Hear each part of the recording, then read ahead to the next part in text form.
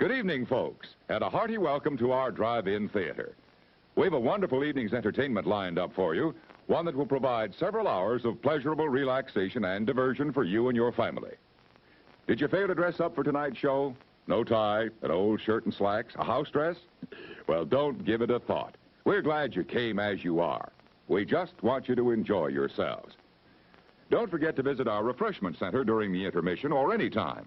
You love the tasty array of snacks we have to offer. So will the youngsters. Everything is quality and so good. We hope you'll make this a weekly visit.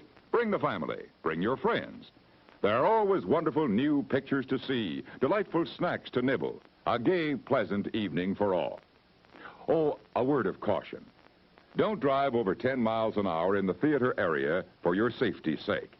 And Mom or Pop, go with the kids when they leave the car. We hope you have a wonderful time. Come back soon. It's 4 minutes till showtime. Hey, fellas, don't fight over that hot dog. There's plenty for everyone.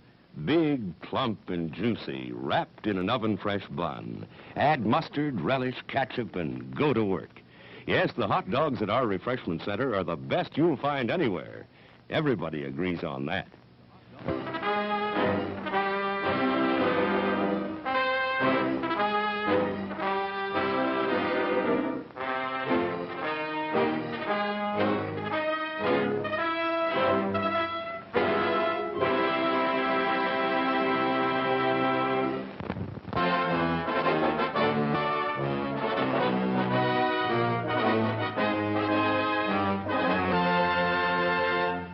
It's 3 minutes till showtime. Thirsty? The refreshment stand is open with everything to satisfy your taste buds. Here's the menu: the hottest, freshest, crunchiest popcorn, each kernel popped to its fullest with that real movie time taste. Cold drinks. You'll find your favorite ice cold, tasty, and thirst quenching. And hot dogs, hamburgers, and candy too. Now a short intermission, so you'll have time to make your selection before the show begins.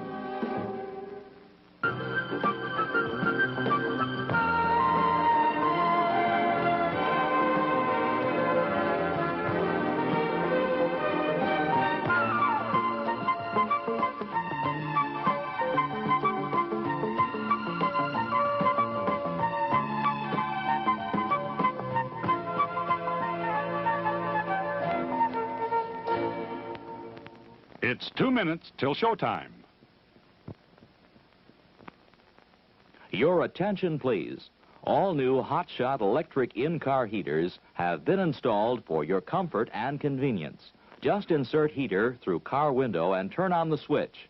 When leaving, please turn switch off and replace on speaker post. Warning, high voltage. For your own safety, do not attempt to repair or remove wires. Do not attempt to open heater unit. If you need assistance, please notify the theater box office or concession manager. Top quality hamburgers, the most popular snack in the country. We serve them plain or garnished to your taste. There are words men live by, words of strength, of wisdom, and of peace. We urge you to find the spiritual comfort and guidance we all so greatly need by attending your place of worship regularly.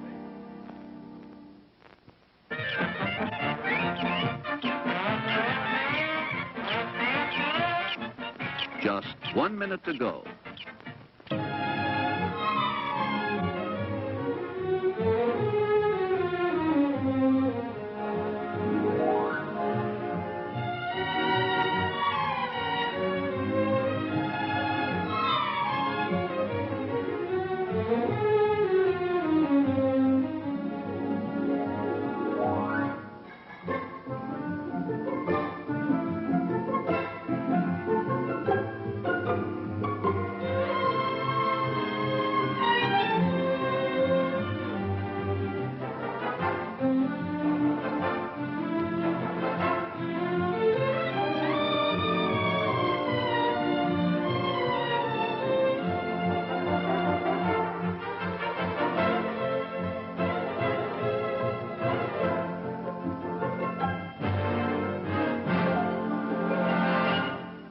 And now, on with the show.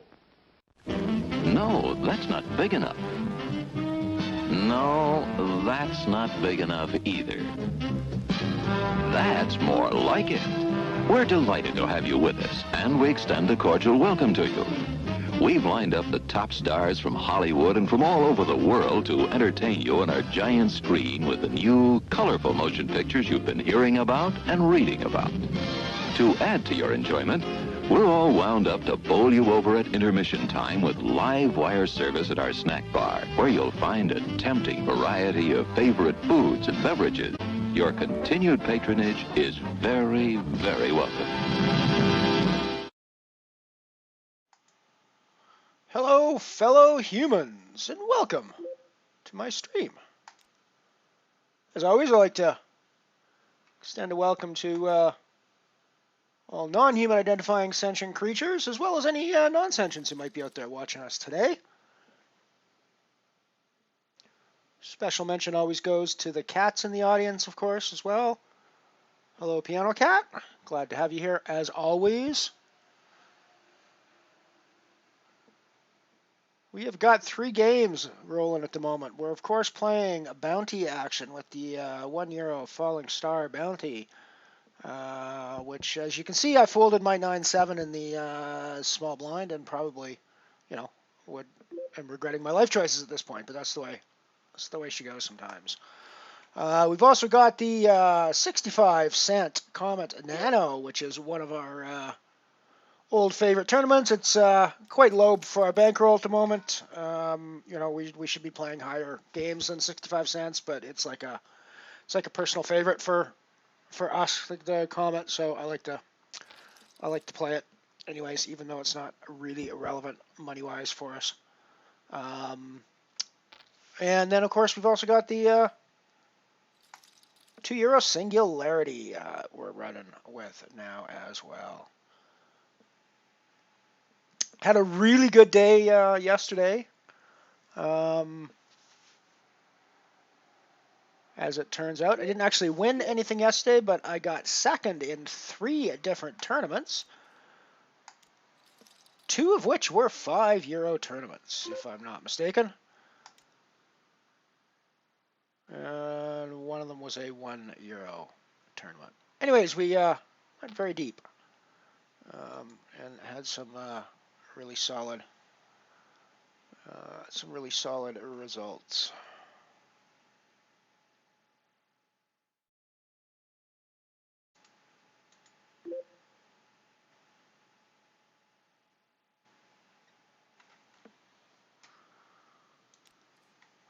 Right, so I do need to update my spreadsheets a little bit. You can see it from the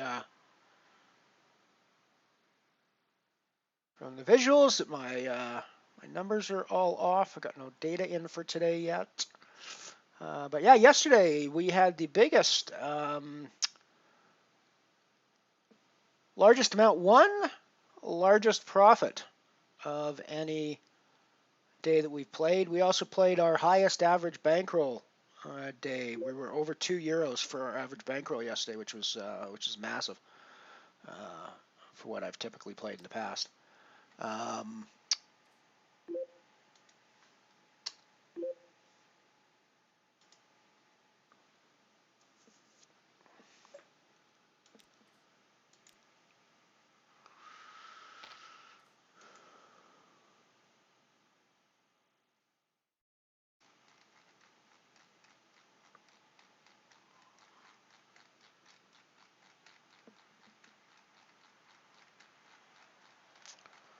You can, of course, see all my results at the link if you do the challenge command in chat. But we actually spent $32.91 in buy-ins yesterday, won $84.78 for a $51.87 profit. Pretty darn good day for us. We had, like I say, we had came second in 2 €5 Falling Star bounties. We came second in an Omaha Multiverse as well.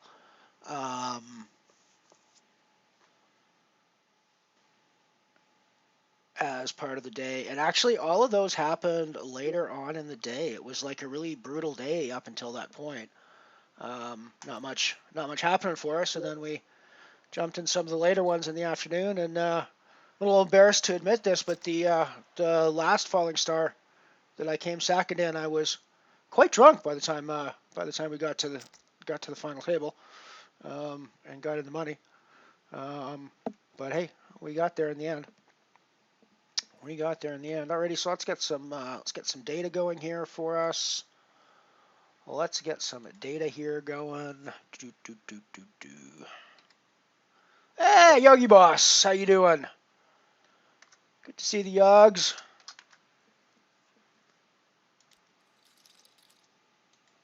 See the Yogs over there.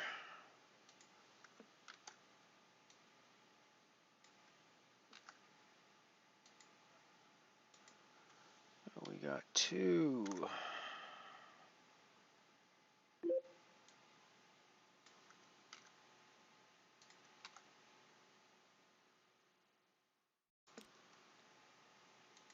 And we got our old friend, the Comet Nano.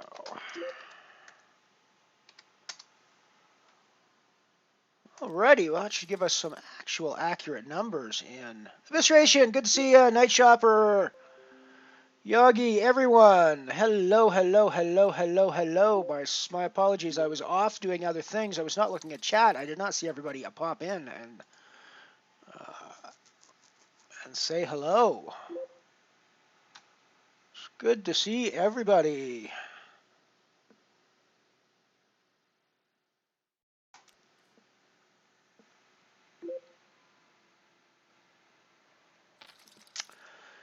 Yes, it absolutely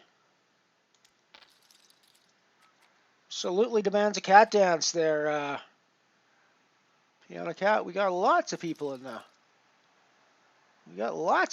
chat. Hello to all the Elrons out there. To all the Elrons I've played before. You stumbled in and out my door.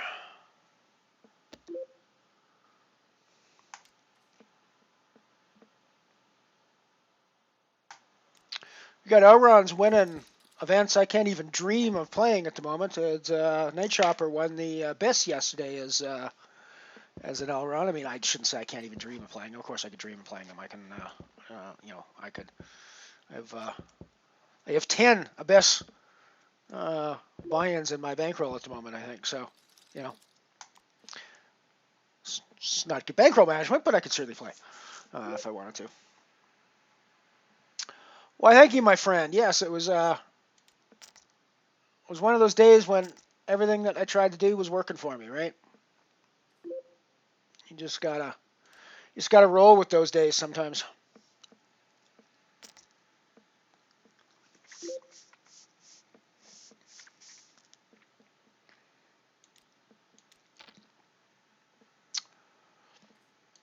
So we got the Yogi Boss on the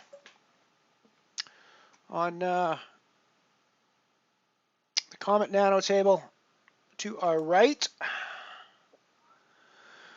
So far, I'm not seeing a lot of other familiar people. We got 7 of 9 Offsuit, who, as far as I know, isn't somebody who comes to the stream, but we see them quite a bit on our various tables. 7 of 9 Offsuit is to our left in both the Falling Star Bounty and the Singularity game, for the record. Of course, we've also got Scrimped over here in the Singularity game, who is a familiar name as well. So we've got some familiar faces on the tables today as well, for sure. No Elrond sightings yet, but I'm sure that will change as the day goes on.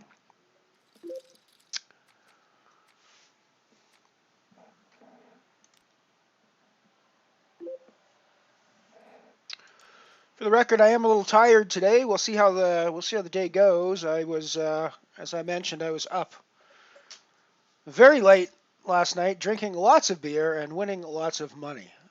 At least in relative terms to my bankroll, I was winning lots of money. Holy shites! Holy shitesola! Holy shitezola. He just flops the trips and then just gets crushed with runner runner ace ace for quads. Holy shitoli. That was a hand and a half. We missed it, but we missed most of it, but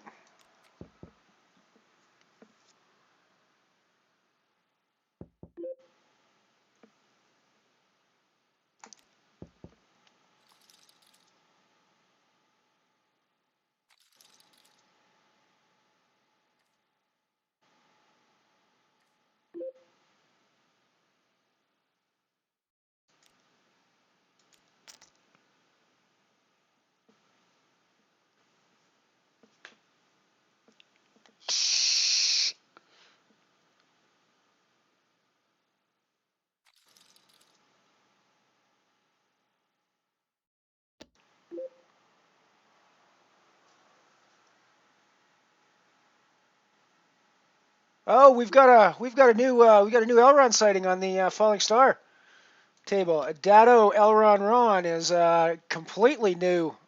That's absolutely a new Elron up there in the upper right.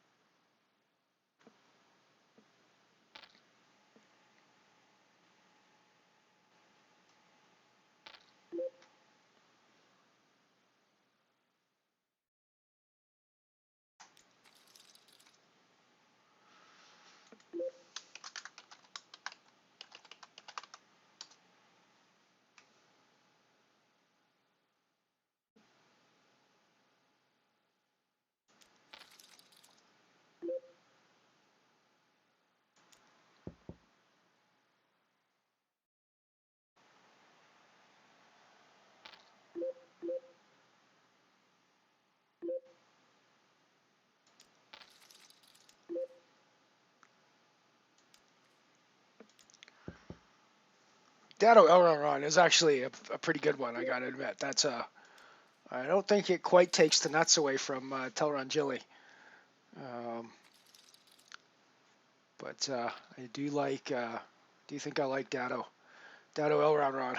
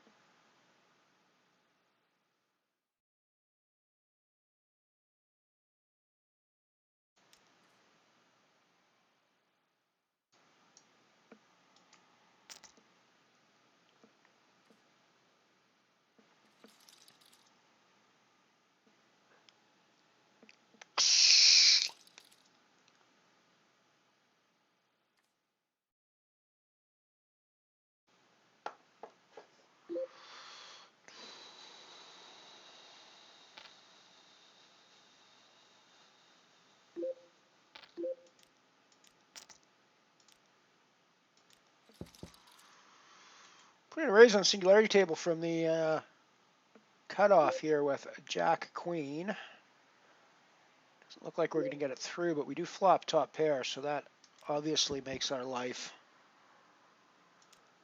quite a bit happier. We're c-betting a lot of board textures that flop anyways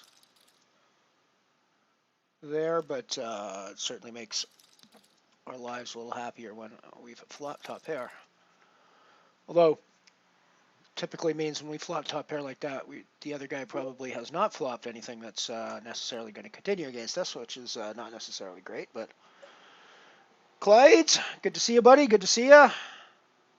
Good to see everyone, of course. Always good to see everyone. Weird evisceration. I was having issues. Like I've mentioned before, I do a little bit of support work for Stars New Jersey, and I was having some issues getting connected to them today as well. It's probably, I mean, nothing like the same issue, but just weird that. But actually, I was doing my social media this morning, it looks like ACR had like a huge major outage last night as well. Not that ACR's particularly great metric anyways, but you know, just seems like there's last 24 hours there's issues with things. You know, that seems working fine for me though. I won a bunch of money off it last night, so it's working well for me so far.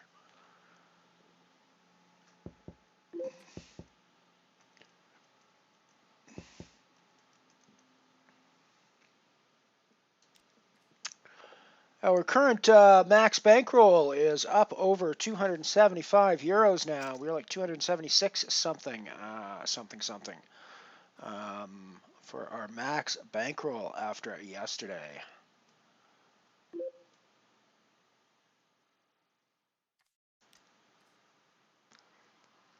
Oh, and when I logged in, it for the record, it's also told me I'm in 11th position on the low leaderboard for bounties. So I'm gonna have to keep playing. The €5 falling stars. I mean, I have to say I ran absurdly well yesterday. I mean, you obviously don't get that many results without playing well as well. I don't think, but I mean, I was. You know, it's been the reverse of the last couple of weeks where, you know, I get it in with 70% last couple of weeks and the other guy gets there. I mean, I was holding all the time yesterday, right? So when I'm holding most of the time, life's going to go pretty well for me, usually.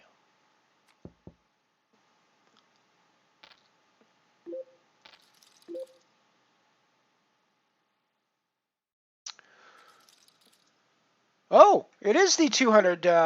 It is the 200 euro falling star. It's usually 150 euro falling star. So I think my title is in correctamundo.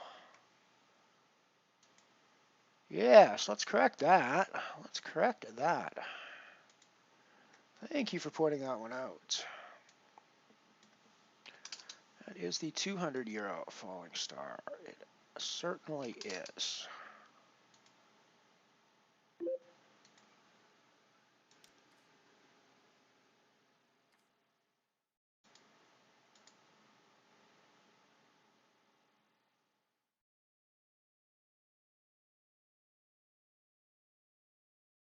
€100 euro singularity, but it is a 200 euro falling star today. It's usually a 150, which is why my title says that. I've got default titles set up for the games I play most often,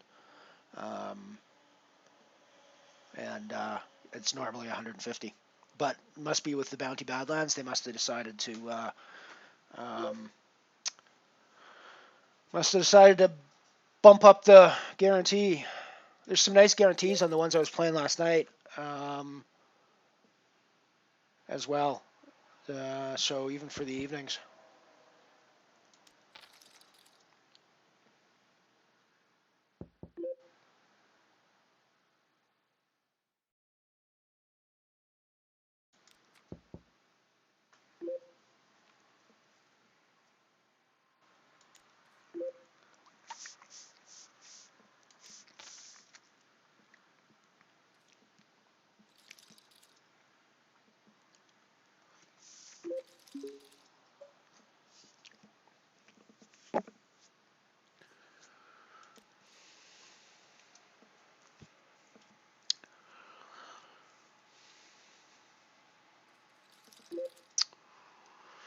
Yes, the Elrons are quite the interesting conundrum.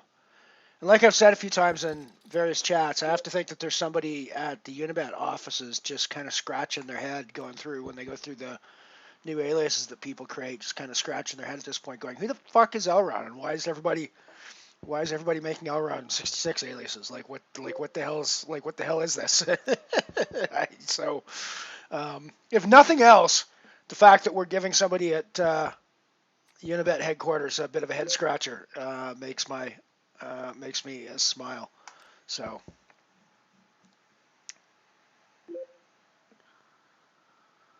wow, it's gross. You guys are having issues logging in. I didn't have any issues with this one this morning, but like I said, I've been hearing a lot about poker issues in the last few hours / day. I guess I can't call off here with my nines.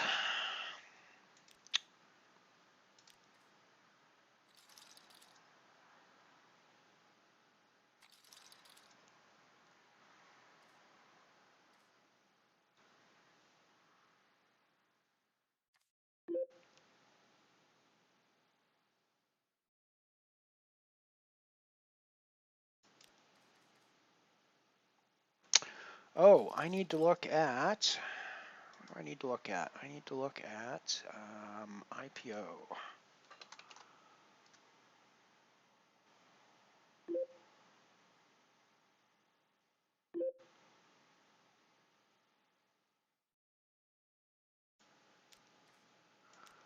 See, I actually want to get a couple of more tickets for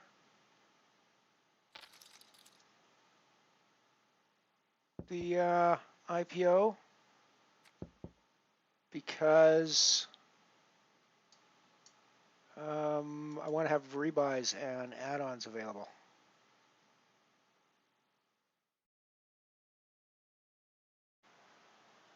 I don't have a. I wonder if I should just buy into. I'm just going to buy into this one, I think.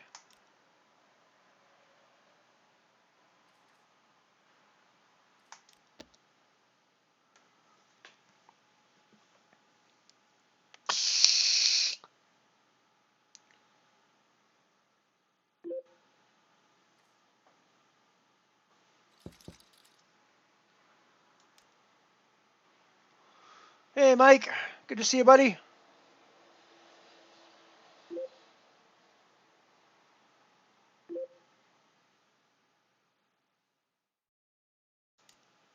Always good to have you around, Mike. I'm trying to decide if I'm going to buy into this €5 IPO qualifier. Starting up. I'm absolutely going to buy into the flip that starts in 55 minutes, but I forgot to play the other flips earlier today. I'm kind of annoyed by that.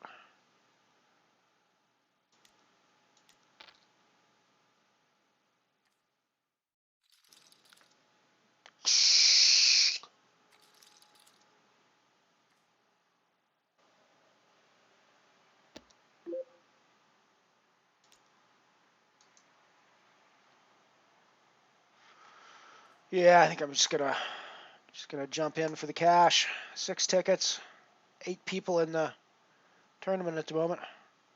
Nine people in the tournament at the moment. I mean, I'm sure there'll be more than that at the end of the day, but 6 tickets available, so it's a pretty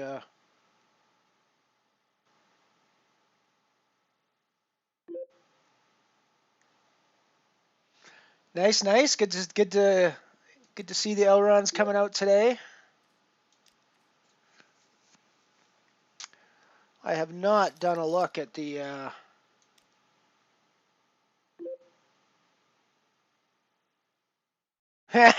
smell run later.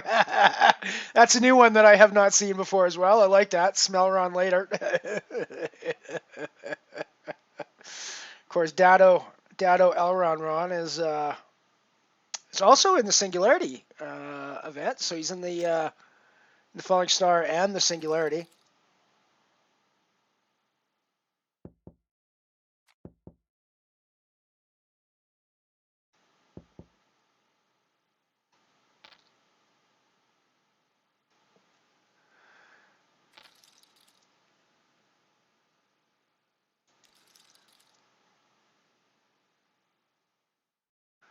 In the falling star, we've got flip like Eni. So it looks like MVE has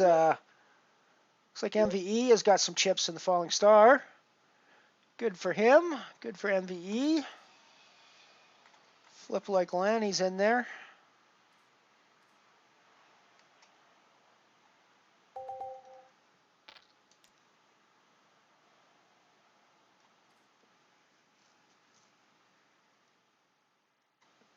There's a lot more people in the falling star, so it's a little harder to go through the list of players to find Elrons, but.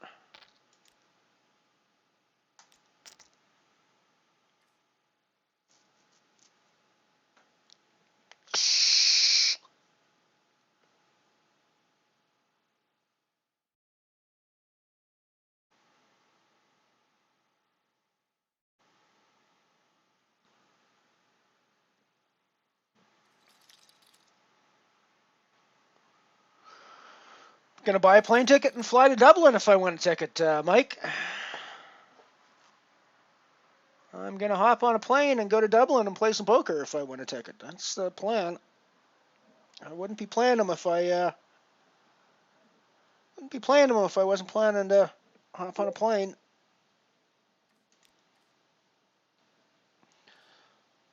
I mean, I'm pretty sure it's never gonna be a plus EV move to fly transatlantic for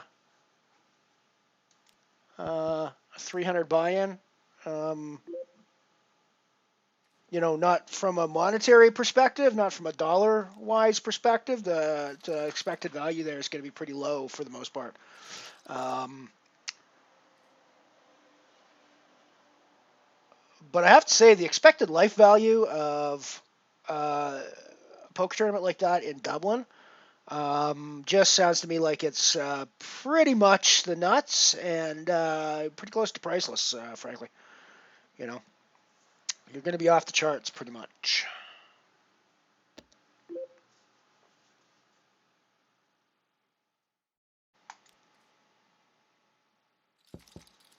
Yeah, no, I know it's not a package, Mike. I'm fully aware of the fact that it's going to be minus EV for me if I win it.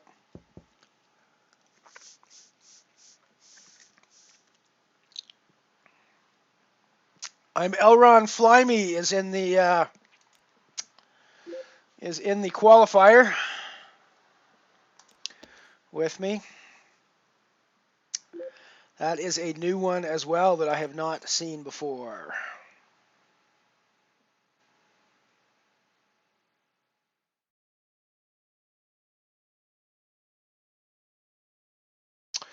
Nice booty there, Piano Cat. Keep taking them.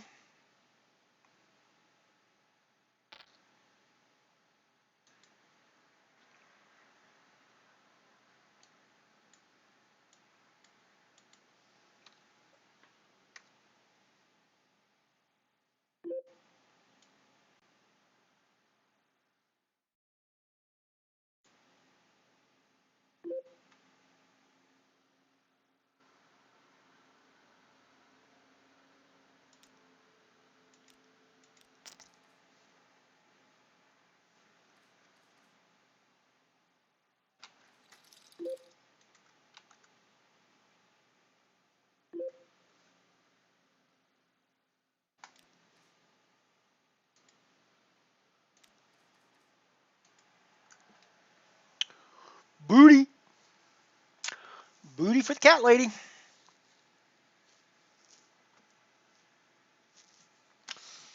That's probably not the right way to put that. I apologize. I should not have put it that way. Booty for our friendly neighborhood cat. Piano Cat.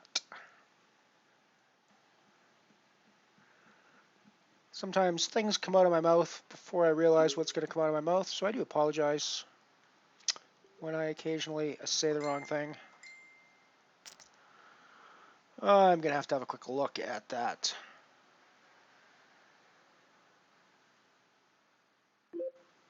On Facebook.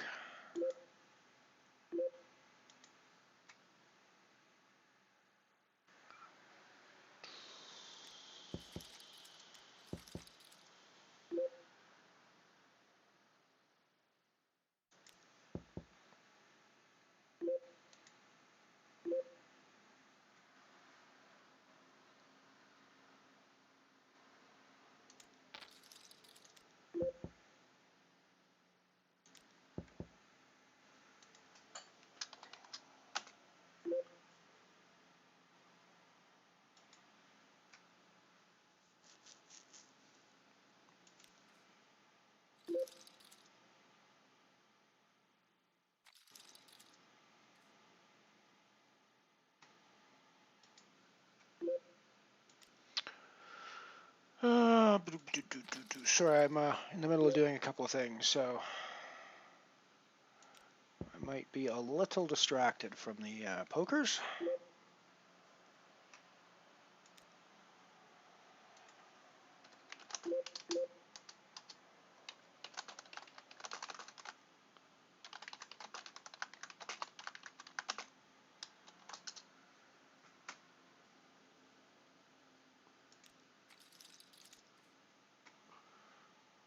Alrighty, so I get I got the qualifier up and running now.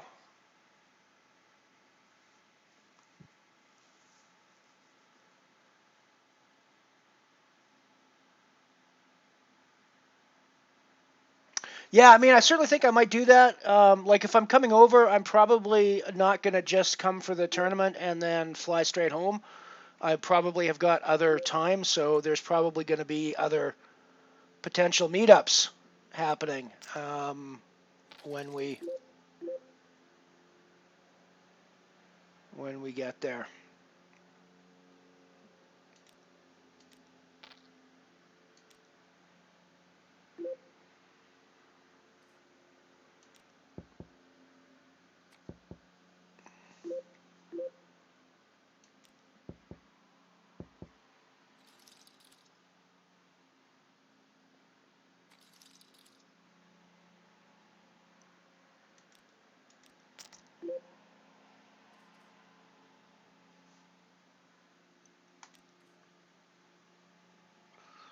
I'm also playing for UK tickets now. Actually, it's for the same reason.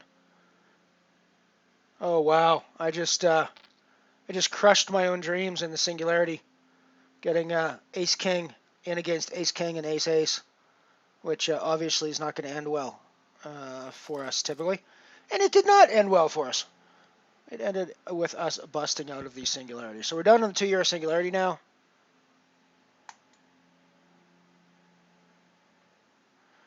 Still playing the Falling Star and the Comet Nano, and now in the qualifier for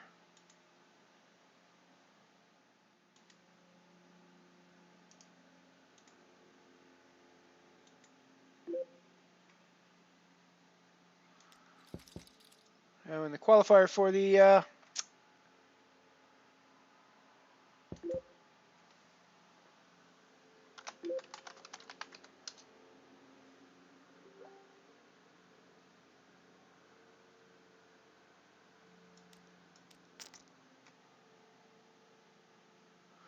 So download Unibet software if you're not already a member. Sign up and join. And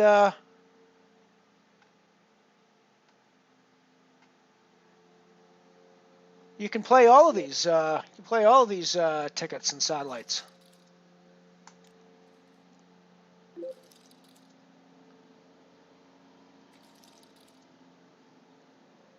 And welcome, Trinkmer Wasser. Good to see ya.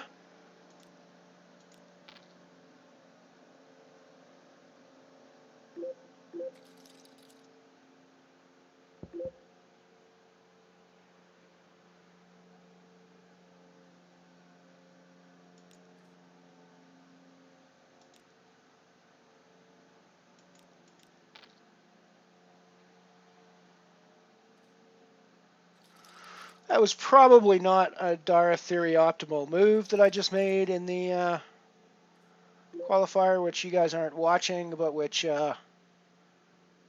whoever's I'm Elron Flyme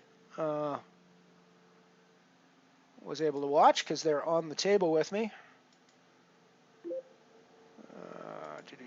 So this is going to be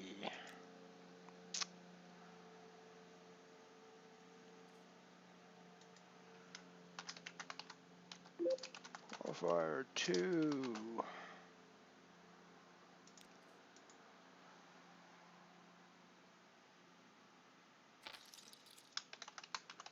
That's IPO.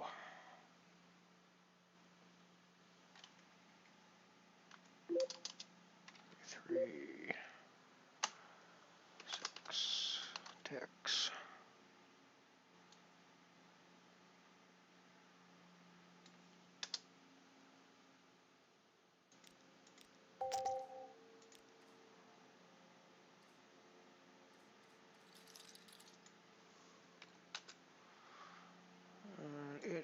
a €5 buy-in. 1x bullets so far.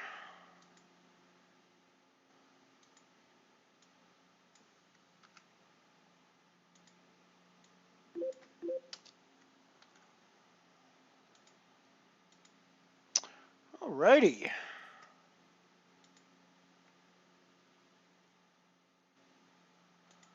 For the record, that's our qualifier table. I'm Elron Flyme.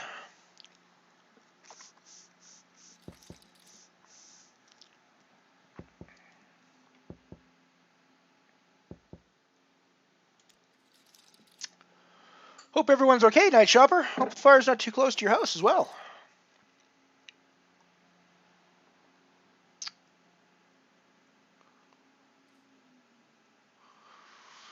Nice one, Piano Cat. Good to see you're doing that. I'm still just kind of hovering around in the falling star, but we'll see how it goes.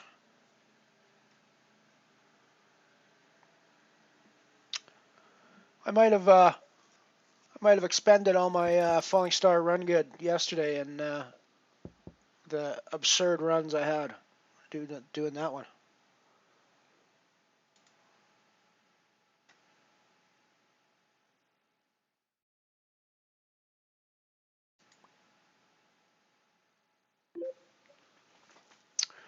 So I'm going to be away again next week. I've got another tournament series I'm going to in Winnipeg. This is why I've been distracted a little today, getting details worked out for that to make sure we're all set to roll.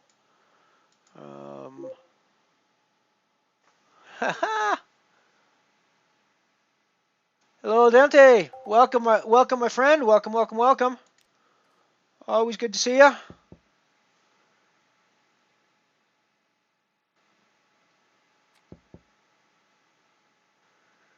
See you in a bit, Mike.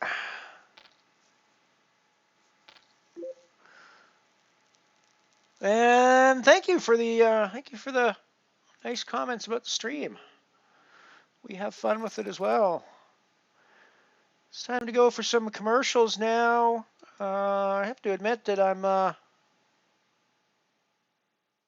kind of a bad host today. I don't have any new ads to play for you, so we're going to go back and play some old ads that we ran before. Enjoy. We'll be right back after these short.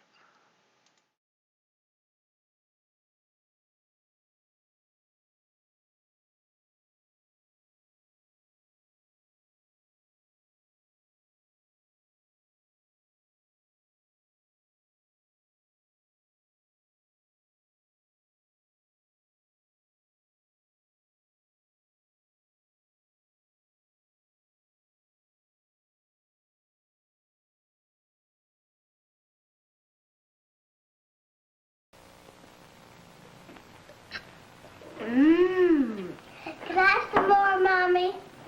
But you drank it so fast.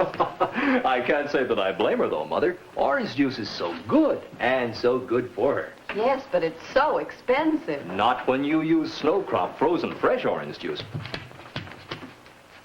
Why, thank you, Teddy Snowcrop. A day-by-day study for 1 solid year proved Snowcrop costs you only half as much. Yes, only half as much as the same amount of juice from oranges you have to carry home and squeeze. Is that so? It certainly is. And what's more, Snowcrop gives you all the fresh flavor, vitamin C, and health-giving minerals of home squeeze juice. And it's so easy to prepare. Just take a look at this. To 1 can of Snowcrop orange juice concentrate, add 3 parts water,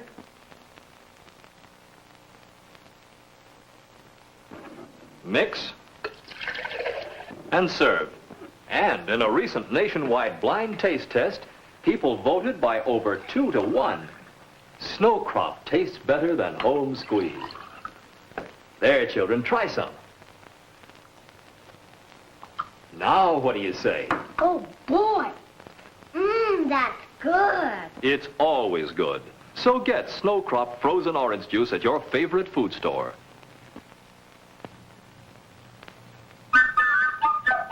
the finest foods are chosen. Yeah, all the freshest foods are frozen by Snow Crop Frozen Foods. Get Snow Crop. Snow Crop. Stopette asks, what's your line?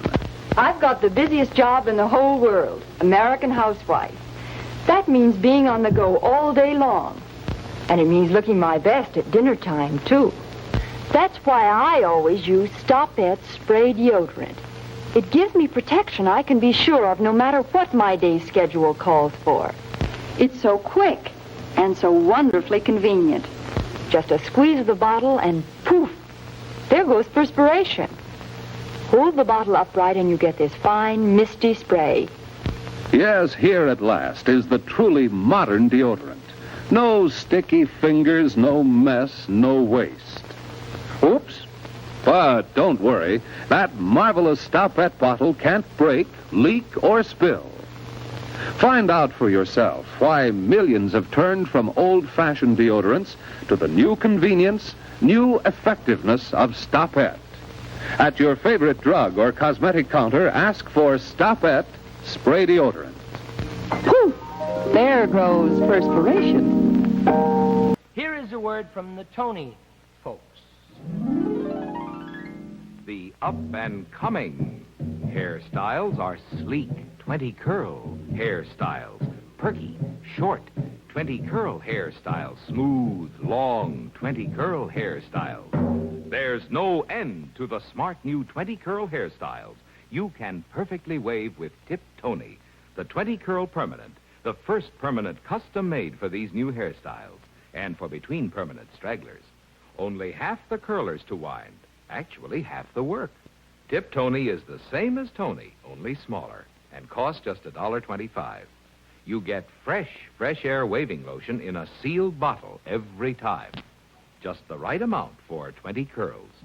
There's no end to the 20-curl hairstyles you can have with Tip Tony, the only 20-curl permanent in 3 types of lotions. One just right for you.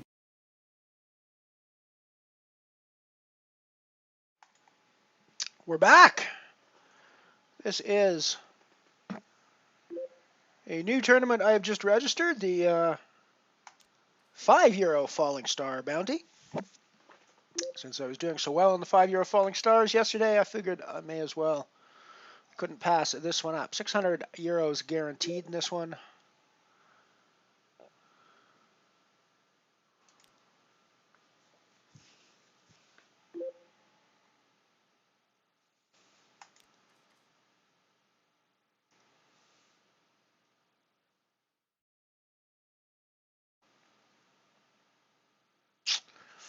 I just realized I didn't bring out my Elron avatar today. I said I was going to wear my Elron FUD avatar today, but I totally forgot to change into him before I kicked everything going.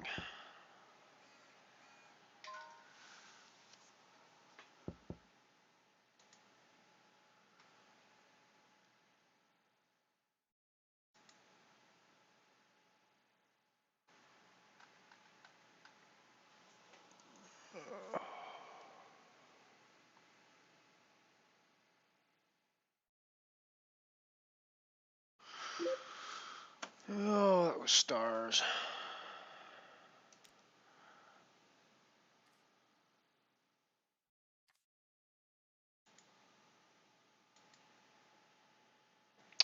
Teddy Snowcrop. Poof, there goes the perspiration.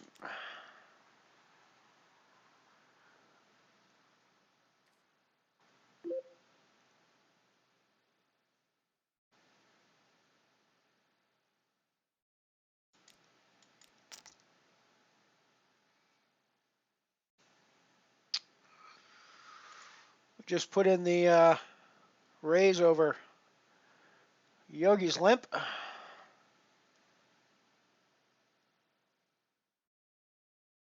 This is the comment, of course.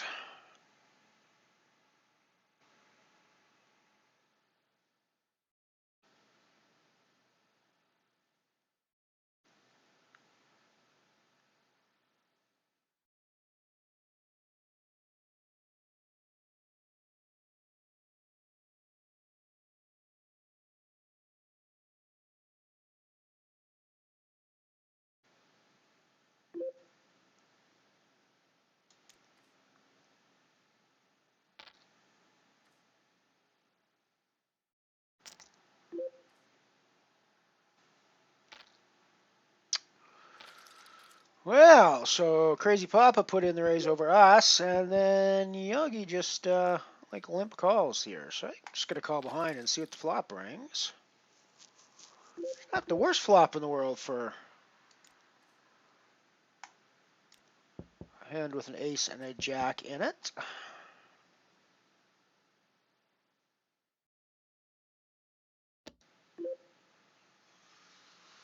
I think we'll let Yogi and the Papa fight this one out. We don't have enough of it by the turn to keep going. Nice hand, Yogi. Nice hand. Well played. Whatever you had, well played.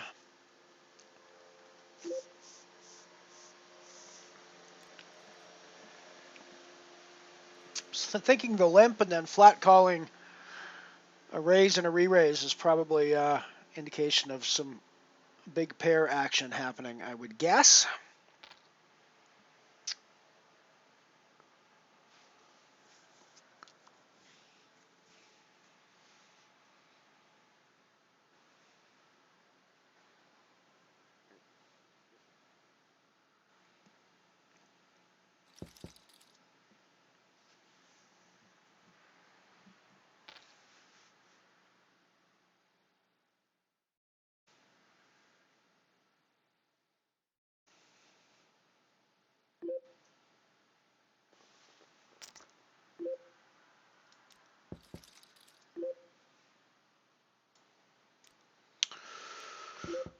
That's a straight draw for us. Got shot, but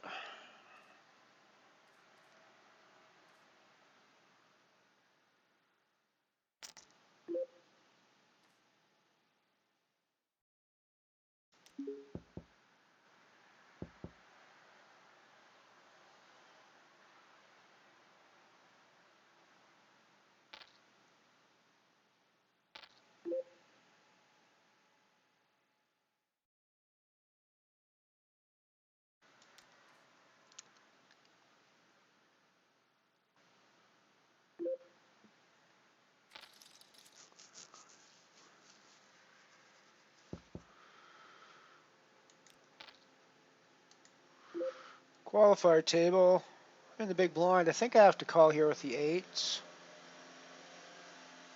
Now I'm probably getting out of the way to action.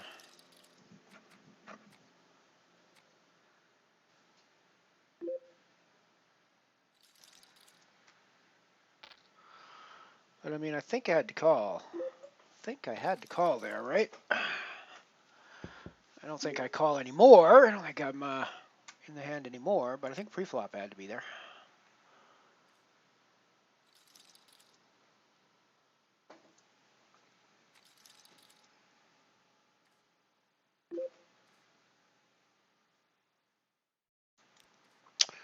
Oh, we get eights again.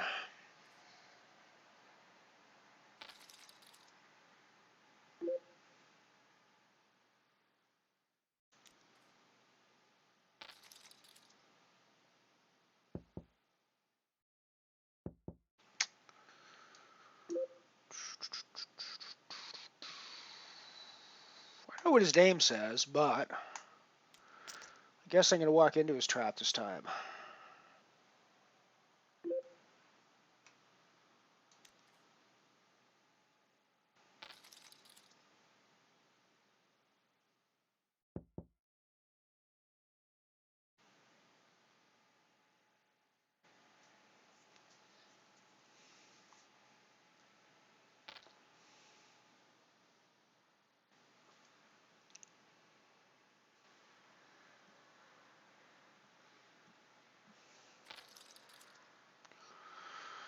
Ooh, look at our average buy-in today, 216.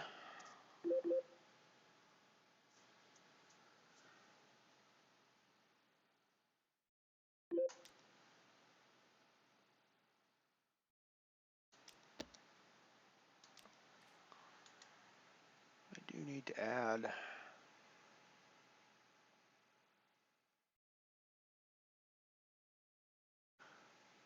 to my bankroll tracker the flipped. It's about to start, or will start in a while.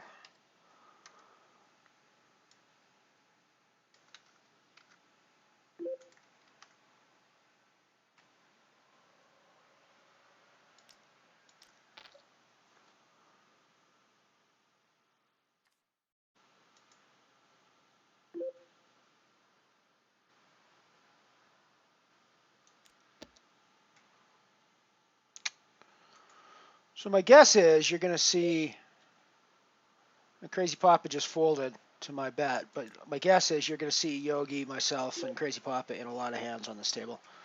When I come over to this table, my guess is it's going to be me in a hand with either Yogi or Crazy Papa, or both of them, quite possibly.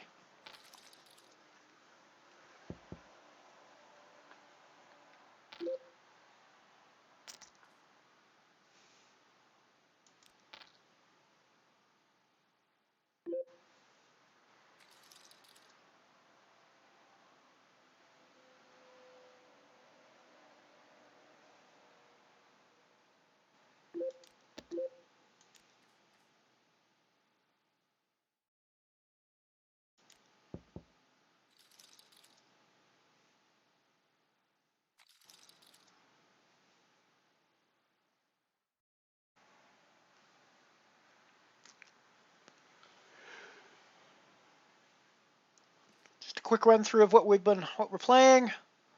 Got the €1 Falling Star, €200 guarantee, €1 buy-in. We've got the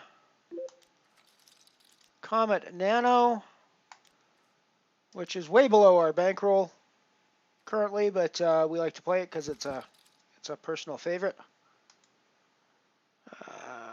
Another Falling Star. This one's a €5 buy-in with €600 guaranteed. And a Qualifier, €5 buy-in. Probably going to be a €5 add-on as well down the road. So we're going to put €10 at least into this one. I don't know if I'm going to rebuy. I think we might even be beyond that point now. I'm not sure. I have to have a look, guys. There's some rebuy period. What are we at? It doesn't actually say what level we're at.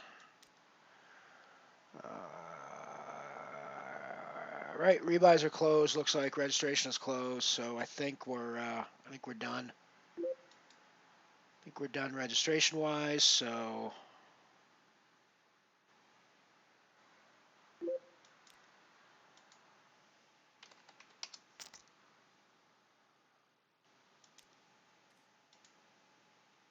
So definitely putting in the raise here. Fairly chunky one with limpy limpers in front. I'm surprised to get the calls that I'm getting.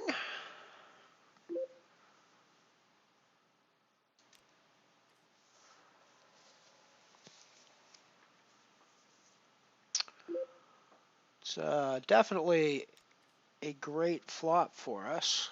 I mean, there obviously could be hands out there that crush us, but there's going to be a lot of drawing hands that are there as well. So this is the Comet Nano. So it's a deep structure freeze out. There's no bounties at stake, so there's probably no reason to reshove this at this point. I think we just call and see what the turn brings.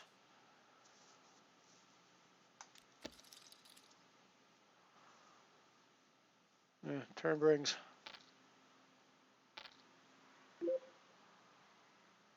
Guess we got to get out of the way with Jack's here. I mean, one of those two guys is going to have hearts a lot of... Oh, Jesus. And then Yogi just shoves. I mean, like, Jax is dead at this point, right? Right? Jax is dead?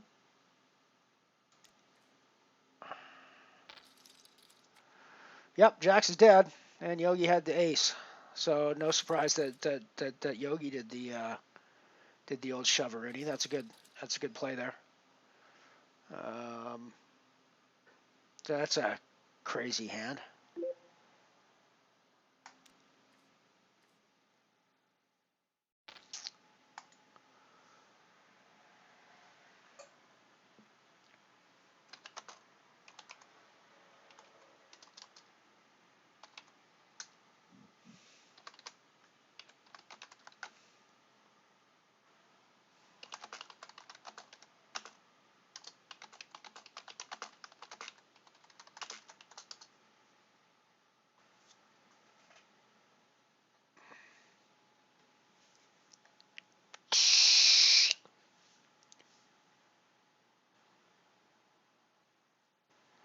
I mean, I think that's got to be the move with the ace of hearts there. It's got to be the move you make. Even if they are playing the hearts, you're drawing to beat both of them. So, yeah, I mean, I don't think you can do anything else at that point. I think my jacks, on the other hand, are dead, deader than a doornail.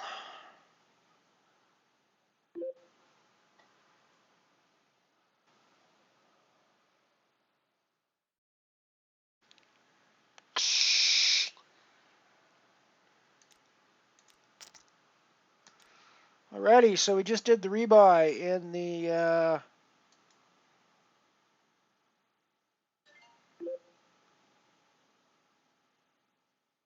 oh, I didn't even add the qualifier in there. I gotta add that in there.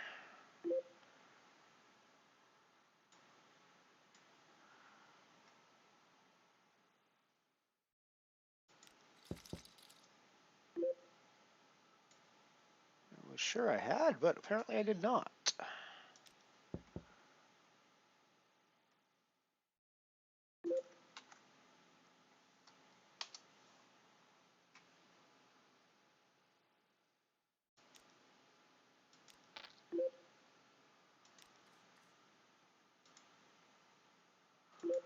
It's either a really good thing or a really bad thing happening on the, but we got to go with it. A bad thing, of course. I mean, we had to go with it, but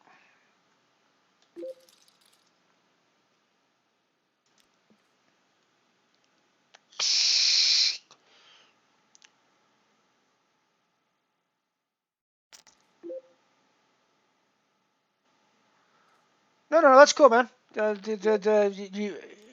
What you said is cool. We're piquing everybody's interest in the piquing everybody's interest. It's on screen now as we speak.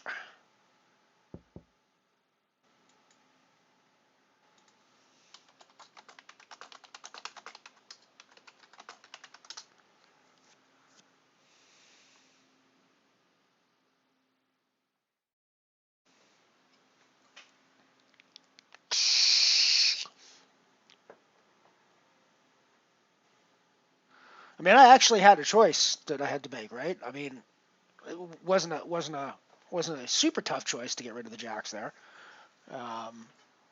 But it's not like I'm sitting there with cocktail napkins. I've actually got a hand.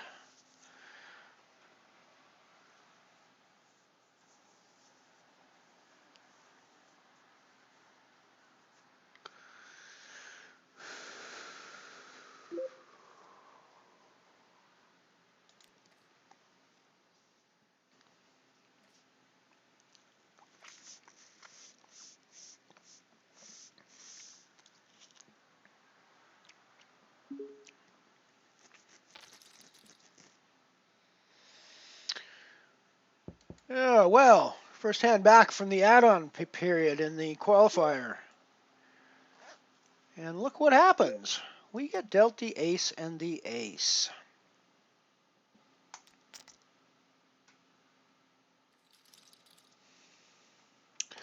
Raise and take it.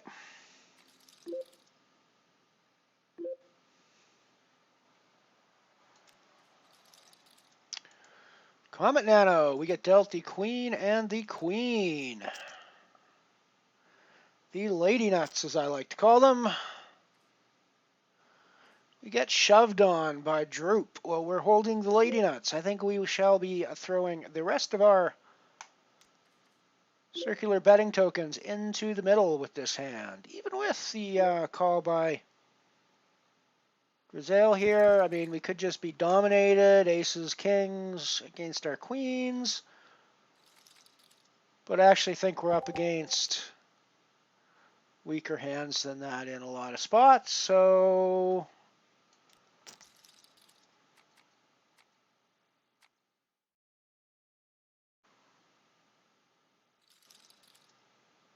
sweet. Sweet. Kind of a weird way to get there, but we get there. We hold. I'm okay with that. We are all in the €1 falling star.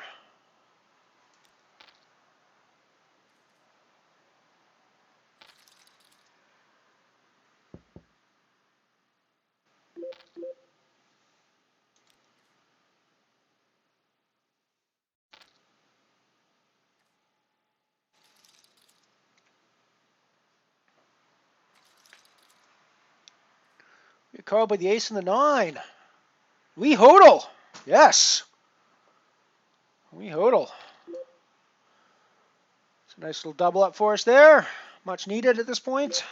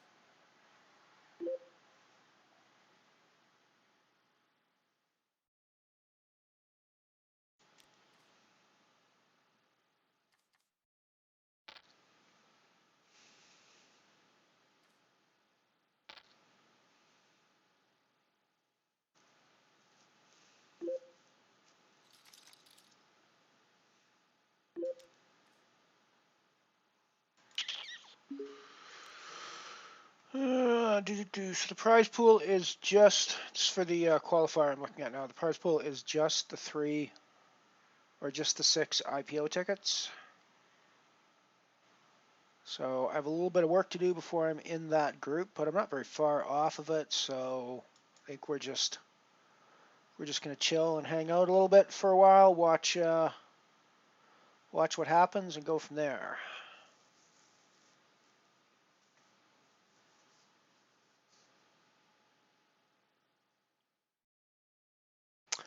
Things are going fairly poorly for us in the €5 falling star.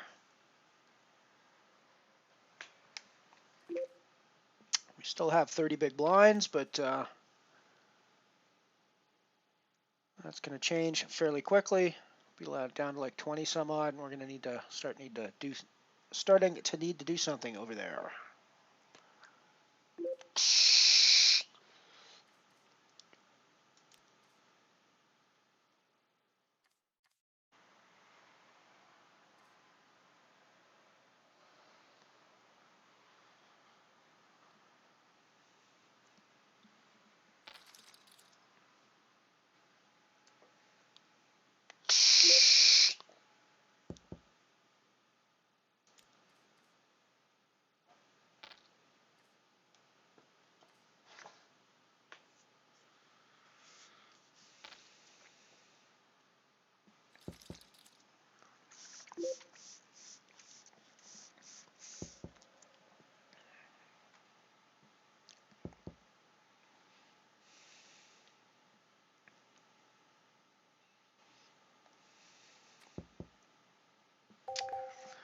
If I didn't already have 4 tables going, there's just realized there's a €2 Zenith running.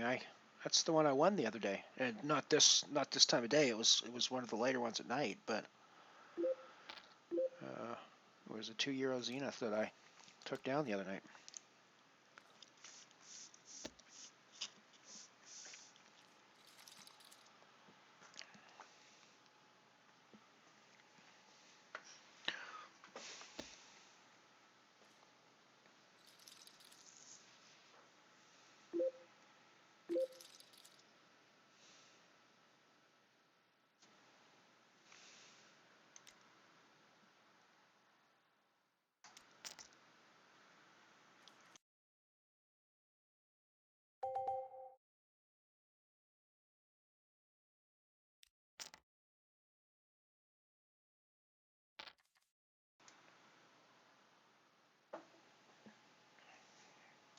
This was kind of a misclick for me. I should have shoved this one, I believe, but I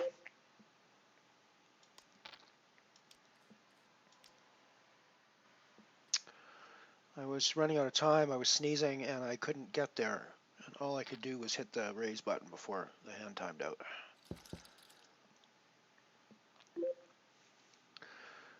However, I'm not in an optimal spot at this point.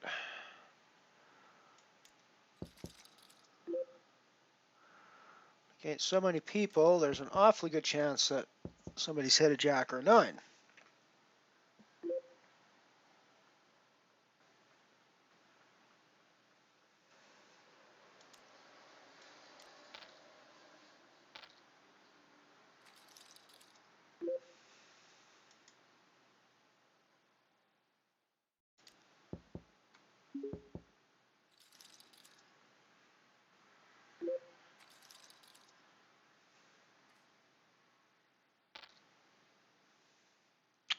So we're obviously folding our 6s there.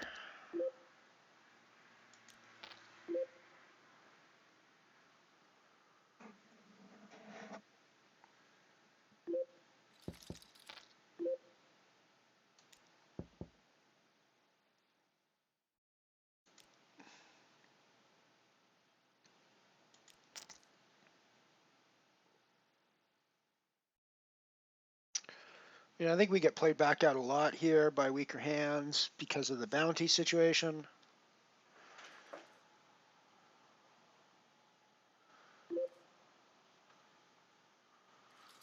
Yeah, it's probably more of a shove than I wanted, but it's like I said last time, I was worried last time about.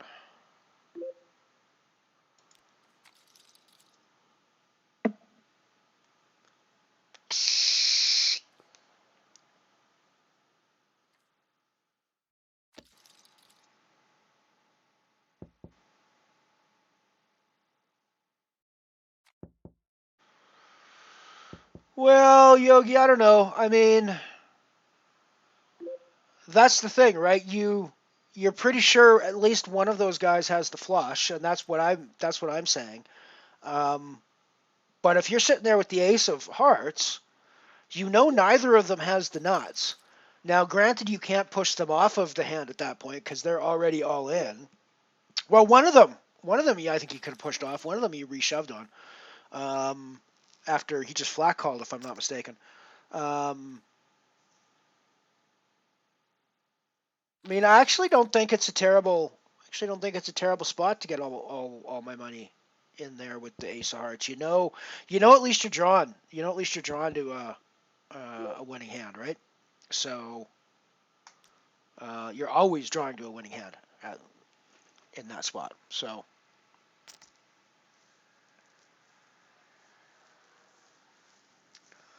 And yeah, it just comes down to whether you feel like it's a spot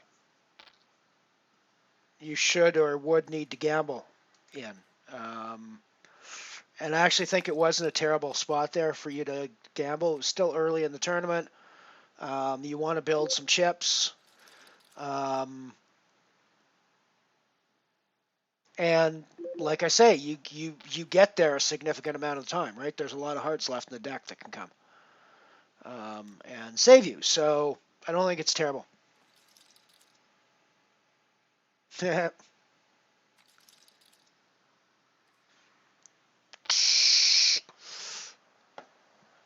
I mean, it's certainly not terrible. It's definitely a gamble, but it's certainly not terrible by any stretch of the imagination, I don't think.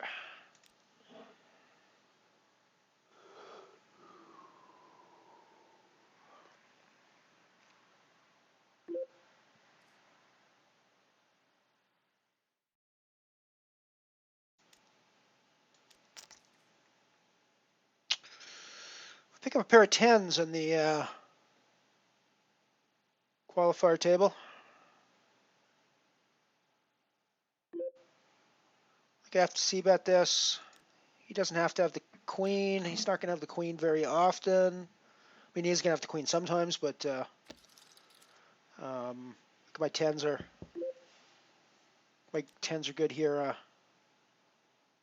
Large percentage of the time.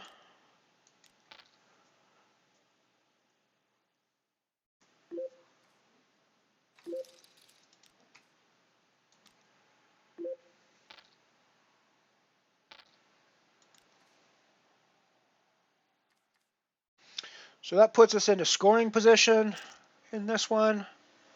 6 tickets are available. We need to get rid of 5 more people. Obviously can't rely on my position at the moment. There's still lots of people with similar chip stacks around, so it's pretty easy to drop down.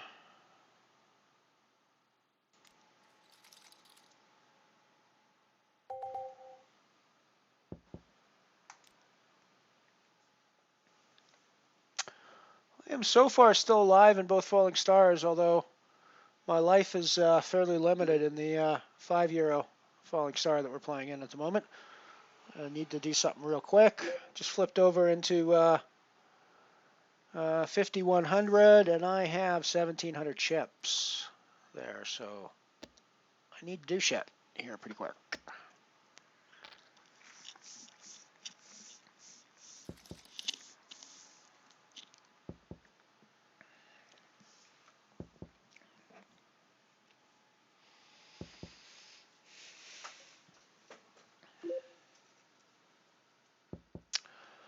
I think there should be a flip starting up here pretty quick.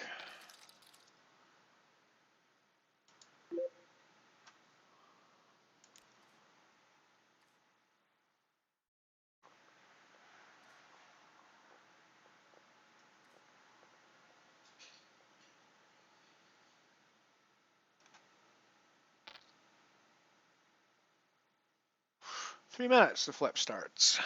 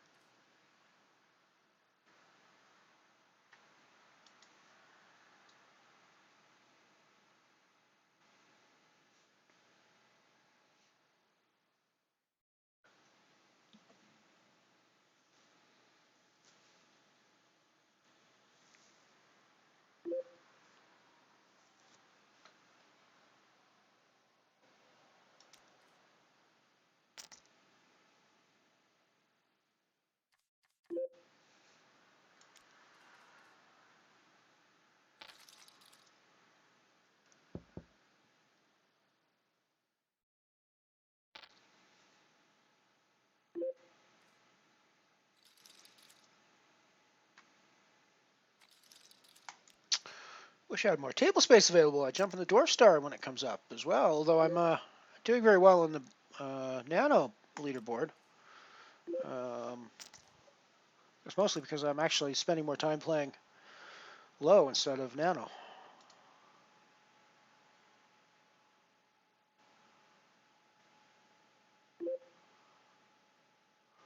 Yes, that is very true, Piano Cat. That is very true.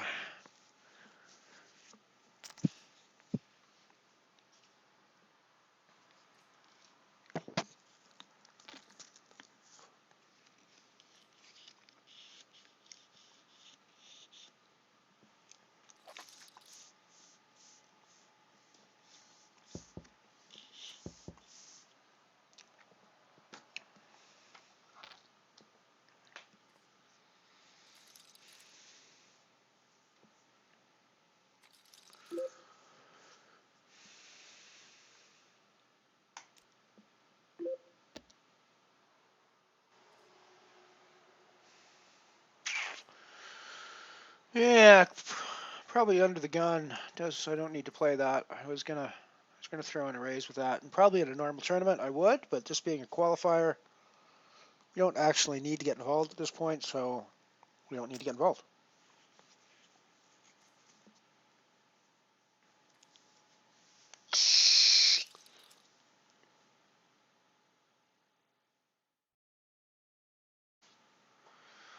You have the €1 flip has just popped up on the screen.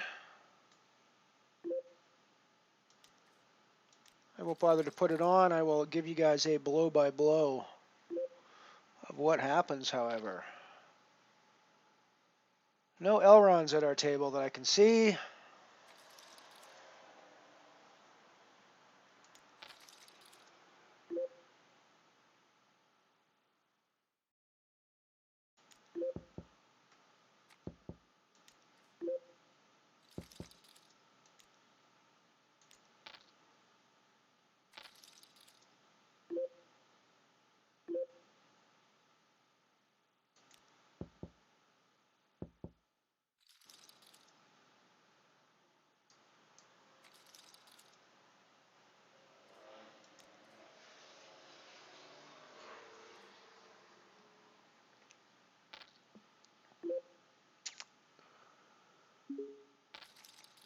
I finished in 5th position and won a €5 IPO ticket.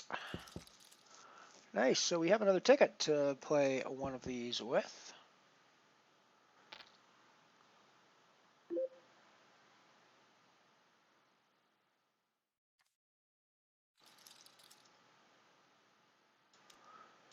We are going to be sticking our money in both. I repeat, both falling stars. It's already in with the ace-10. It is going in with the ace-jack as well.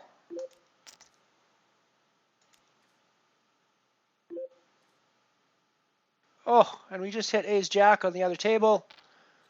And we are done in the €1 falling star. However, we hold on the €5 falling star, and we are still playing that one, so that is okay. That is okay. So we're done in the €1 falling star.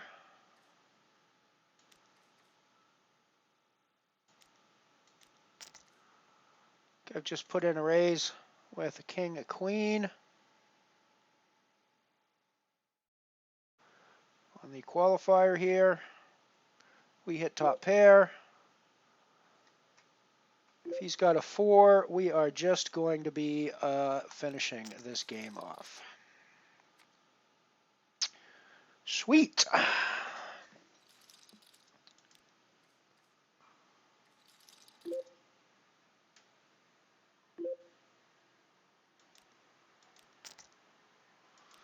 And raise with our 7s as well. Could probably calling off action from small stacks.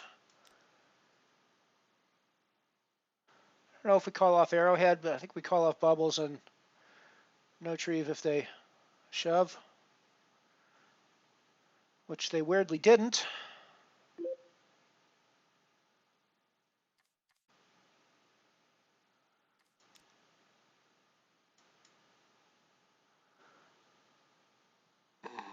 We're going to tank c-bet on this. Hopefully it can. There we go.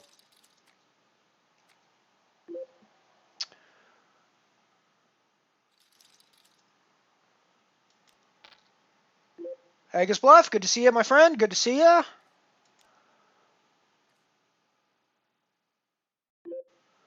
Good evening and welcome.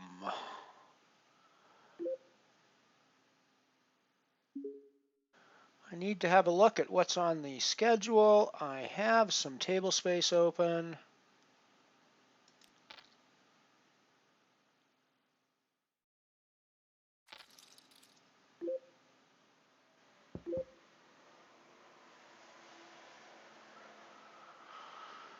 And I mean, I think we just call off here with our ace. Oh, he just fucking gets there. He just fucking gets there. I mean, I guess maybe in a qualifier we don't necessarily call off with our ace there, but I think we're supposed to call off with the big stack there. Let me know if if you guys think I'm not supposed to call off with the big stack there, but I think with the big stack I'm supposed to try to knock him out, right? Right? I'm supposed to try to knock him out? I think. You know, the Zenith is too late reg for me to get into. I could jump into the black hole Nano.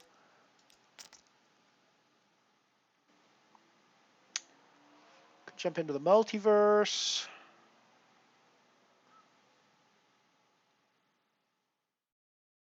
Dwarf Star Bounty Nano.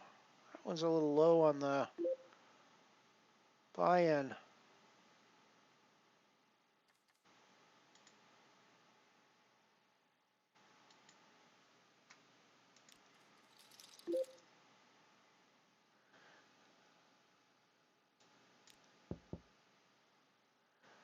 I see Night Shopper's already registered in the anti-solar, as I am not Elron.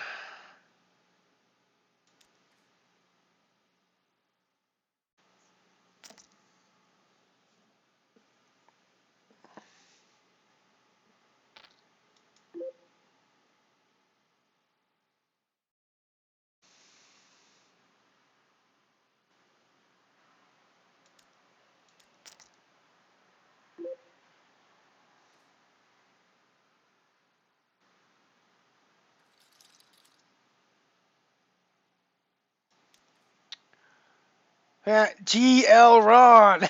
That's another new one I haven't seen. Before. That's on the Comet Nano table. GL Ron. That's a really good one. That's a really good one.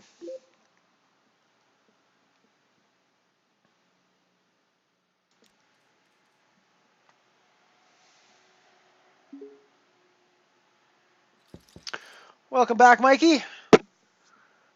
Yes, not only did Night Shopper ship the Abyss yesterday, Night Shopper shipped the Abyss in my name, playing as an Elron avatar.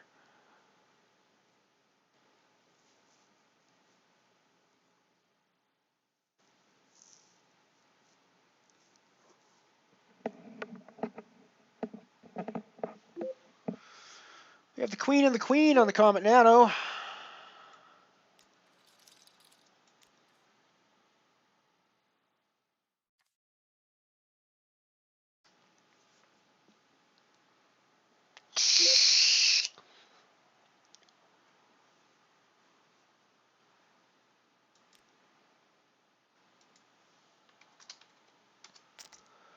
Put in the raise.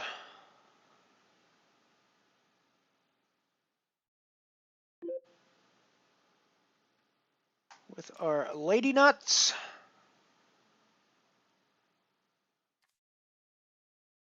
I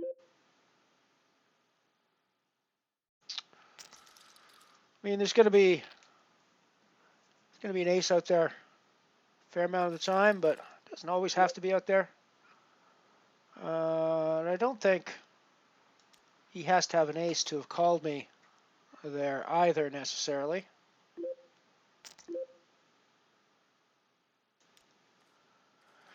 He probably has an ace when he shoves like this, or one spade.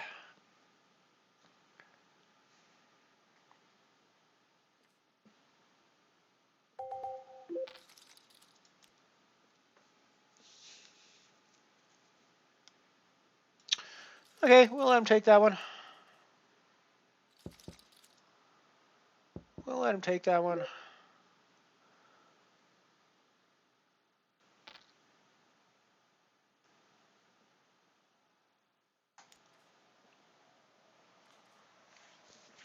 I mean, I think he's going to limp there with an ace.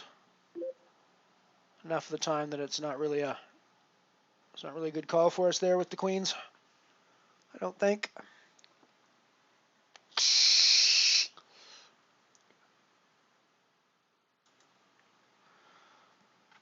So yeah, I just have to do some game management here. Figure out what my next, figure out what the next game I'm going to register in. There's the Dwarf Star Bounty Nano that I could jump in.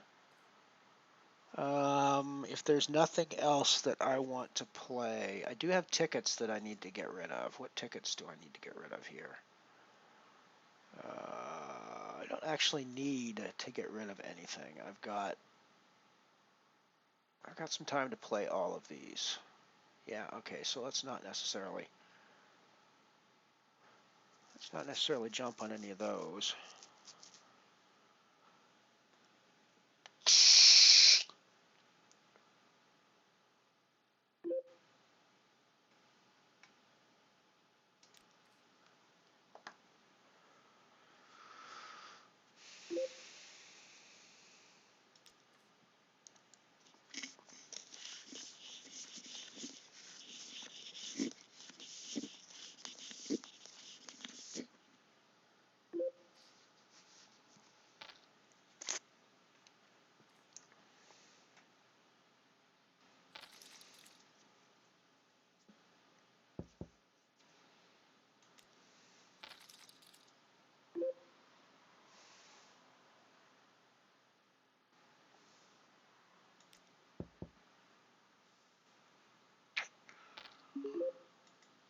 This is an interesting hand developing on the I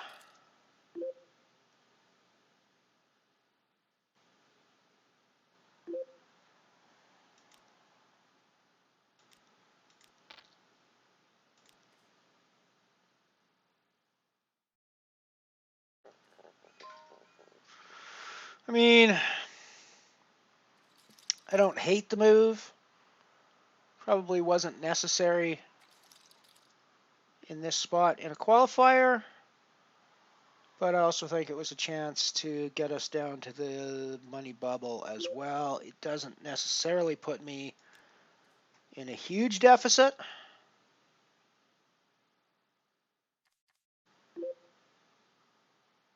But yeah, it probably wasn't the best. Probably wasn't the best move in the world.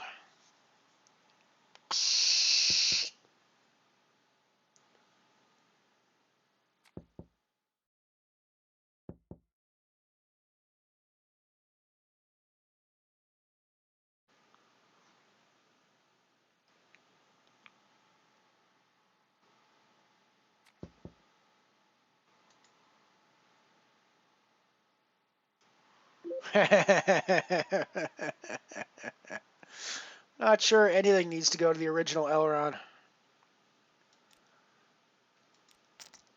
It was all you, my friend.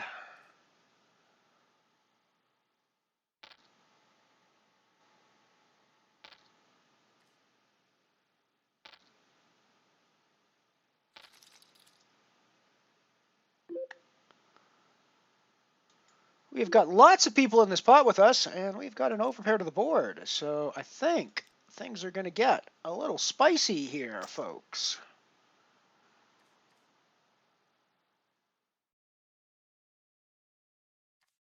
I think these things are going to get a little spicy.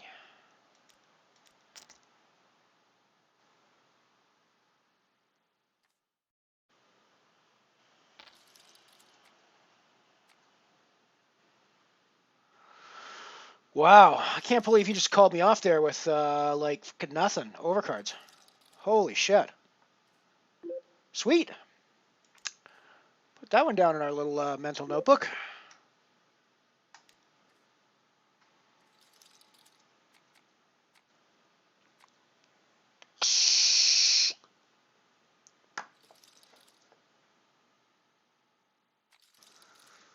Puts us chip leading the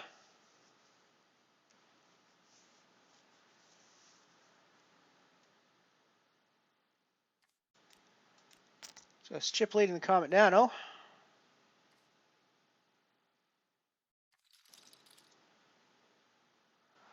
We are still sitting 6 of 8 in the 5-euro qualifier.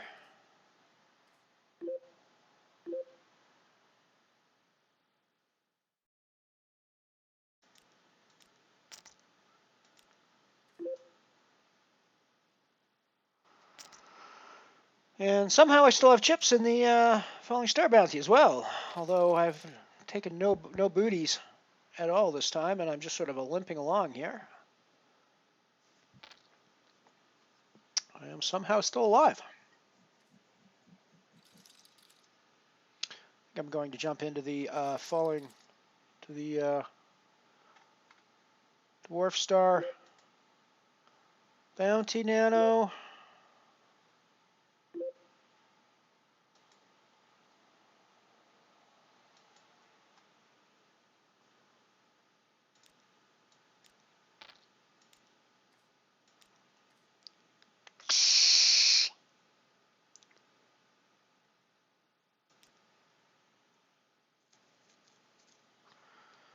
Let's get that in the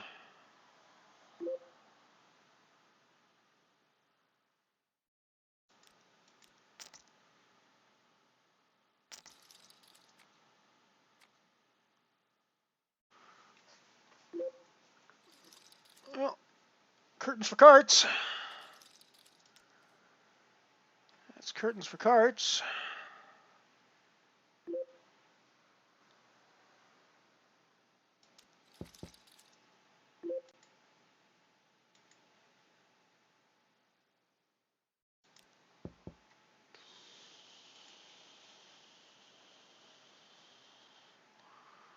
Oh, we have got the Dwarf Star Bounty Nano. Where are you, Dwarf Star?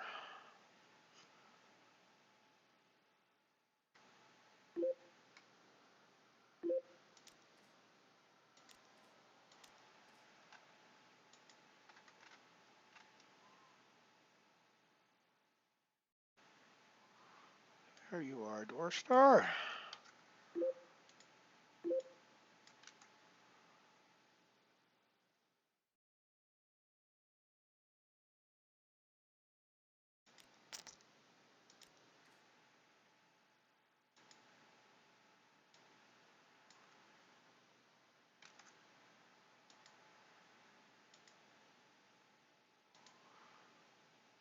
Alrighty, so we just got the Dwarf Star Bounty Nano up and running.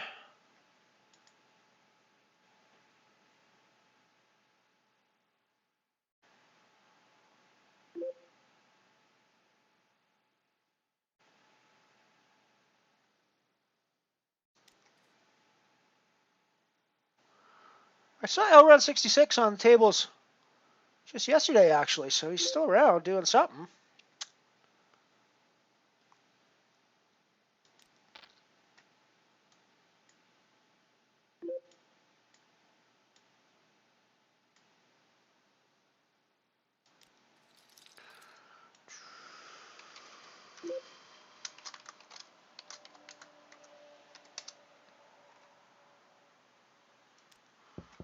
Alrighty, so let's actually clean some of this up. So we busted that. We busted the 2 Euro Singularity. Still in the Comet. Ah, that was the issue. So we're actually dead. Alright, so let's actually get rid of...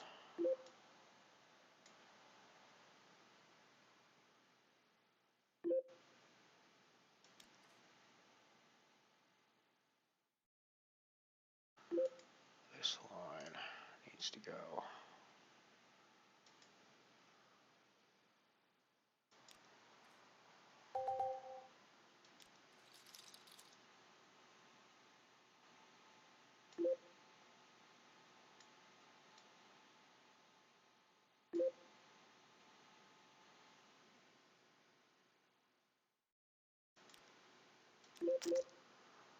We are going to be potentially putting some money in against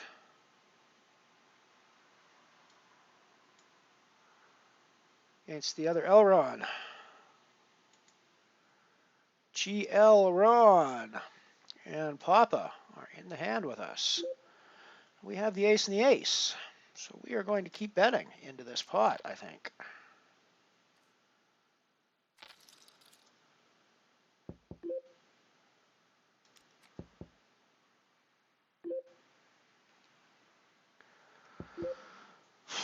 Gonna check behind here.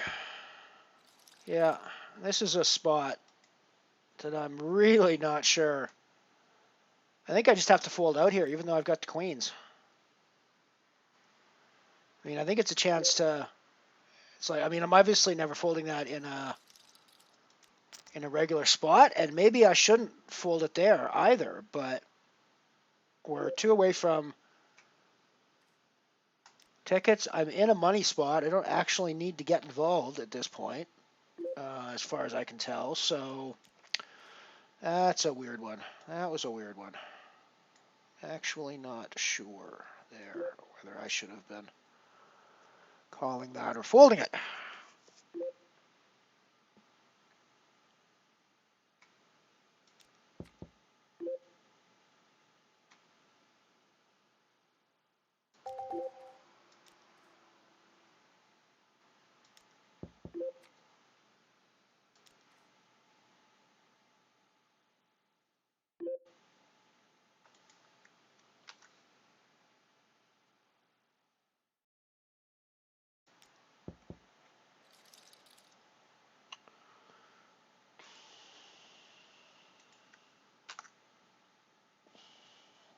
So that one we got $0, but we did win a 33. No, we're still playing that one.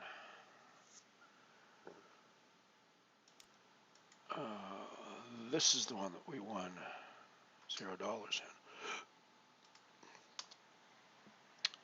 We won a 5 ticket from it. There we go. Alrighty, so we're on break again. I'm going to give you guys some more commercials. Hopefully there will be less of a technical difficulties when we go to this one this time. So I'll be right back after these short messages.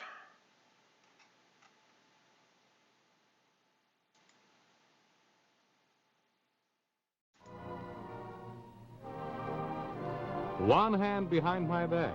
Well, I wonder what Betty Furness is going to do with one hand behind her back like that. Come with me, and I'll show you what every one of you can do single-handed. Here, you can tune in this wonderful new Westinghouse television set with just one hand like this, because it has the sensational new Westinghouse single-dial control. There's no more fussing with several dials. You just turn this one dial, and you're tuned in perfectly. Now, in the set that you're watching now, does a channel ever come in like this and give you only sound? Or, when the picture comes in clear like this, is the sound ever so hard to get that all you hear is this? Well, that never happens with this wonderful new Westinghouse set because of the miracle of Westinghouse synchro tuning. Picture and sound come in together just like that. And once tuned, this set stays locked in tune. Now, here's something that will really amaze you. Here's the size of the screen in most table models. Now, let's compare it with this new Westinghouse screen. There. Now, that's quite a difference, isn't it? Engineering improvements give you a huge 17-inch rectangular screen in this wonderfully compact new Westinghouse set. And it gives you a black glass tube, which means that you get a clear, sharp picture, even in daylight. Now, this set also has a built-in antenna, and that means that in many areas, there's no installation of any kind. You save the entire cost of it. So, why put up with a set that isn't really up to date and has an old-fashioned small screen when you can get this wonderful new 17-inch Westinghouse set at a modest price? Just ask your dealer for the Westinghouse Linwood. There's no other set in its price range that compares with it. You can be sure if it's Westinghouse. Stop? I wonder what Betty Furness wants to stop for. Let's ask her. I want to stop you from being fooled by some of the things you hear these days about self-defrosting refrigerators. Now, there are so many different claims that I think perhaps the best way to clear it up is for me to show you this. The one refrigerator in the whole world that never needs defrosting any time or any place. The wonderful new Westinghouse frost-free refrigerator. Now, perhaps you've seen this claim. Well, now, of course, there's no reason to defrost any refrigerator here in the middle shelves. Up here is where those words belong, up on the freeze chest, the only place in any refrigerator where frost ever builds up. But there's never any need to defrost any part of this Westinghouse refrigerator because it always keeps itself frost-free. Now, have you ever seen this claim? Now, what is the point in a refrigerator defrosting itself every night? Well, there's no point at all, because unless you're opening the door constantly, there's no reason to defrost the refrigerator every night. This Westinghouse frost-free refrigerator defrosts itself only when it's actually needed, the very moment that frost starts to build up. Now, here's something that I want you to see. Here's what happens to ice cream and other so-called automatic refrigerators during defrosting. You see, the ice cream melted, the flavors ran together, and then it froze up again. But now, look at this ice cream. In the Westinghouse frost-free refrigerator, ice cream stays hard and firm like this all the time, because defrosting takes place so fast that nothing in the freeze chest has even the merest chance to melt. Now, some refrigerators that claim to be automatic don't get rid of the defrost water, and then you have to empty messy drip pans and... Oh, dear, that happens so often. But with the Westinghouse frost-free refrigerator, the moment that frost starts to build up here on the freeze chest, the magic frost-free system goes to work. It quickly melts what little frost has gathered. The tiny amount of defrost water is drained off and is automatically evaporated. So when you buy a new refrigerator, why don't you get the most automatic one of all? The only refrigerator that is always frost-free. Remember, you can be sure if it's Westinghouse.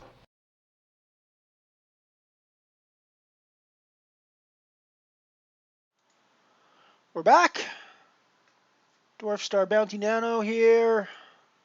Comet Nano, which we are the overwhelming chip leader in at the moment. I believe we're overwhelming chip leader. Let's just verify that.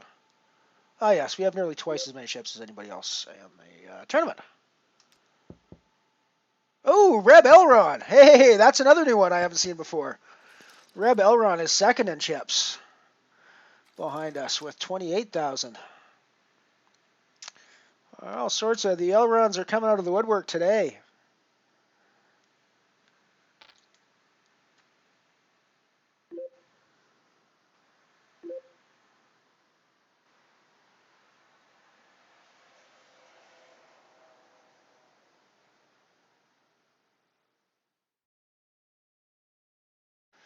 Alrighty, our money's in the middle in the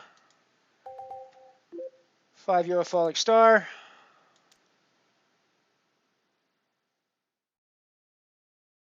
I mean, fives is not the greatest spot here, but oh, we're in way better shape than I thought we were going to be. So I'm good. Pretty happy with that. Pretty happy with that situation. Unfortunately, we weren't able to get the bounty. We weren't able to get the booty on that one, unfortunately. But what are you going to do? What are you going to do?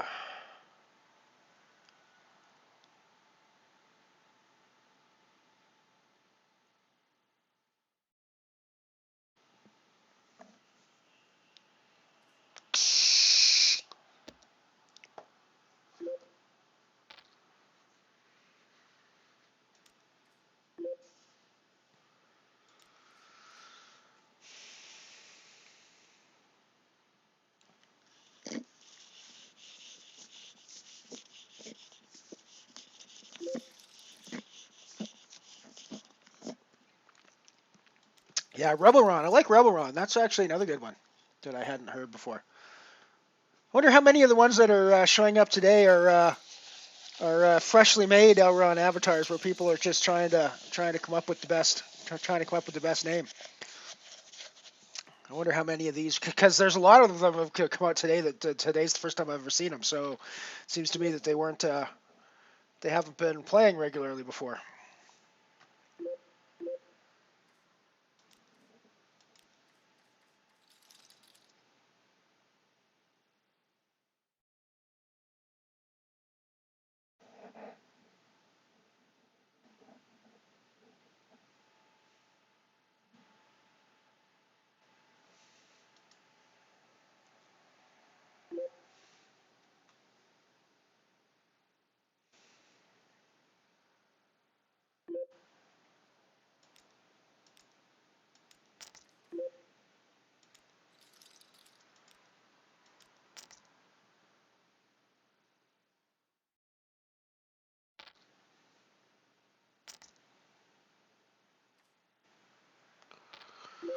Good things are obviously happening to us on the falling star.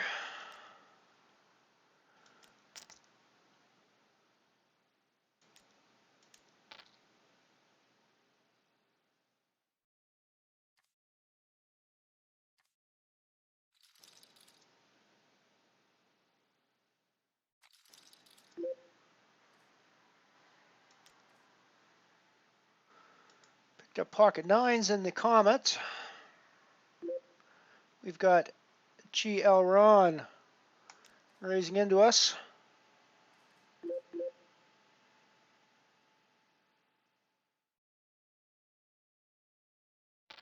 Gonna call behind here, see what the flop brings.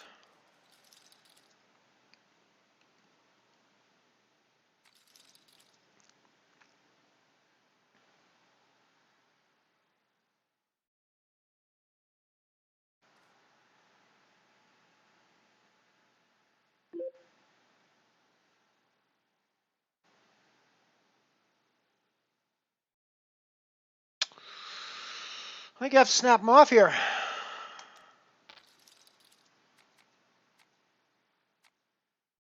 Blech.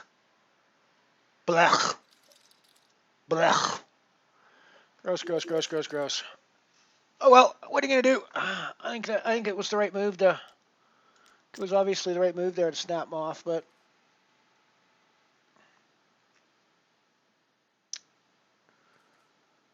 is there a big Elrond battle brewing in the already? I think this is the sort of spot where I have an excellent chance to pick up some chips.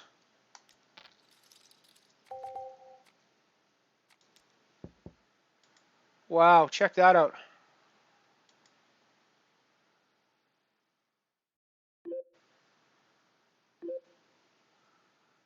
Alrighty, so we are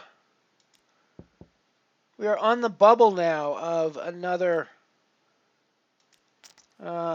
ticket, 5 ticket. We are sitting in a good spot. A pair of jacks sitting here now.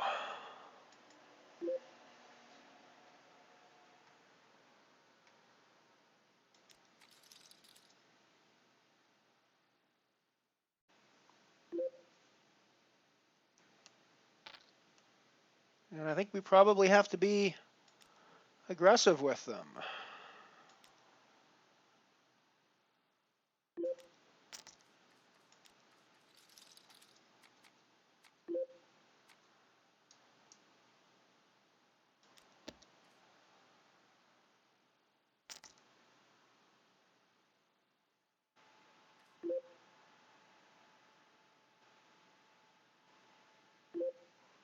Yeah, I mean, I think we could do one where the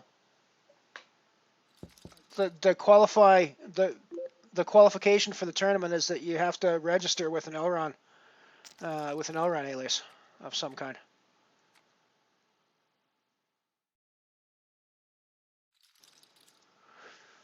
I just made the right fold in the Comet. That was the wrong fold. I folded a pair of 5s and it would have ended up hitting a set, but.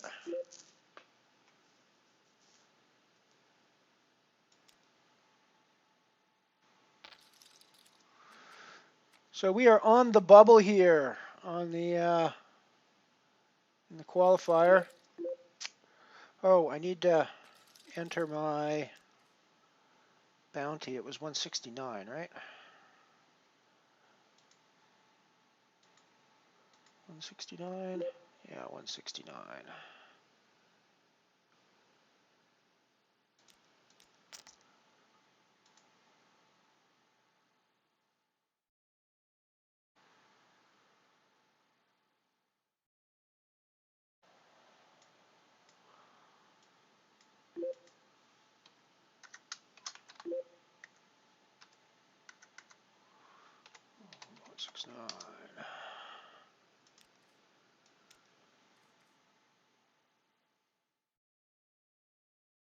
Alrighty, so we cracked the ice today anyways as far as money is concerned. We made some cash.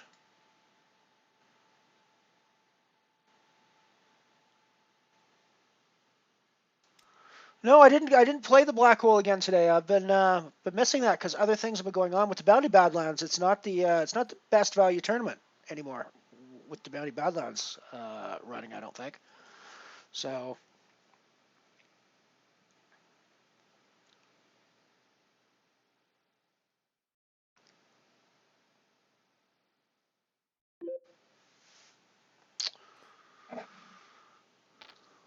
Dwarf Star Bounty Nano. We pick up a pair of kings. Still super early in that one though, so it's not.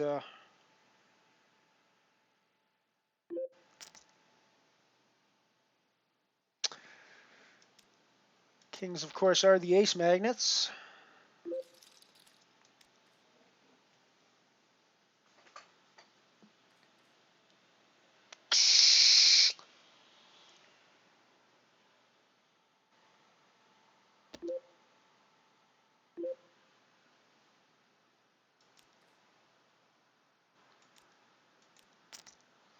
So somehow we're still alive, and we're actually very healthy now in the Falling Star.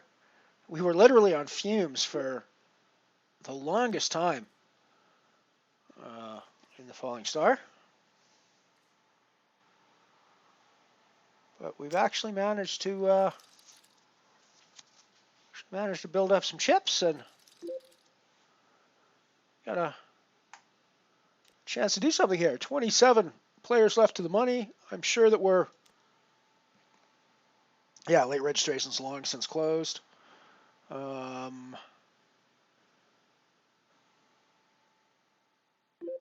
Looks like we came very close to meeting the guarantee. It doesn't look like we quite hit the guarantee. It's 300.75 in the regular prize pool, 299.25 in the bounty prize pool. So the fact there's that much in the bounty prize pool means that sounds to me like we got one fewer person than we should have in order to hit the €600 guarantee. So that's nice to see that they're hitting guarantees on this. The guarantees have been reasonably generous by Unibet standards for these. Well, I shouldn't actually say reasonably. They've actually been very generous by Unibet standards for these Bounty Badlands. So it's nice to see them actually hitting them. Even a few last night that I was certain were going to not even come close to hitting them were either right on the verge or actually ended up crushing them when I didn't think they'd come anywhere close to them. So that's a good thing.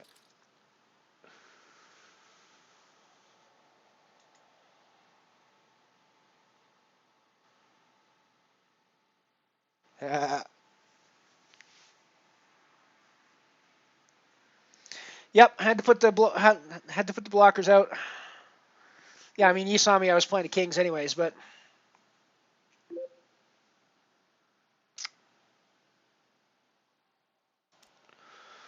alrighty. So I think we're playing this for the booties.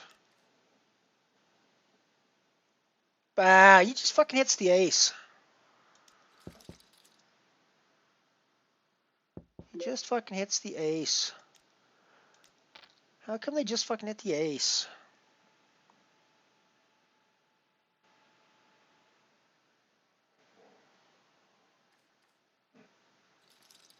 Yeah, I didn't actually realize it was you in the hand, Yogi, until after the hand was over, and I look up and I go, "Oh, that was Yogi that just folded to my bet there." Cool.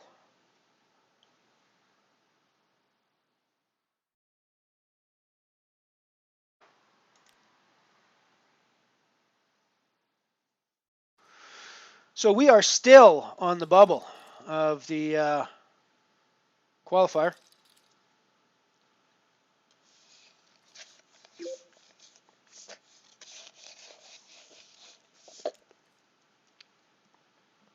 Seven people remain. 6 get paid.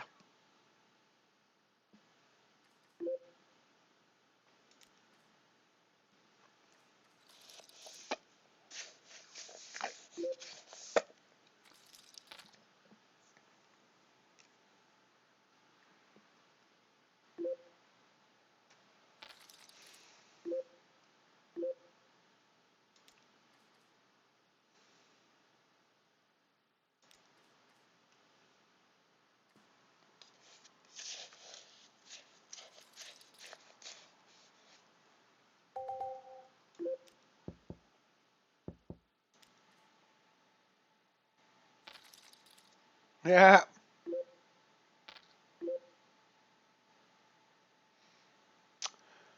Good luck to all Elrons.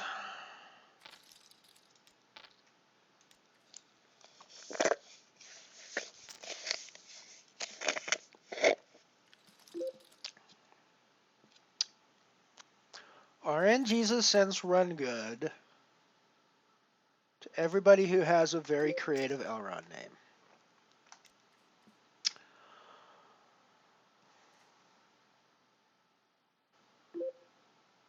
Okay, I just lost my fucking head. I don't know why I did this. I just opened for 3 big blinds under the gun with ace 10 in the qualifier. Like, the fuck, Lyle? Are you thinking? Obviously didn't look at the table and game before I did this. Any luck it. We get a raise and take it.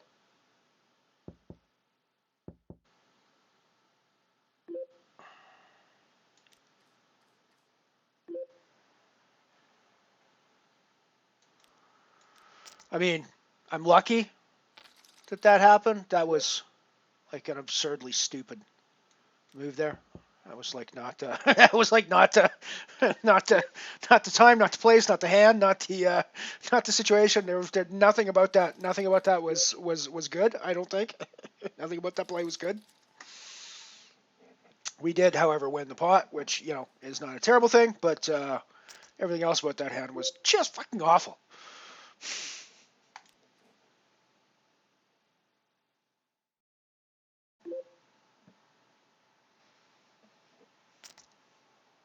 I mean, there's so many other choices I could have made pre-flop. I mean, I can fold there. I should fold ace 10 in this spot when we're 1 away from the money and I'm in a comfortable spot. I should fold ace 10 there all fucking day long. If I don't fold ace 10 there, putting in 3 big blind raise under the gun in this spot is just absurd. You might click back a min raise, but you're shoving that. If you're coming into that pot, you're shoving like 1,000% of the time, right? So there was literally nothing about the way I played that hand that was quote unquote good in any respect. I don't think.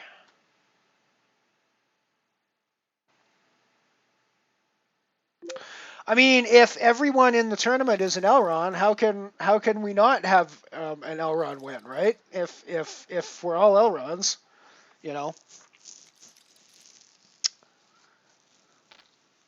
And I mean, at the end of the day, really, when you get right down to it, aren't we all just Elrons at the core? Don't we all just have our inner Elron working there, building our life for us? That's the way I look at it. Sort of your inner Elron is the sort of core of your being, right?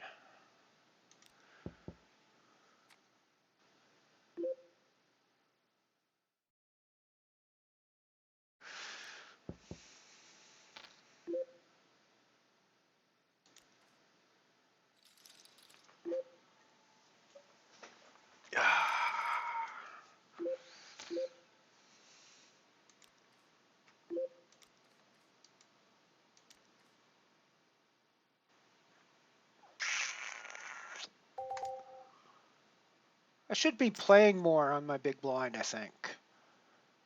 But I actually don't mind letting the big stack do the work here. He seems to know what he's doing, and he seems to be doing the work.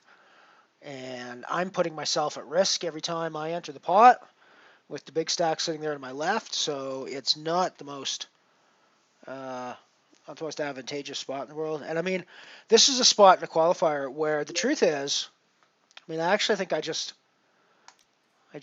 toss my ace queen to the dealer and say, thank you very much for dealing me these cards, sir or madam, and but I'm going to pass them over, and we shall choose to play our cards another day, I think. Although I suppose when it folds to me like that, I guess I need to open all the time there. Yeah, that was actually not the right play. I guess when it folds to me there, I'm never calling. I'm never calling bets. Usually, I wouldn't think with the ace queen there. But when it folds to me, they're in such good position, I should probably be putting in the raise at that point. That's actually a spot where the 3x raise might do it, although with my stack size, it's a shove. It's always going to be a shove, right? And yeah, that was actually a miscalculation again. That was potentially a chance to take us through to the tickets, and I whiffed it, I think, potentially.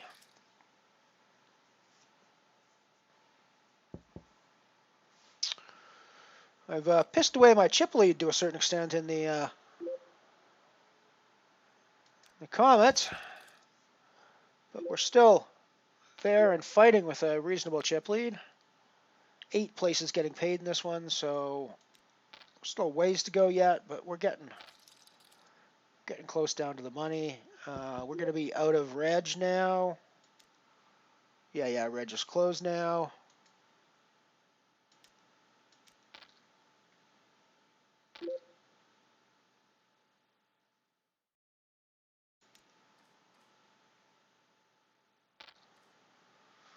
I mean, I'm against a better ace here, at least some of the time.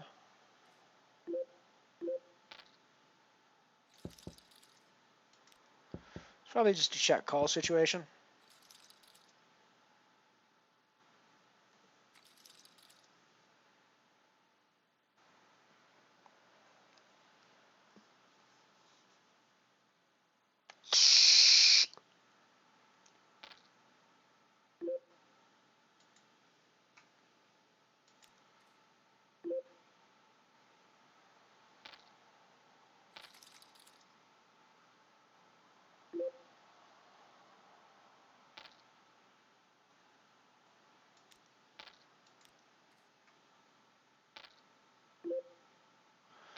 So do we have like an all Elron anti-solar happening at the moment?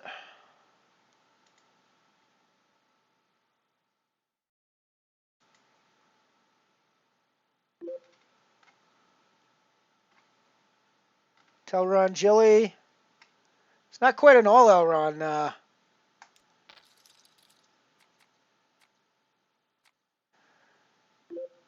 Alrighty, we hold in the Comet Nano.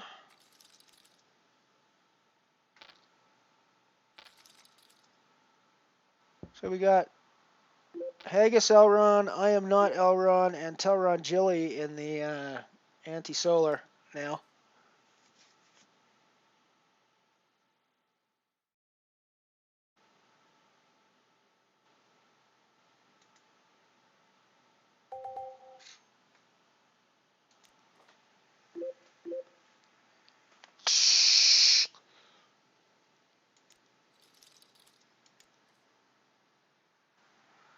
I don't have any table space, or else I would actually seriously consider joining that one today as my Elmer Fudd or Elron Fudd alias. But unfortunately, I have no table space at the moment. I am 4 tables deep, and that is as many as I want to play, especially in a new format like the anti-solar game. However, I might late reg if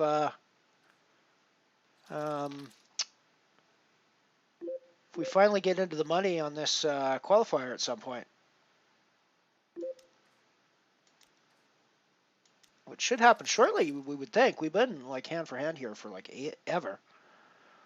I unfortunately could not make the call with my 10-3. Queen 8 gets there. Yes! We are in the money.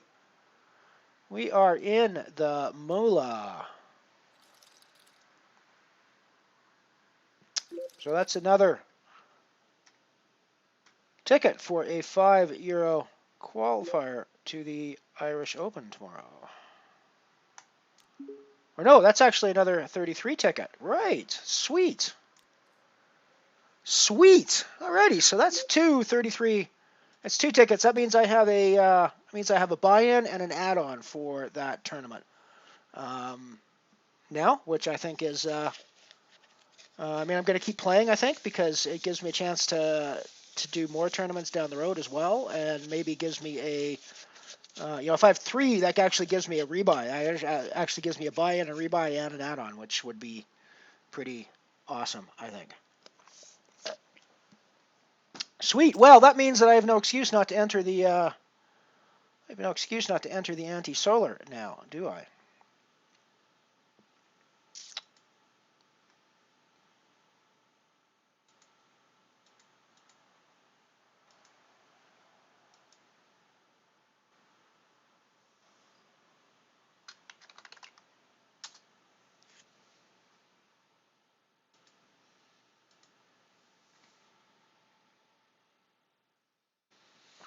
Alrighty, so let's get I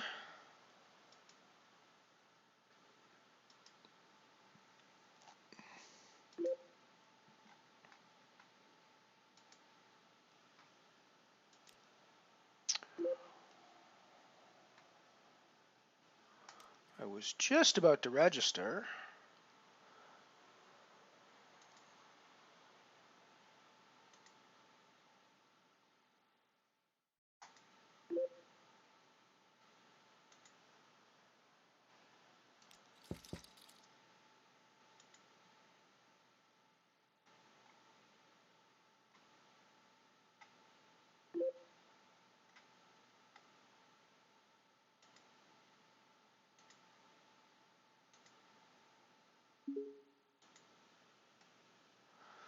Elron Fudd is in the building, ladies and gentlemen, cats and other sentients who may be enjoying our show today. Elron Fudd is in the building. And we got Haggis Elron on the table with just the 2 of us here. I got Queens, dude. I got Queens, dude. I don't think we want to get into this, do we? Do we actually want to get into this? No, we don't actually want to get into this. I did have Queens, for the record.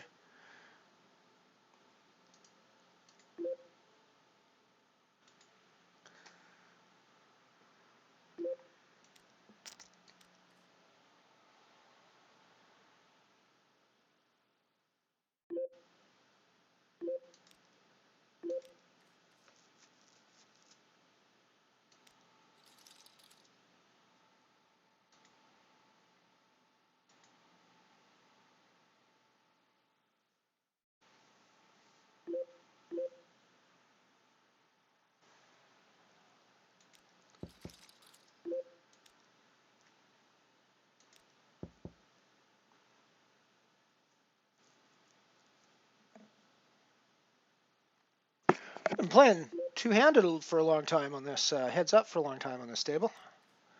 Nice to get somebody else on the table with us. There we go.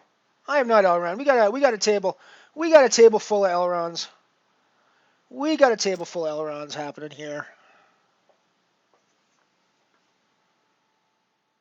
We got like Elrons out the yin-yang. I need to update some of my statistics. Yeah, all Elron table. 3 of us now.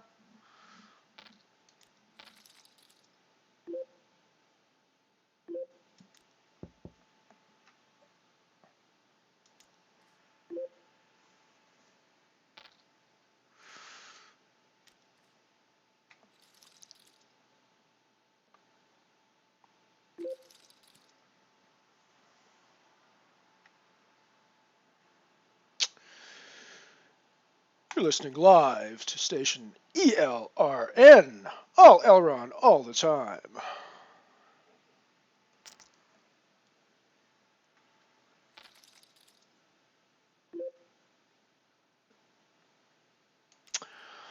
Right, I need to do some bookkeeping here. So the IPO flip, we won $0 in the qualifier, but we did win another 33 euro ticket. So that's pretty sweet. We're still playing the Nano Comet. We are still playing the Dwarf Star Bounty. We are still playing the Falling Star Bounty. And we just entered the anti-solar. All right. For the record, be gentle on me, guys. This is the first time I'm playing an anti-only tournament on Unibet, and frankly, like the fourth time I played one in my entire life, live or online or anywhere. So be gentle on me. I'm kind of probably donating money today for this one. We'll see how it goes, but of course, famous last words, right? That's people say that, and then they go on and like crush the tournament first time out.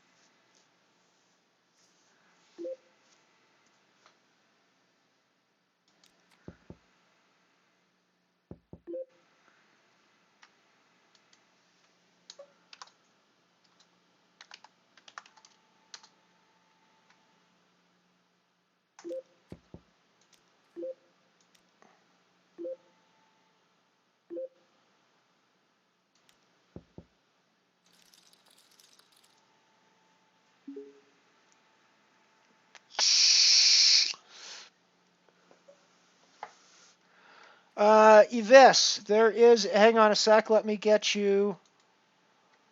Let me get you.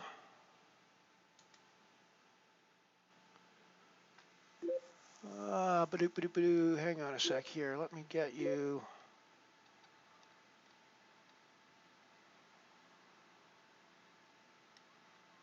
There is a list of Elrons out there.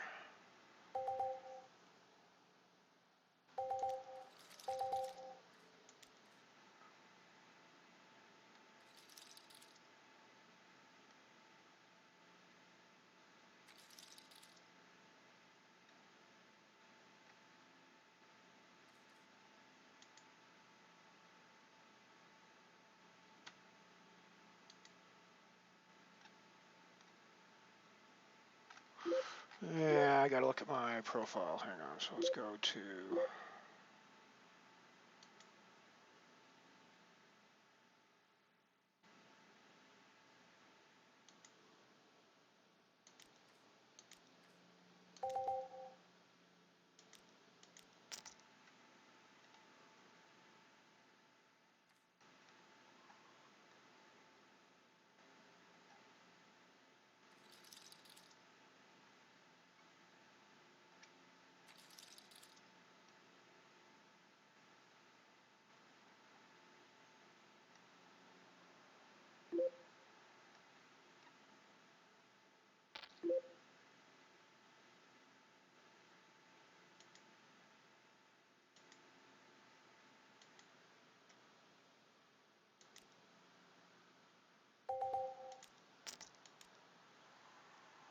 Alrighty.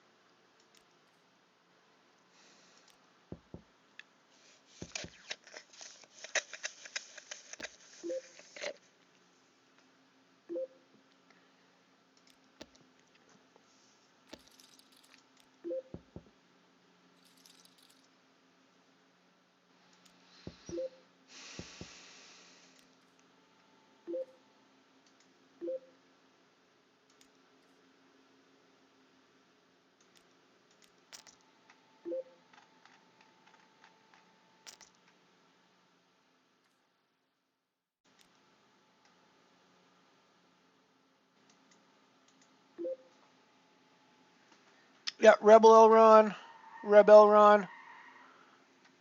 I'm Elron, fly me. I think there's at least one more today. I mean, obviously Haggis Elron is a new one. We just got a nice big double up in the Falling Star. We didn't quite get a bounty because he still has got a few more chips than us, but it was us at risk. But damn, it was a nice. Unfortunately, we're not even going to be able to compete for his. Oh yeah, Dado Elron, G Elron.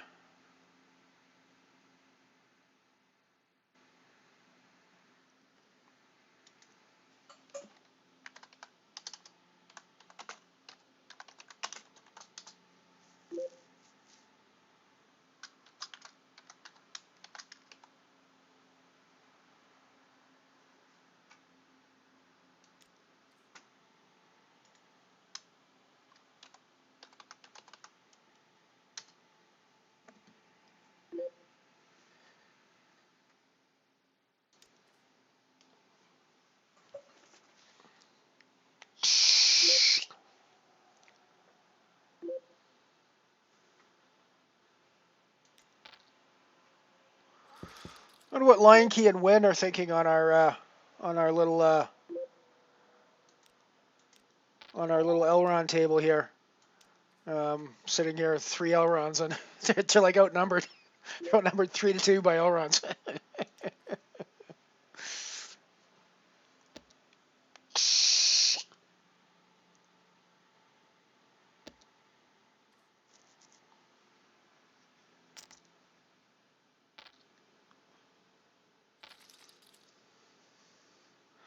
We are on the bubble of the €5 Falling Star.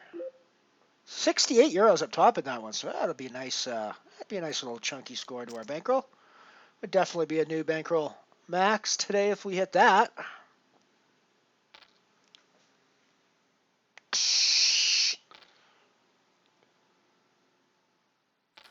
We are currently 6 of 28. 26 get paid in that one. We just hit top pair in our. Oh, this is not the qualifier. Sorry, I got to change my title. The title is incorrect. This is not the qualifier. This is the.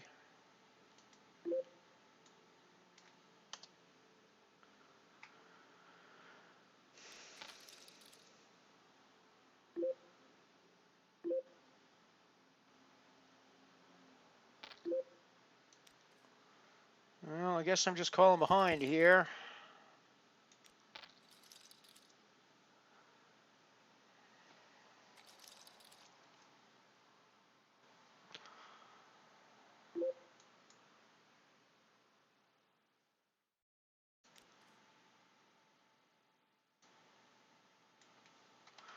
€50 anti-solar.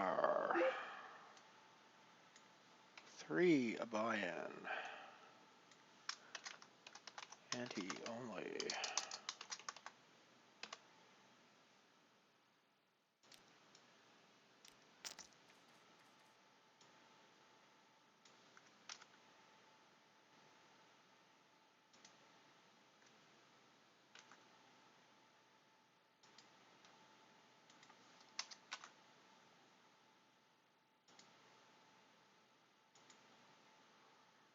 Alrighty, that's better. That looks better.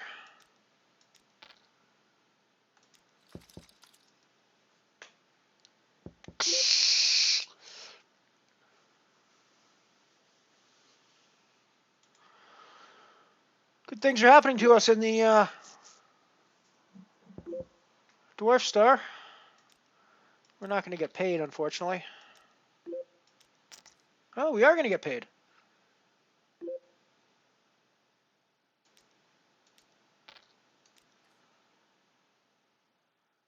I get paid on the river, but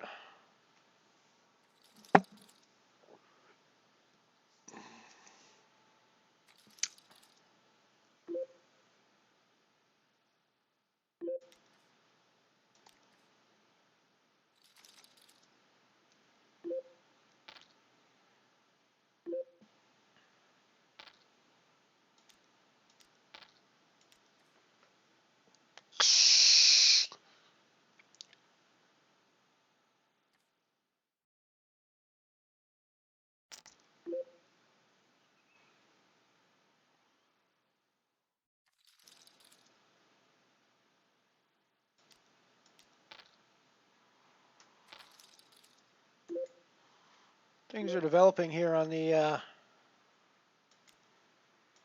just got to put them in.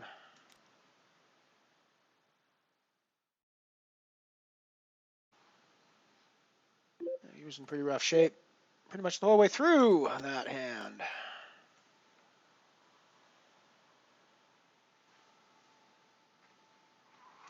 Yeah, there's definitely something out of control happening, that's for sure. Like I keep worrying, it's, you know, the universe could end when its entire volume is filled with Elrons at some point in the very near future by the rate things are accelerating, or seem to be accelerating.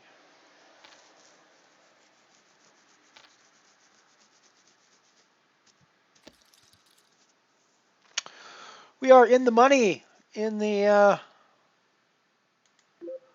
€5 Falling Star booty. My record in these €5 Falling Stars is astonishingly good over the past couple of days. This is the third one I've played and the third one I've cashed. You know, so those are pretty good odds when you got a 100% ITM rate. Those are good. Those are good numbers. Those are good stats for poker. You know. Probably not sustainable stats, I would say. But, I mean, there's going to be a time when that run comes to an end, I think. But it's not today. Today we went 3 for 3.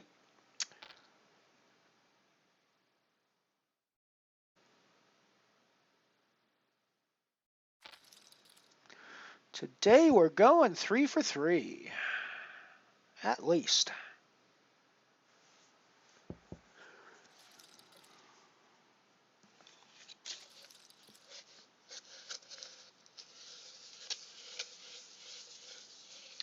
Well, we scored 1 bounty in this one, though. So that's a little disappointing for us, but only so much you can do bounty-wise. If it's not happening, it's not happening. A lot of times you just get on tables where you're slightly outstacked by people, so even when you do get big hands, you just double up. You don't actually get anybody's bounty.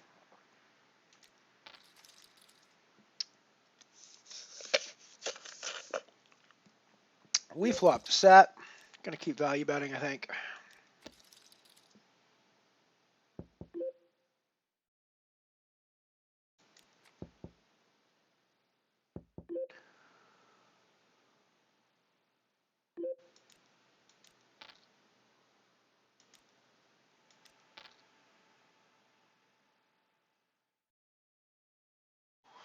I'll go have a look a little later once I'm not playing anymore.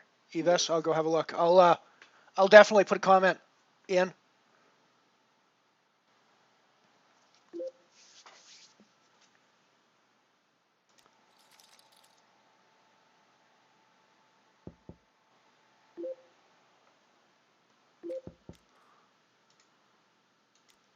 Yeah, I'm gonna let you guys do the posting. I may come and react to it later.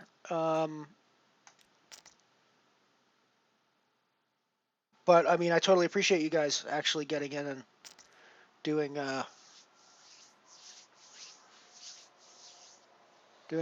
Alrighty, we're gonna be calling off this shove here. We're gonna be against bigger pairs a reasonable amount of time, and we're just gonna be crushed. But you know, I don't think we have a choice.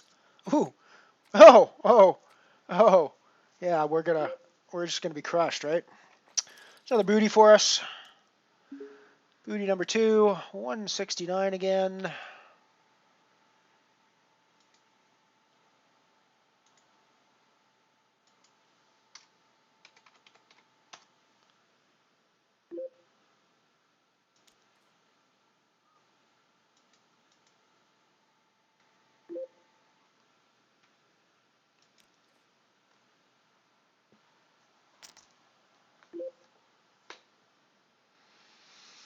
Obviously, Jack Deuce I can't call off with there.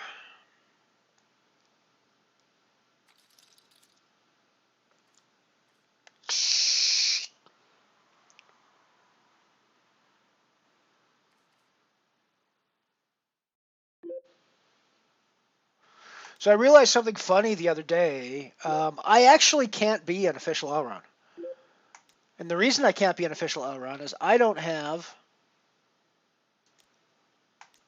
I don't have the right avatar. I haven't unlocked that avatar yet, so I can't actually be the official Elron because I just don't have the right avatar to be a proper Elron.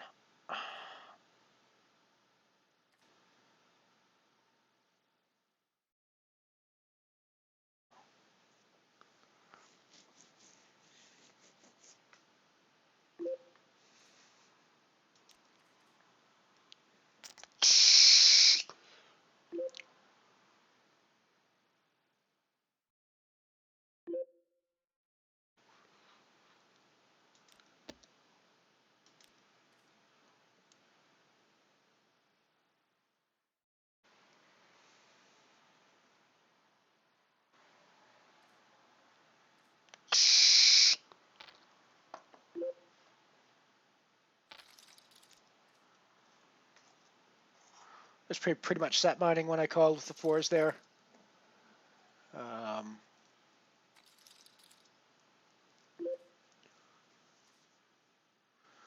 mean, I'm not folding to c-bets on all boards. I'm probably folding on that board quite a bit. So we're still 6 from the money in the Comet. I am still the massive chip leader, although not so massive anymore. There's one player 10,000 behind me, and then Rebel Ron is 20,000 behind me. GL Ron is down at 31,000 in 5th place. But we got 8 people getting paid in this one with 14 left, so 6 to go until the money.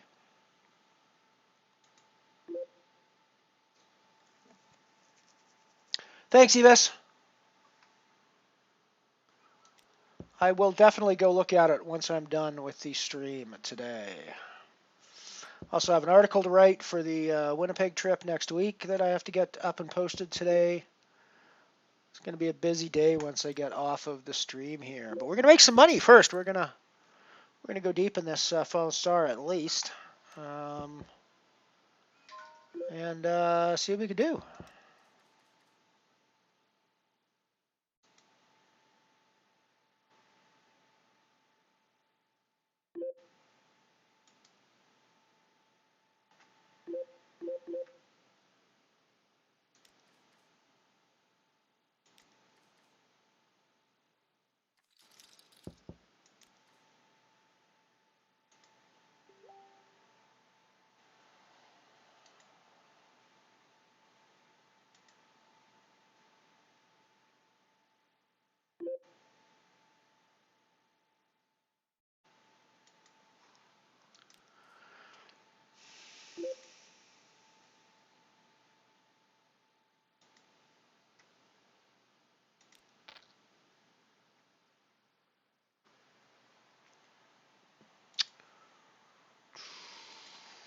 Get involved in an anti-solar hand here. King Queen. We are out of position, but we'll see what the flop brings and go from there.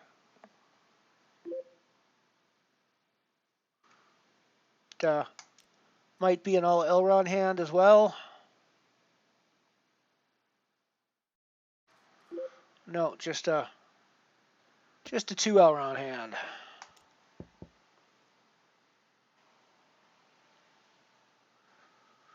The 3 Elron problem is a much harder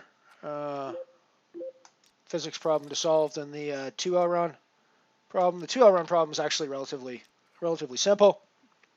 There's not a ton of permutations. And I guess we just shove here with our top pair.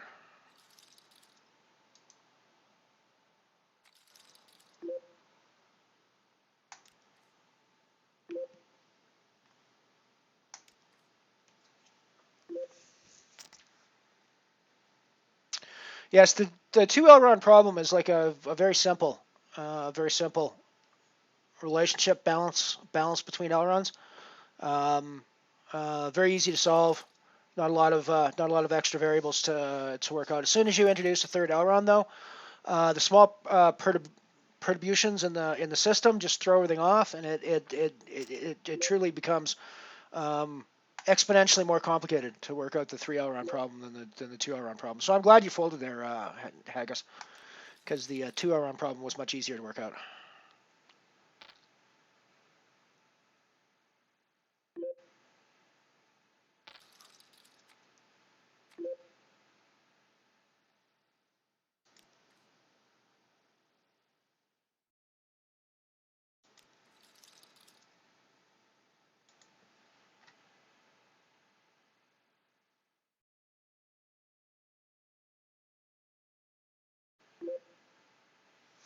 R.I.P. Ace, yeah. A little dirty, filthy there for me with the 4s. But what are you gonna do? What are you gonna do? Yeah, I can't even use my own avatar. I mean, that's right. How crazy is that?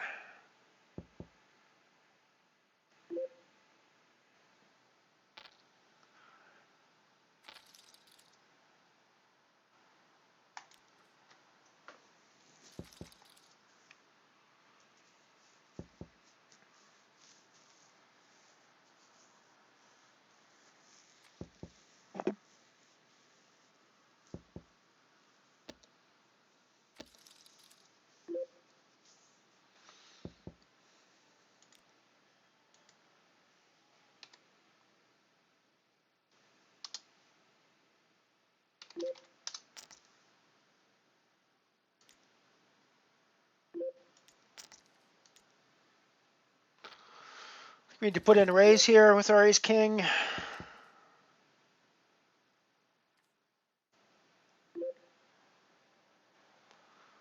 Probably just check back, see what the. Yeah, don't worry, Haggis. I'm actually in exactly the same. Hags, I'm in exactly the same boat in the anti-solar. I've got no clue what I'm doing. I'm just kind of mashing buttons over here. So far it's working reasonably well for me, but yeah, at this point I'm not really 100% sure what I'm doing. Strategy-wise, anyways, if you know what I mean.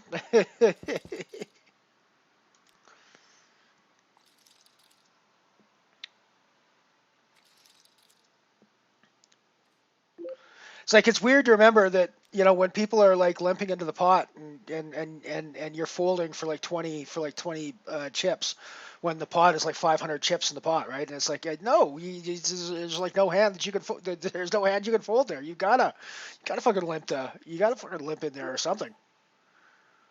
Yeah, the Comet is a ridiculously slow turn. It's one of the reasons I like it. It's because the structure's so deep and it's so slow. I really love the way it goes. But I mean, I have the advantage too, right? I'm being in my time zone. I get to start at midday and play through my peak period.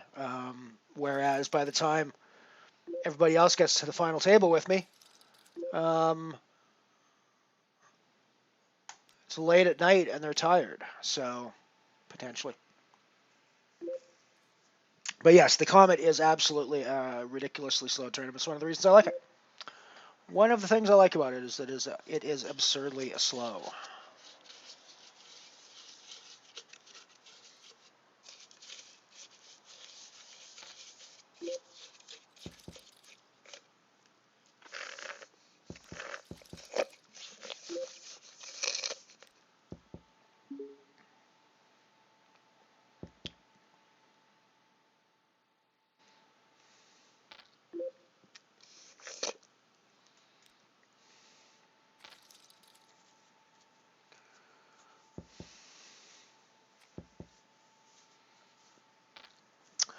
I actually need to figure out something for my Twitch emote. I do have a Twitch emote, at least one that I can do, that subscribers would get access to.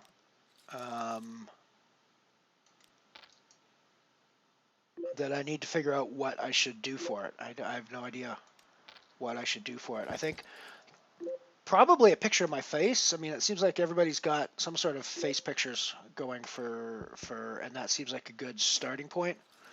I just don't know quite what to do yet. I could do the I could do the whole Elron wrestler avatar scream face, but I'm not sure that's quite an attractive look for me.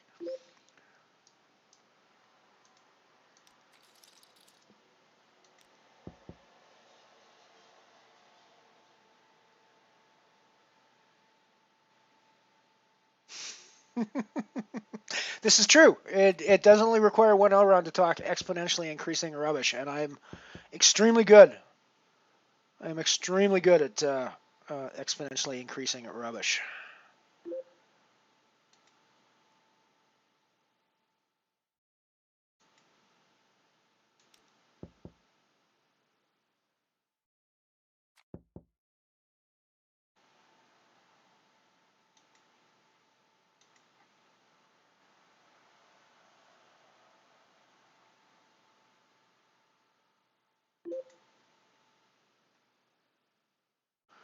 We do have a break coming up, which we will be getting to shortly. Looks like everybody else is timed out of this hand. At this point, they've all gone on break.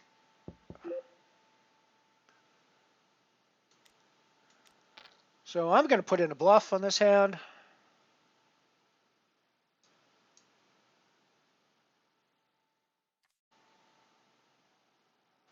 We get one Elron to fold. We get a second Elron to fold. We get a non-Elron to fold. Can we get the fourth? Can we get the second non-Elron to fold? Yes! Get all the Elrons and all the non-Elrons to fold. I will be back shortly. We're going to send you to some commercial messages, and then we'll be back. Easy on the eyes. Say, I guess we all agree to that. Well, the close-up often is easier on the eyes when you're watching television. And you can have a giant close-up whenever you want it with the amazing new Westinghouse electronic magnifier. Now, only the Westinghouse sets have this wonderful electronic magnifier that give you a giant, clear, crisp close-up whenever you turn this knob. For example, here's an entertainer at her piano as you'd see her on a standard-size picture. Now, just switch on the electronic magnifier and there.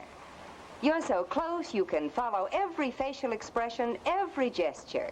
So wonderfully close. So easy on your eyes. Now, this Westinghouse set has a 12.5-inch picture tube. But with the electronic magnifier, you get an image almost as big as you'd get with a 20-inch tube. Amazing, isn't it? Suppose, for instance, that you want to get a closer look at, well, say my necklace. Just turn your Westinghouse magnifier knob and there. You can almost tell whether it's real or not. Yes, with this set, you get real big picture television, and you get it at small picture price. Yes, and you can save on installation costs, too, when you buy a Westinghouse set. Look, 10, 20, 30, 40, up to $45. You save all this because in many localities with the new Westinghouse television sets, you don't need any roof installation. Why, you don't even need an indoor antenna. And the reason is Westinghouse builds the antenna right inside the cabinet. A wonderful Westinghouse improvement. And your stations come in so clear. Yes, and these new Westinghouse sets bring you even more. Westinghouse Synchro Tuning. Tune in for the best picture, and you get the best sound automatically. Come on in my store and see the new line of Westinghouse television sets. It's your biggest dollar's worth in television.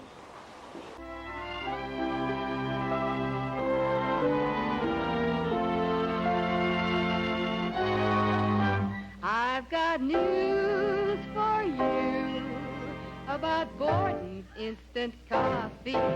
33% flavor in the spoon, more flavor in the cup, more flavor to your taste. Gordon's gives more flavor, flavor to your taste. Try new Borden's Coffee. Yes, Borden's Instant Coffee gives more flavor every spoonful. In fact, Borden's is so different from all the other instant coffees, every spoonful gives you up to 33% more flavor than any other instant coffee.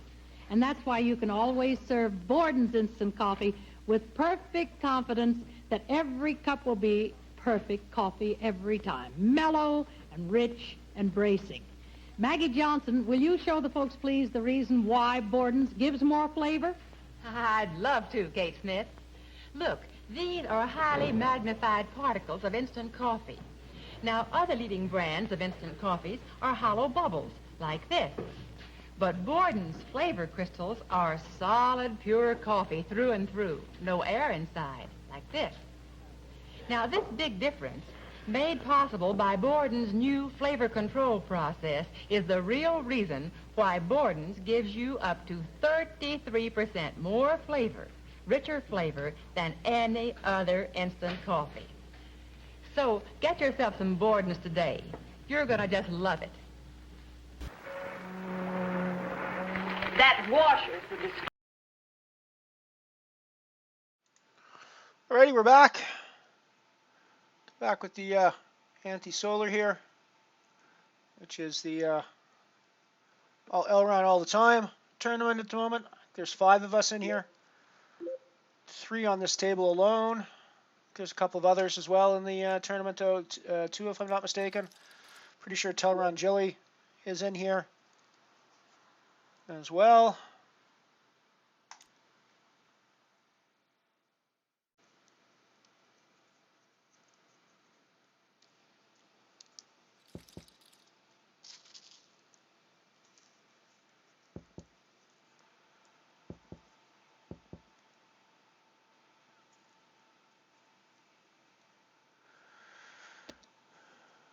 Yeah, basically you want to be looking at the pot size and not the blinds. You know, if you raise 3 big blinds, you're never, once it gets past the first couple of rounds, you're never getting a 3 big blind raise through, because it just makes no sense if people are looking at things.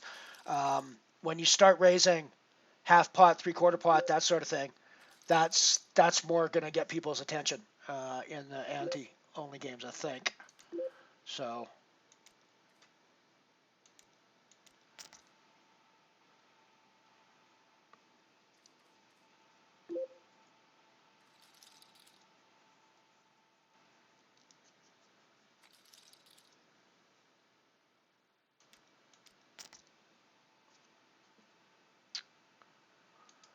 Jacks on the button in the Comet Nano, and we got some action in front of us, so we put in a nice pot-sized 4-bet, and we take it down.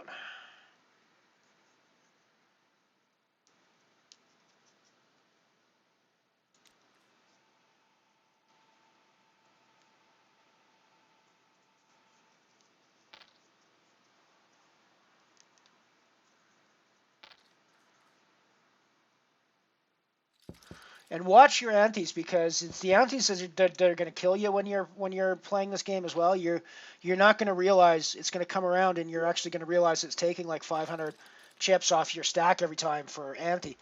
You know, and suddenly you've got nothing left, right? So we're already at 100 chip ante now, which is, you know, pretty chunky. So.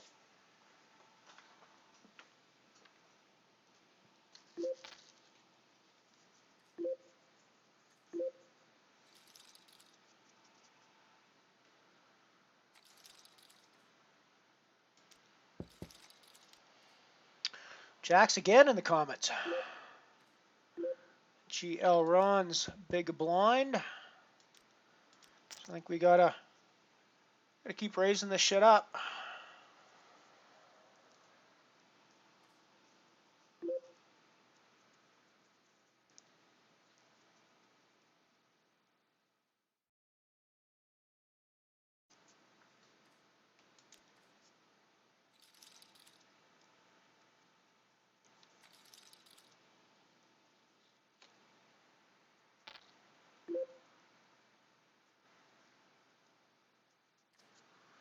So we have an overpair to the board. Never a terrible spot to be in. In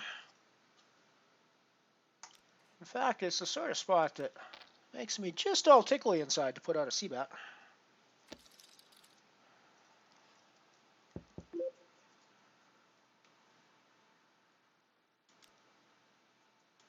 Still getting that tickly feeling inside, folks. Still getting that tickly value feeling inside.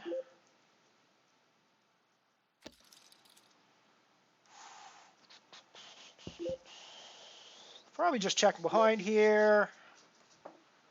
Probably just checking behind here. There's probably value to be had.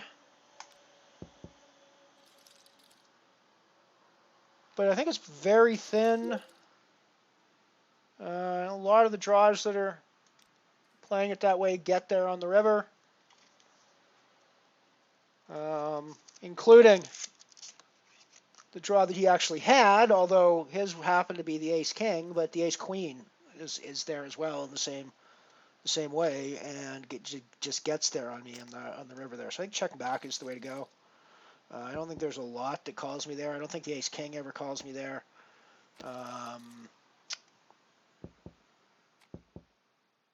An ace-10 probably calls me, so I probably get some value out of something like that. But I think it's pretty thin to value bet at that stage.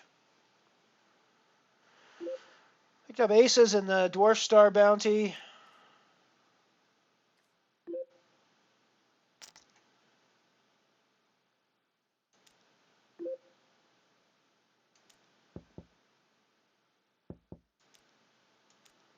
Gonna put out a c-bet here.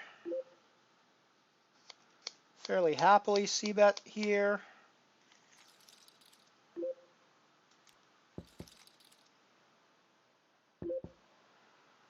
Not quite as thrilled with the board now, but we're probably not going anywhere.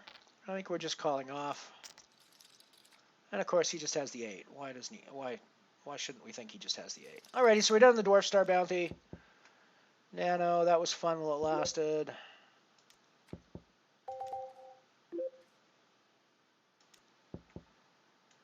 That was fun while it lasted.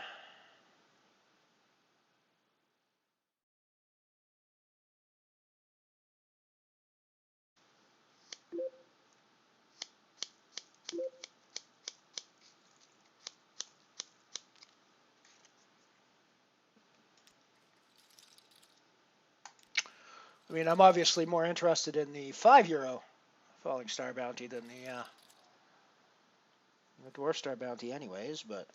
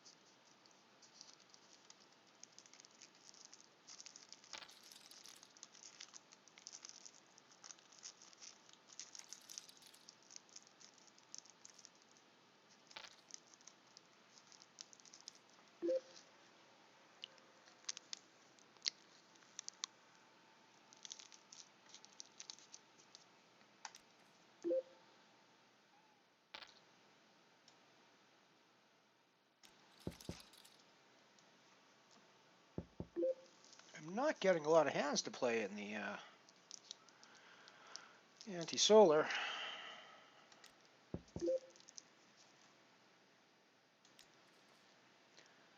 It's been pretty brutal down here.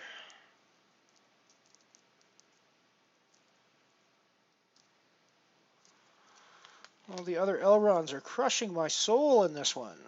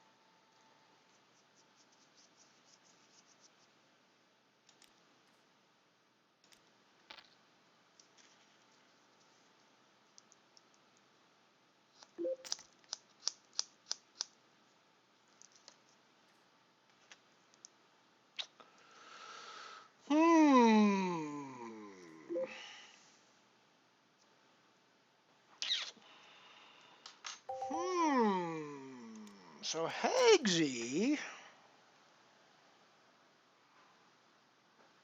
probably got my king queen beat, but that's the kind of hand that, I could be racing against a lot of things he's going to shove there. I feel like we are 2 from cashing in the Comet Nano. I have just flopped the whole fucking world and then a couple of satellites to boot.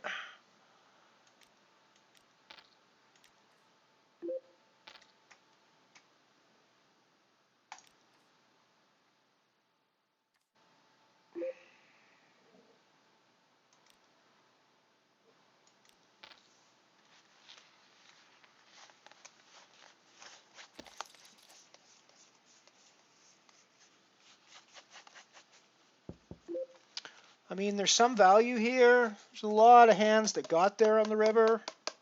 We'll be doing this. Probably not a lot. Yeah, just check back. It's thin value. I don't think we're getting him off hands like that for sure, so.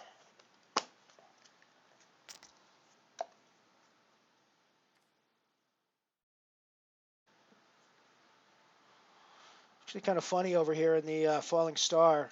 We've been in the money for ages in this 5-year Falling Star. And we're still not even making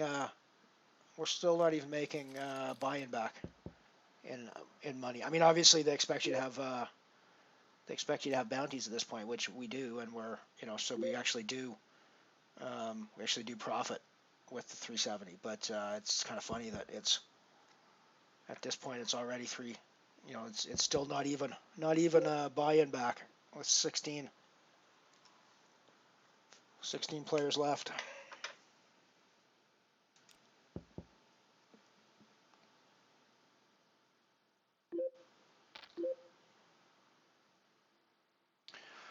I mean, I think ace high bets like this a fair bet in this spot. 10 does too, but so does a 5. So does a king queen, I guess.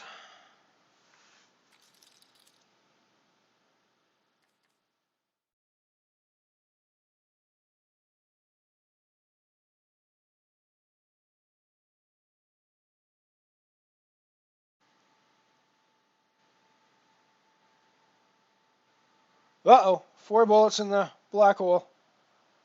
Yeah, it's a black hole. I mean, it tends to suck all matter into it, right? So, got to be careful with those bullets. Got to be careful with those bullets around a black hole.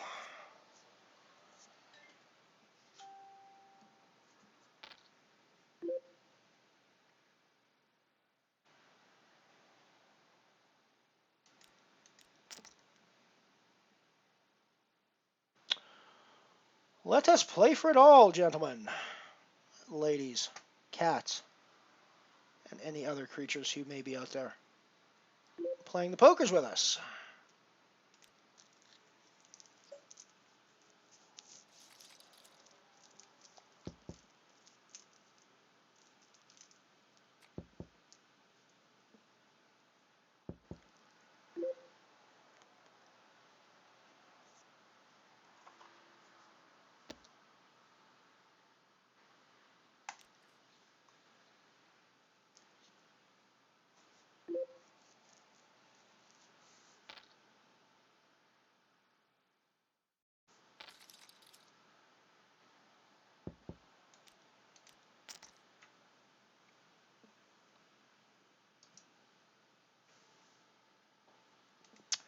Still 2 from the money in the Comet Nano.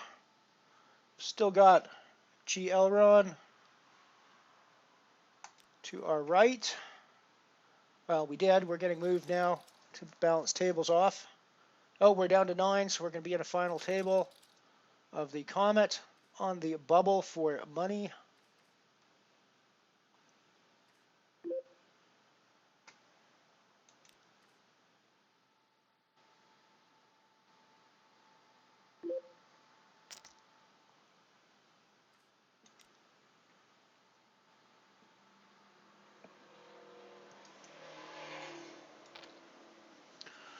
How many Elrons are we going to have at this final table of the Comet? It's going to be at least 2 Elrons, myself and G Elron. I think there was one other in this tournament who may well still be running. I haven't looked at the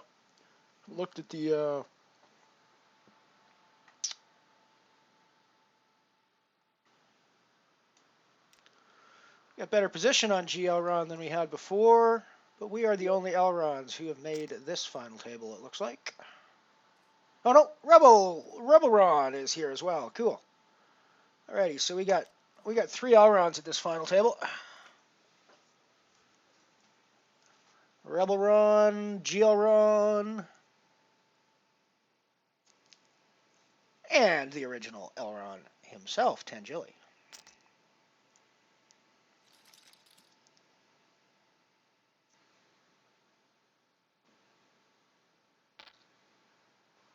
Looks like Eric Fail is the likely the inevitable Bubble Boy, but we will see what happens. We are on the hard Buble now.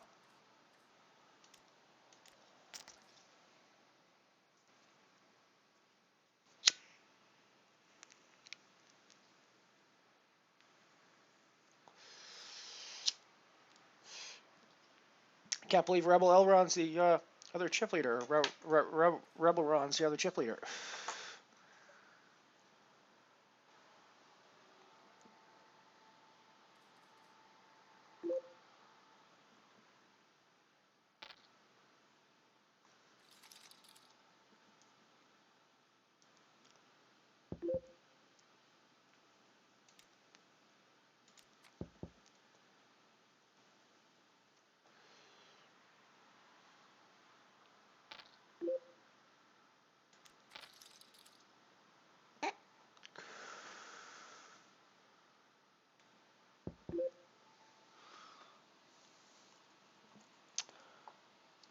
I mean, my 10's no good anymore. They were good, I think, but I just check back and we split the pot.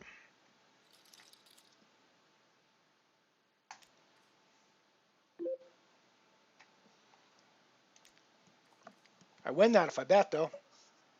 No, actually, he probably calls because I don't have a lot of ace or jack in my hands. There, yeah, he probably calls. He didn't get 61,000 chips in this by not thinking things through, I wouldn't imagine.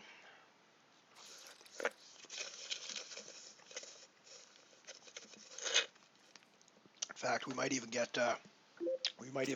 put in a pickle when he raises us in that spot, to be honest.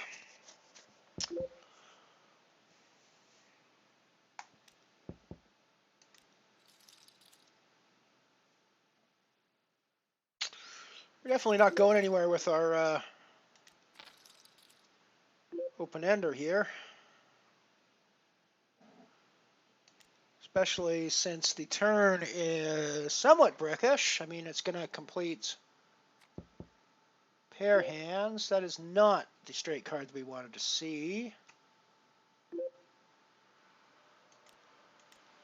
But I think we're going to bluff at it anyways. Yeah, he's going to call there, I think, most of the time.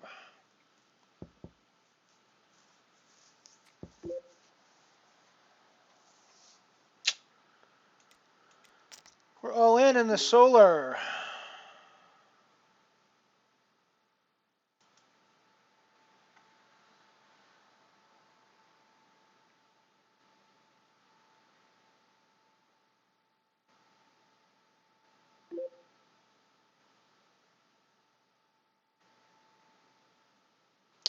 We are all out of the solar. That was fun, guys. Enjoy. your Elron Fest there, I will no longer be part of that Elron Fest, I guess.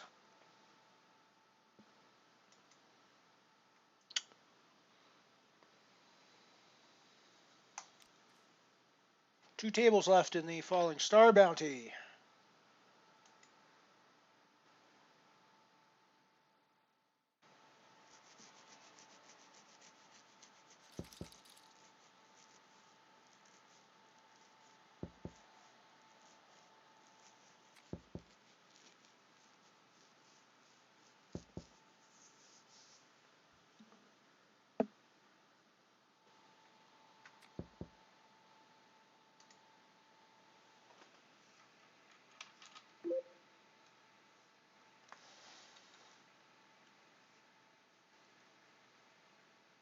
It's the way it goes sometimes, Night Shopper, you know that.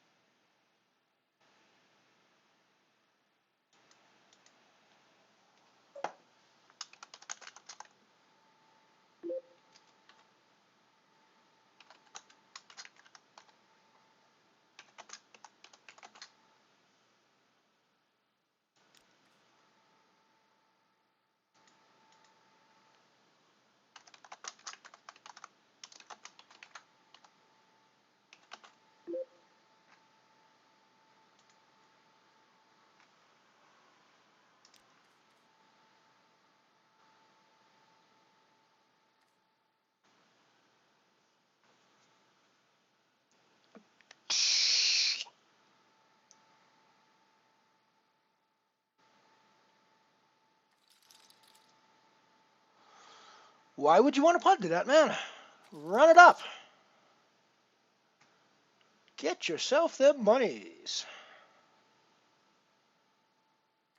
This is a spot that we shall put some chips into the middle with, I believe, in the Falling Star.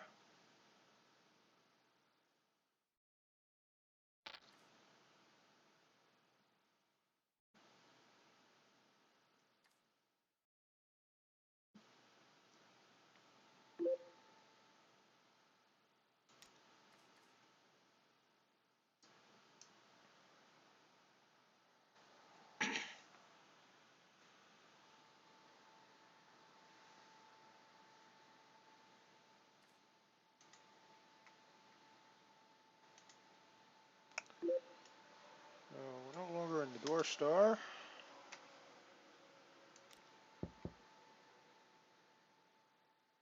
And we're no longer in the ante only.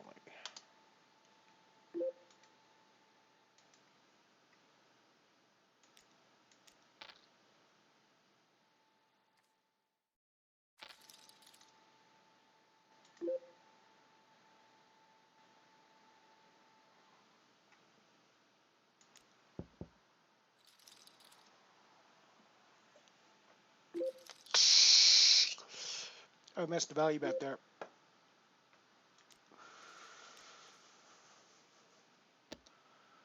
I 100% missed the value bet there.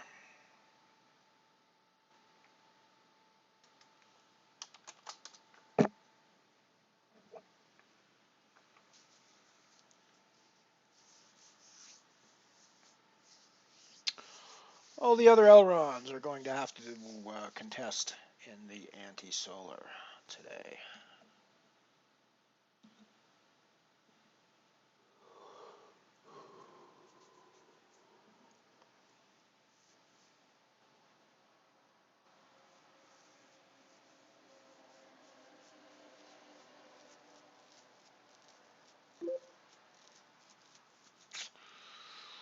I think with the black 10-8, I think we probably have to put in a call here and see what the flop brings.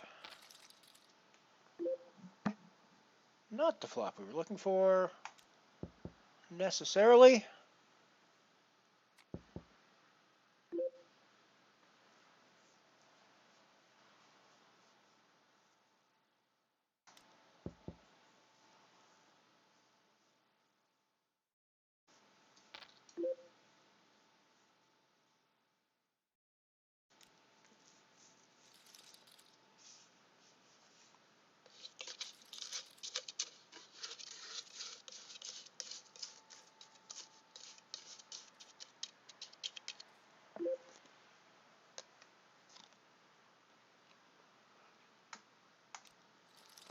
Should probably be putting in the raise more often with hands like that, but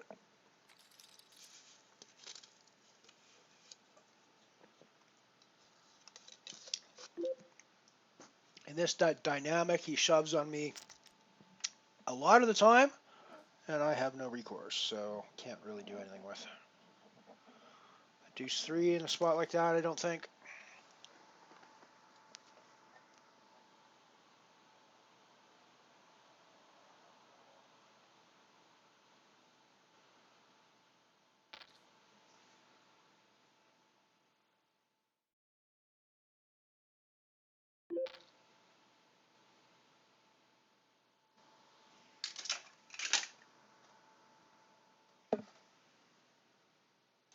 Three deuce, we're getting out of the way with that again.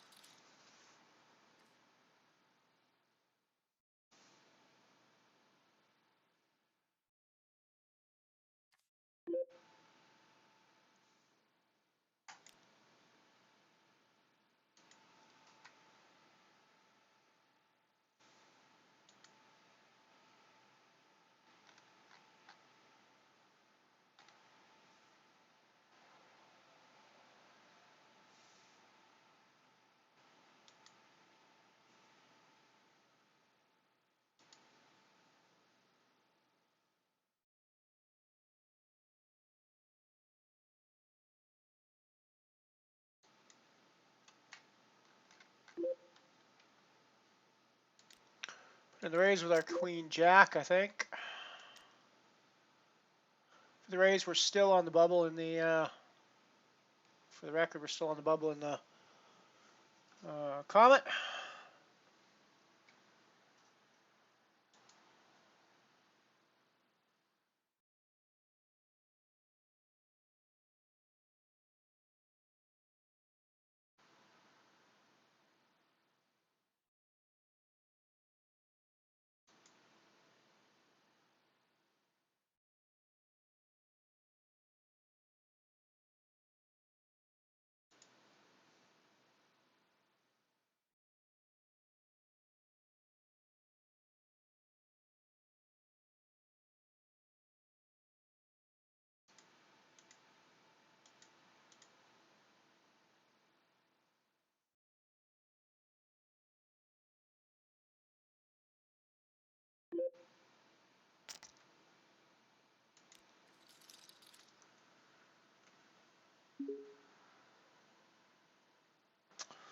We're on the final table bubble now at the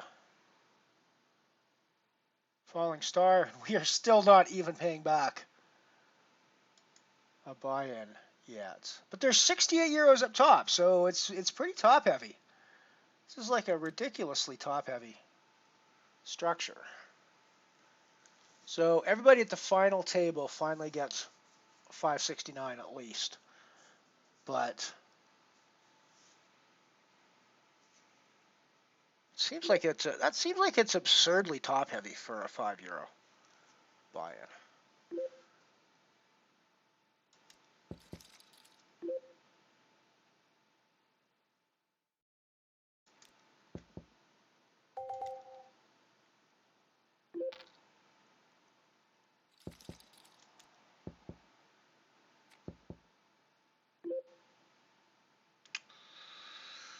We backed into a 4-card flush situation here. We're almost certainly winning because there's been no betting, so he doesn't have a... I mean, he could have a bad club there, but he's, well, like us, we didn't bet with our 7 of clubs either, so he might have like an 8 or something like that, but there's a good chance for winning that hand most of the time. As you can see, we're still on the Michael Bublé. It's amazing how much Canadian singers get involved in poker. We got the Michael Bublé happening here when we're waiting for money. I got 86 Beavers here on the Michael Bublé, so you know.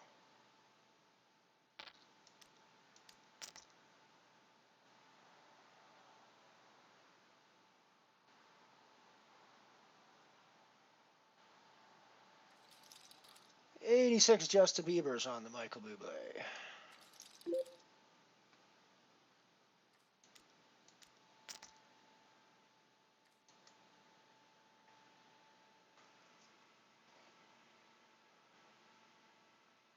Good luck, all Elrons. Good luck, final Elron table. We got three Elrons at the Comet final table. So there's the final tables in the Nano and low stakes are definitely Elron heavy today.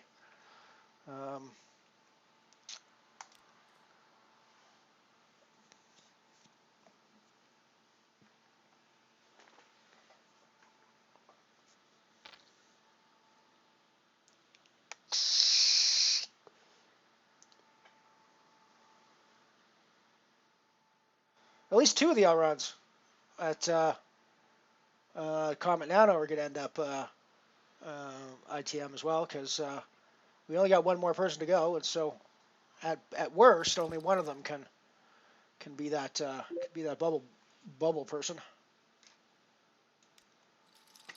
Shouldn't say them, one of us.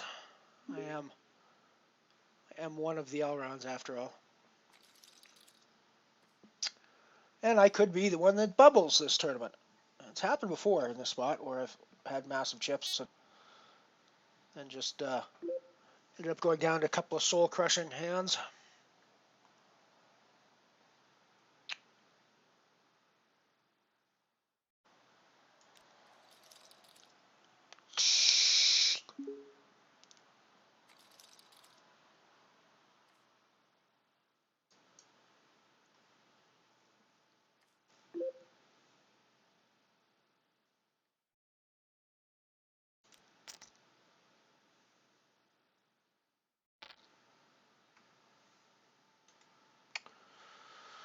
First some chips in with Jack 9 here. I don't think I'm going to c-bet this. I think I'm going to delay c-bet if we get checked to again.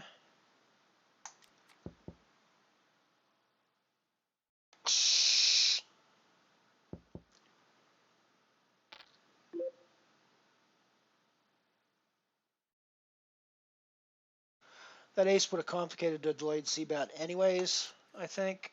So, I mean, it's weird for him to lead out like that. I'm not really sure what he's representing because he doesn't have an ace there very often, but I guess he does have like ace 4s, ace 5s, ace 6, that sort of hands there from time to time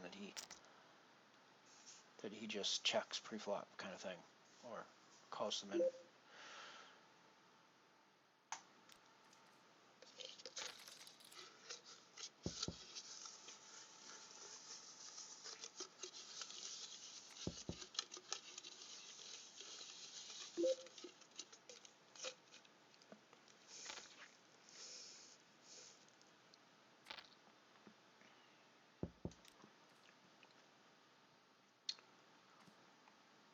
Seven deuce is not going to be our friend.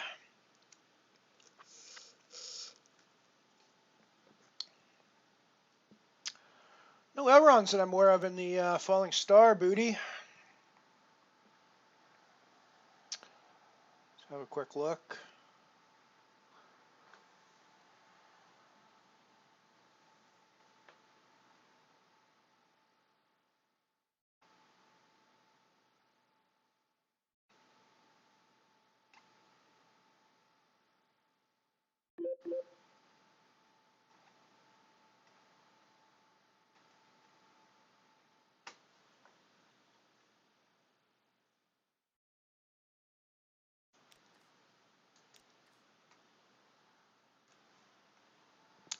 Probably be thinking more about calling with hands like that, but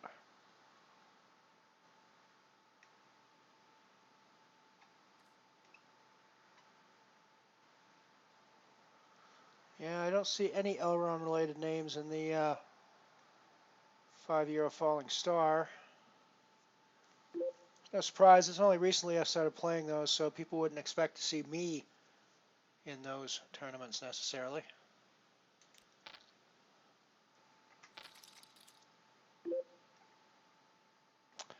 Wrong color, wrong cards, just wrong everything.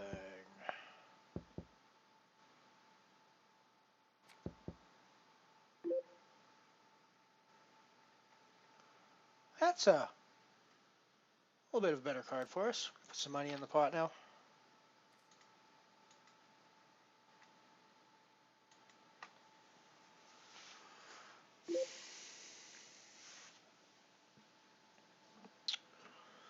And I mean, I think our ace is good here. A large chunk of the time.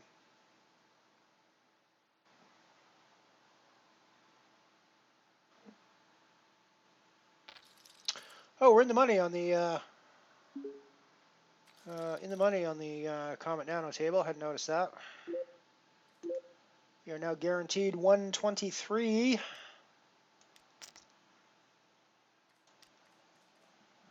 course, we're looking at that 948 up top. That'd be nice.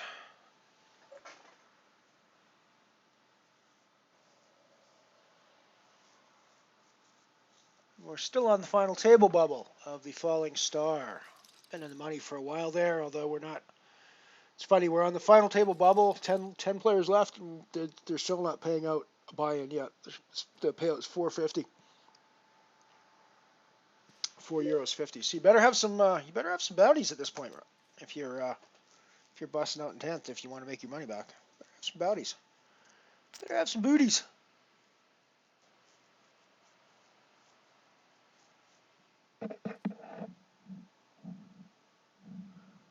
Yeah, agreed. I mean, I think there's, and I think that when you play something, especially something with a somewhat unique structure or somewhat unique format or somewhat unique game style, and you play it every day, you can certainly become expert in the nuances of the game without even necessarily being able to articulate that necessarily, if you know what I mean. You know, you could just be just doing it without even realizing what you're doing a lot of the time. I mean, you know, for like a couple of weeks there, I was crushing the Dark Matter Nano, right? I was just crushing it for a couple of weeks. MVEs was crushing the Omaha Calypso Nano for ages. So I think you just get into certain tournaments and you figure out what the dynamic of that particular tournament is, and you're able to exploit it. Because again, you're also playing against a lot of familiar players, so you're able to figure out their patterns and exploit what they're doing as well.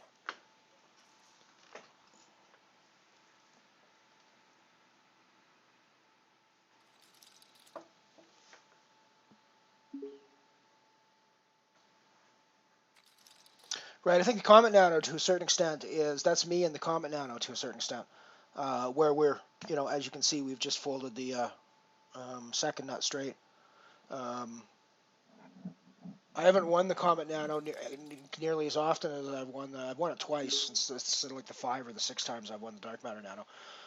But I've gone deep in this. My ROI rate in the Comet is pretty absurd. Let me have a quick look at that, and I'll tell you exactly what it is. Oh, G. Elron is crippled. Crippled in the Comet.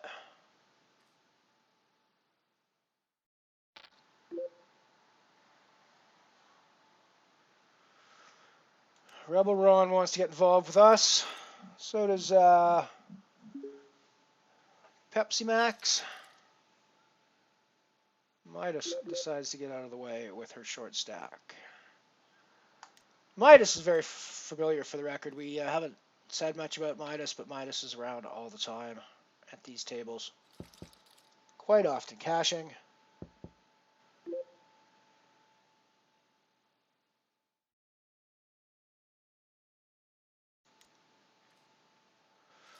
Rebel Ron takes it away from us.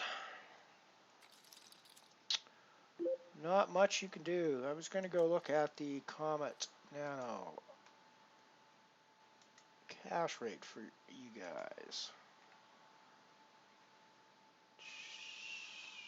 Yeah, so I have 122% ROI in Comet Nano.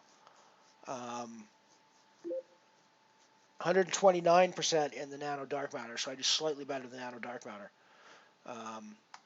But yeah, so I think you get feels for tournaments that you play all the time. You get a feel for what the dynamic of that tournament is, and you get a feel for the opponents you're playing against on a regular basis.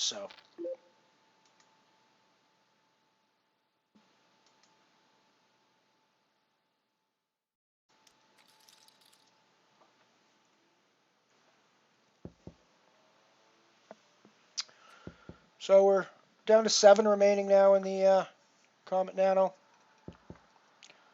Guaranteed 153.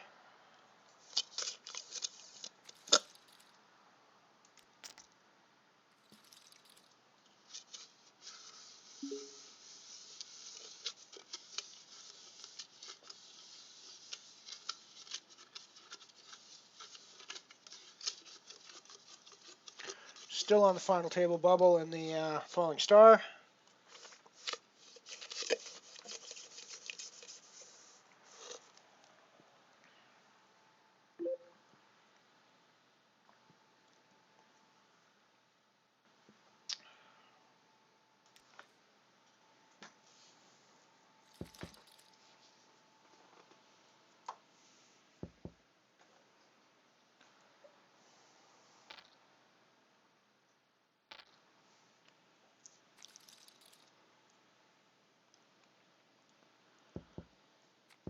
Queen 9 on the Falling Star table.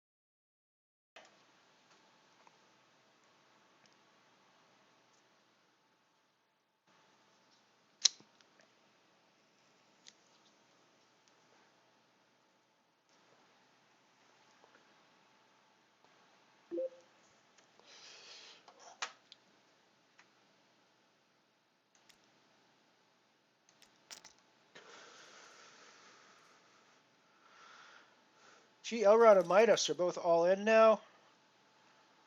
Against Pepsi Max and Olaf. I've got to think Pepsi Max or Olaf is going to be hitting those aces or queens there. And no. However, G. Elron is out in 7th place. Elron. GG, G. Elron.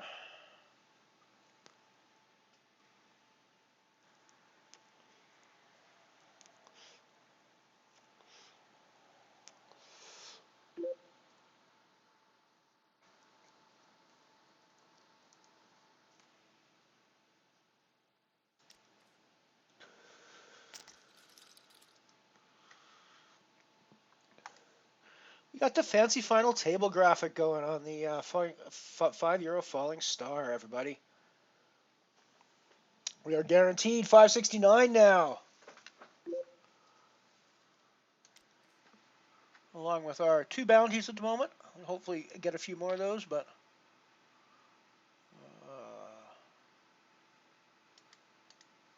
so this is going to be not ITM anymore, but now FT of the €5 Falling Star, as well as FT Comet Nano. We're just FTing the fuck all over the place here, folks. We're just FTing all over the rug, all over the floor, all over the front yard, all over the furniture. It's a good feeling.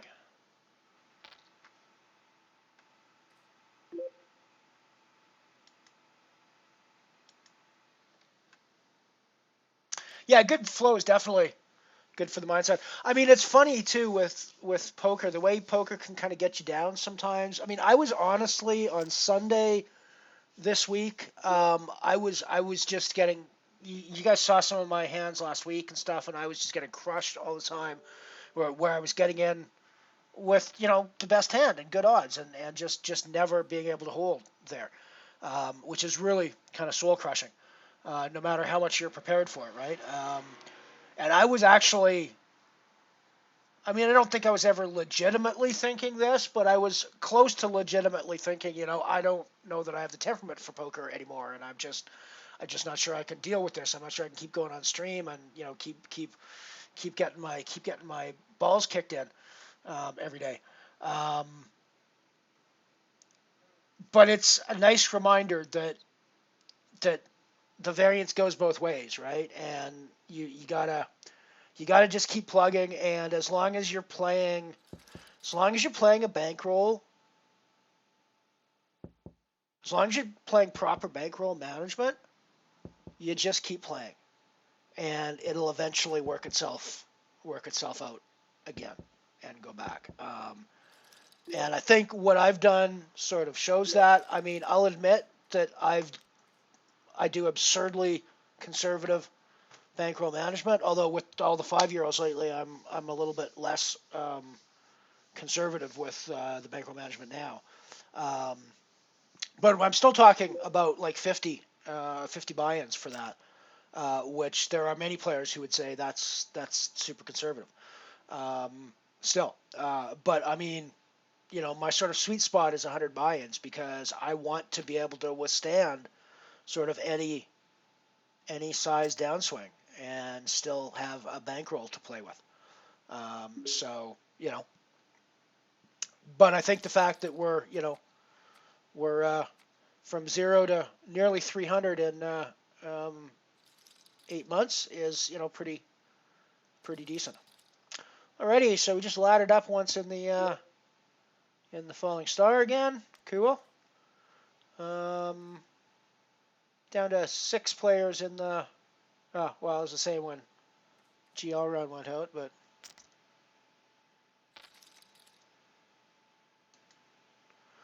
I followed him. I have not had a chance to catch his stream yet, Yogi. I definitely want to.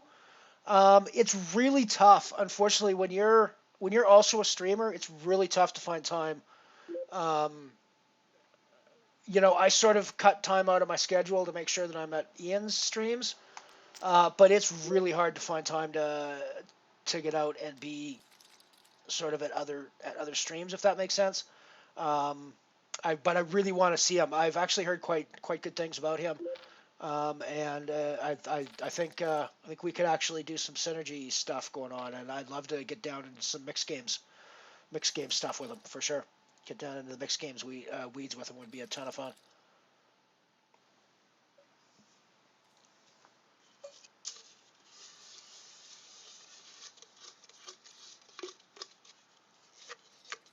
He's Canadian too, actually, so we'd have that in common. I don't think we're very close together. I think he's out east, but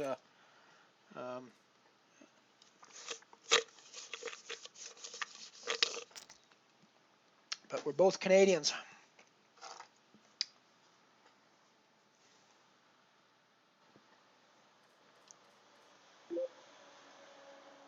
So we're guaranteed 774 now, which puts us close to $2 or close to 10 euros.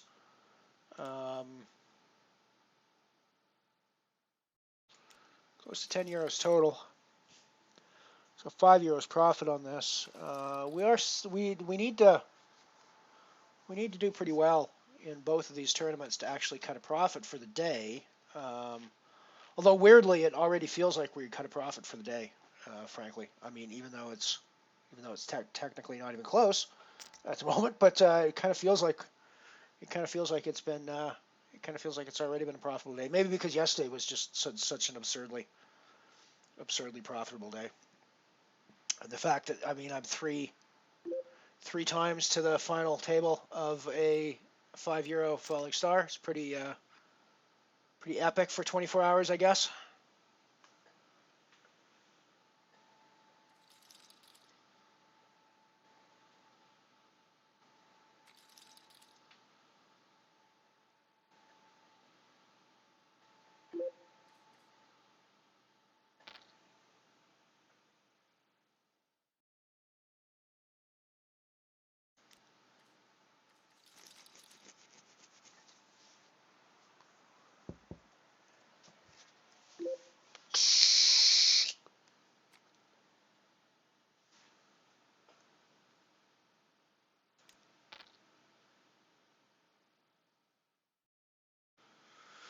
Well, I guess the other reason it feels like we're winning today already is the getting the other 33 ticket as well, getting a 5 ticket to jump in for another 33 tomorrow. This is weird. This is going to sound weird. But it almost feels like I've already won my ticket to go play the IPO. I mean, I shouldn't think that way because it's not even close to, that's not even close to true. But it sort of feels like I've already booked the ticket kind of thing, if that makes sense. I don't know. Be super disappointing when I just fucking get my ass kicked on Sunday. I get my ass crushed. But I'm actually going to keep playing. I'm gonna definitely buy into more of the flips tomorrow to win the €5 tickets. I'm going to play the 1 €5 that I have for sure. You know, if I can get like a buy-in, a rebuy, and an add-on for Sunday's tournament, I'll be pretty happy and pretty set. I'm pretty happy to fire all 3 of those when they come in. It's worth noting that it's not actually a huge achievement to win these €33 tickets, if I think about it, because we're actually putting in €10 with the add-on, so it's like a 1 in 3 chance by the end of the day. With all the, you know, when you're in like a 10 or a 12 person tournament with 6 tickets added, a lot of people are going to get those tickets, right? So yeah, it's not necessarily a representative sample, and I think a lot of people are going to be getting those tickets. But it'll be fun. Thank you, Avis. We'll see you soon, my friend. Thank you for dropping by. I appreciate the rail. Always appreciate the rail. Always appreciate everyone bringing the rail runs out for the show and shine.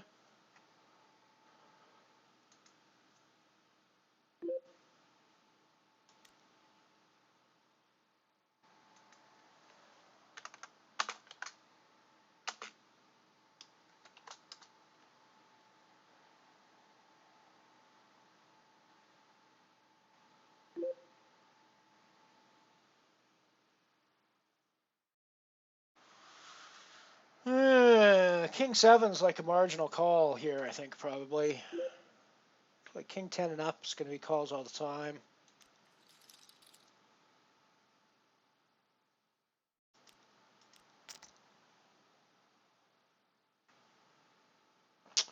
Down to 5 remaining in the Comet Nano.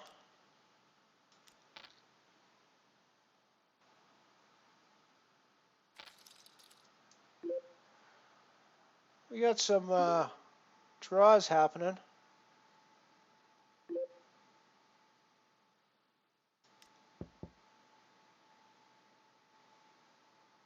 Hey, MVE, doing good. Doing good. How are things with you today? I noticed you were chip leading in a tournament earlier. I can't remember which one it was, but I was looking for Outrun aliases, and there was Flip Like Lanny right there at the top. So I'm gonna head off for a break. I will be back very shortly, everybody. So please enjoy.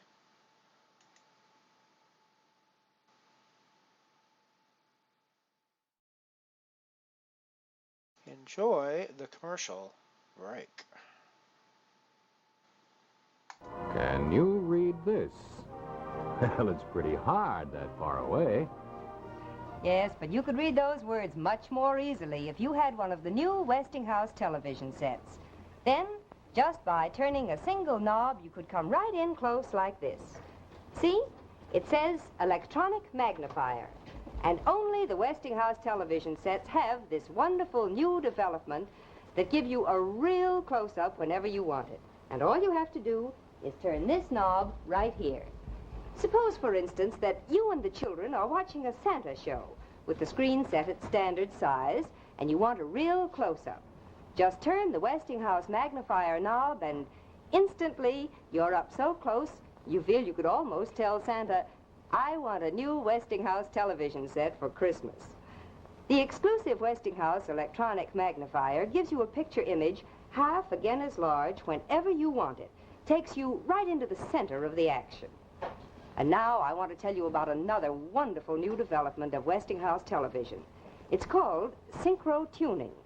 And it means that you don't have to fuss and tinker with the dials like this whenever you want to get a good picture and good sound at the same time as you do with so many sets. Look, here's all you do. You just turn this dial to tune in for the best picture, and you get the best sound automatically. That's the miracle of Westinghouse synchro tuning.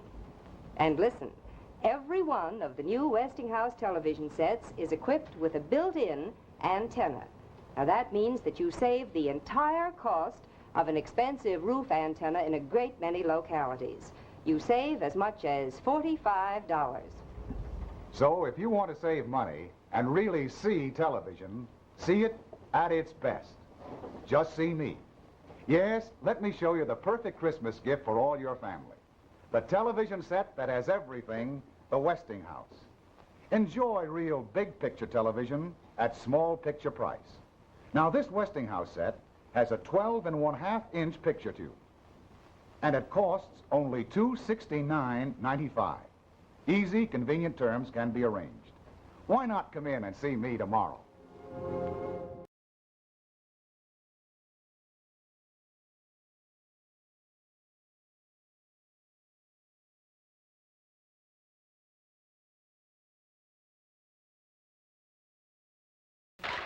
Here's the beautiful motion picture star, Jean Craig.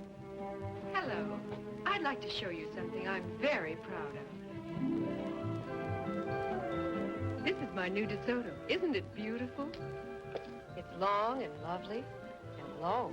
Almost a foot lower than I am, and I'm only 5 feet 5. I think its styling is outstanding, and these new fins are really striking. And what's more, my DeSoto is fun to drive, even in heavy traffic. It's so easy to handle. DeSoto's full-time power steering is the best I've ever tried. Of course, push-button driving is a wonderful improvement. It's so simple. And the way my DeSoto rides, you just won't believe it until you try it. As you may have gathered, I'm very pleased with my new DeSoto. I paid a lot more for cars, but this new DeSoto is the most exciting car I've ever had. It's the most exciting car in the world today. The 1957 DeSoto.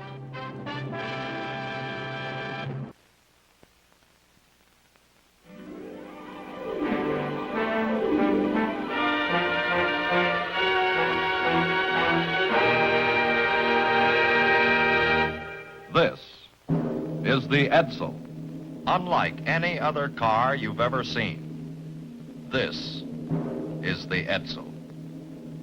This is the Edsel. This is the Edsel. This is the Mothership. This is not the Edsel.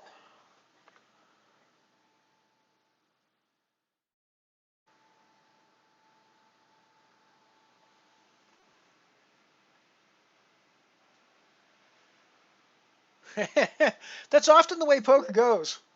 And you know what's even more interesting about poker, Ant-Man? A poker tournament can be going really, really, really, really, really well. It always goes badly on the last hand, though. The last hand of a poker tournament, well, not always. The last hand of a poker tournament, 99% of the time, goes really badly. There's only one time that the last hand of a poker tournament ever goes well, and that's when you win the whole thing. So unless you're winning every poker tournament you enter, a huge percentage of the time, the last hand of poker you play in any tournament goes really fucking badly for you. Just the life of a tournament poker player, right?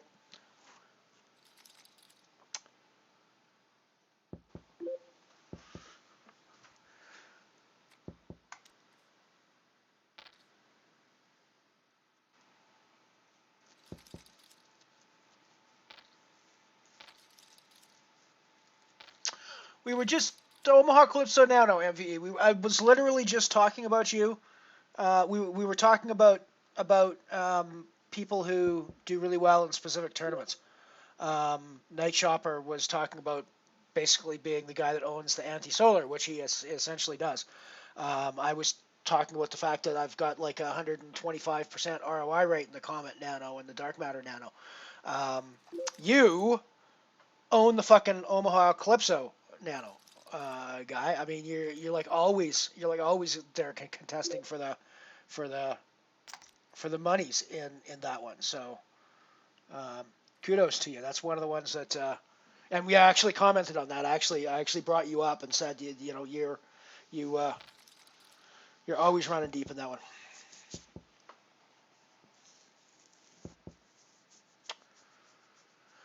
So we're sitting 3 of 5 now in the Comet Nano. We are sitting 4 of 7, guaranteed at 10.35 in the Falling Star, €5 Falling Star bounty.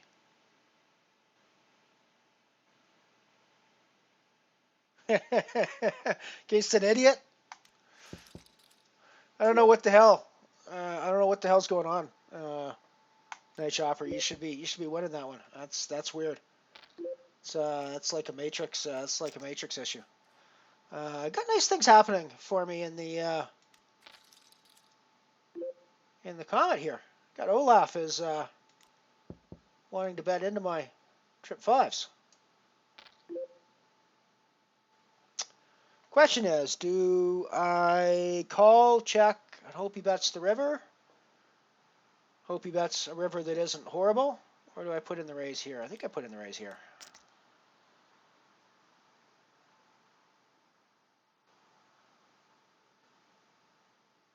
I mean, I guess the third option is to call and donk lead to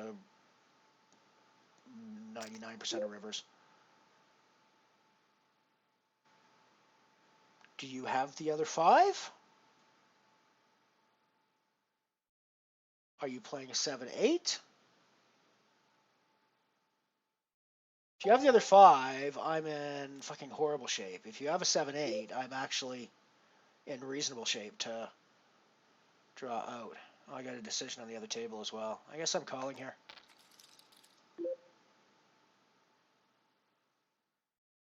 And I guess I'm all in. Huh. That's interesting. Didn't expect that to go that way. I've actually got quite a hand developing here as well that I think...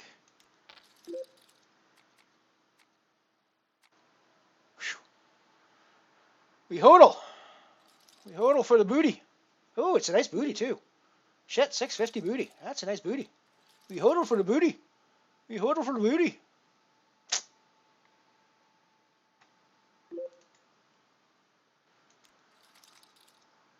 Jesus, that was so big I don't even remember how much it was. It was like fucking huge. How much was that? 650. Damn.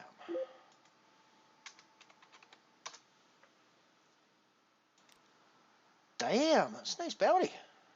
Nice booty. That one tasted good. That one tasted real good.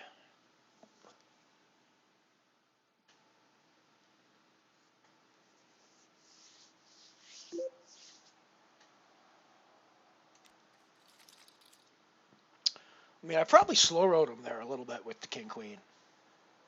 But honestly, I mean, it was a lot of my. It was basically calling off for my tournament life there. I'm crippled. I obviously covered him, but I had like 10,000 chips when it's done, and we're at 12.24. So I'm basically done like dinner if I lose that hand if I'm wrong. So.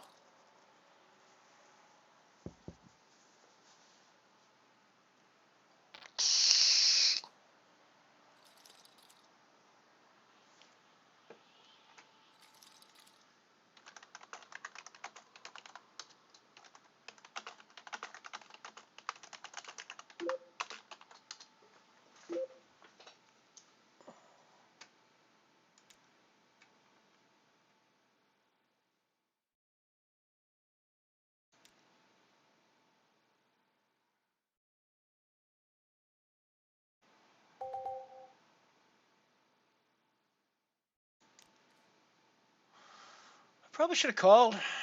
with the ace-queen there? Reshove with the ace-queen. I don't want to reshove with the big stack here on the big blind. Yeah, I mean, yeah. Yeah, that's an unfortunate, bit of an unforced error there by me.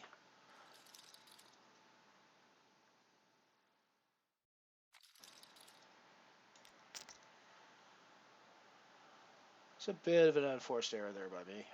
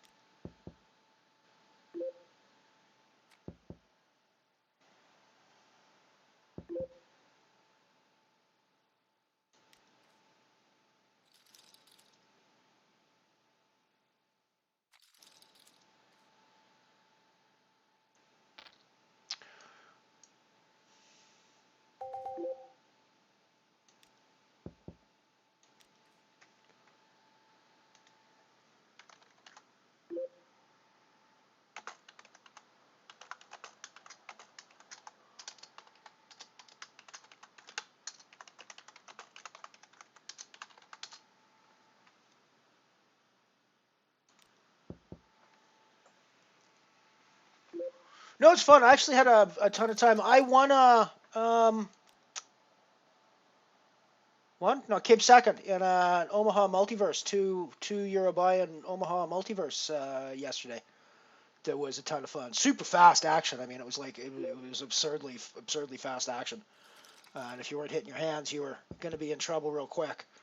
I happened to be hitting my hands, and I ended up second in that one for $25 or something like that. Pretty good. It's fun. I like the Omaha as well. I'm absolutely more adept at Hold'em than I am at PLO. At least PLO high.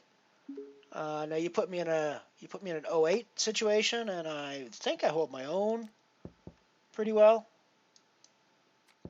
I'm not sure I hold my own necessarily in a PLO high situation, though, to be perfectly frank with you.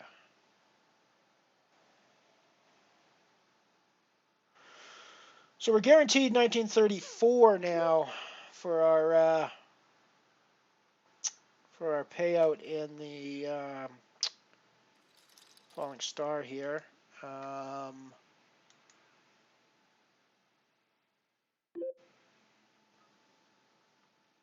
So we're guaranteed another bankroll max today. We're gonna be up over 280. We're gonna at least be up over 280. Not even counting whatever happens in the Comet Nano, which is still ongoing. On the other table, final table, we have second chip stack.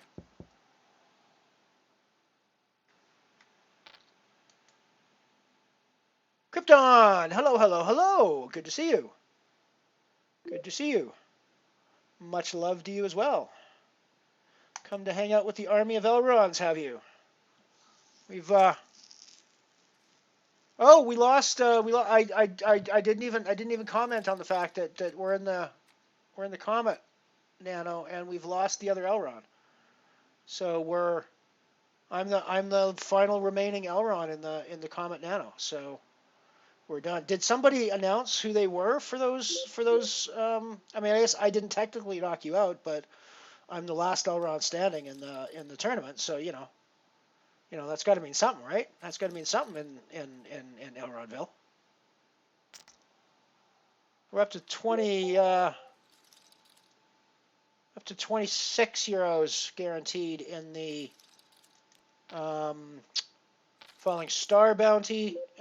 4 players remaining. We are 2 of 4 in these standings at the moment. Since that's actually where our money is, let's go over and watch that for the most part. I will keep you updated on the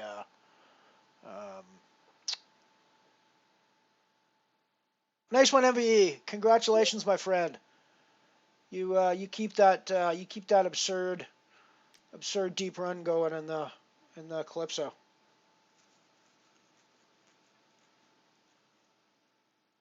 There's lots of fun Omaha Bounty tournaments with these. You should keep your eyes out for some of those Omaha Bounty tournaments in the Bounty Badlands. Although maybe you can't. Maybe the extra. Yeah, you're probably barred being your issues with free rolls. You might be barred from.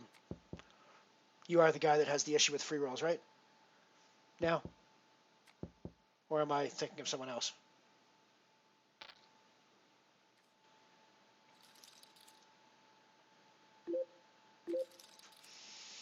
Nice, Krypton. Very good. Very good.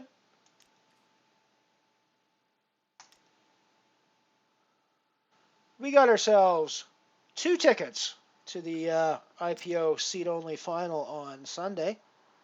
That means we got a buy-in and an add-on. Gonna play a few more tomorrow, and with any luck, we'll get. I don't know why I folded the ace-3 there. I should have actually played that hand. That was strange of me. Gonna put in the bet on this one.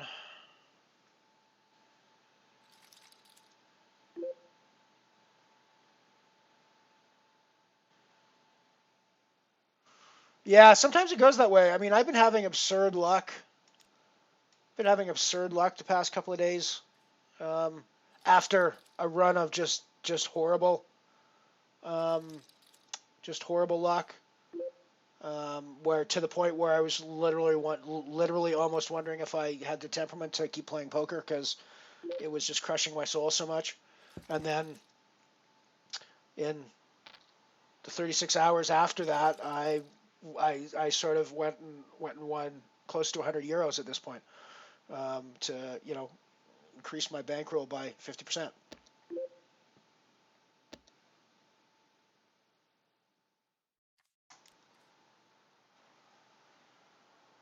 I mean, I'm pretty sure it was early yesterday that I was excitedly tweeting that I had set a new bankroll max at 226 euros.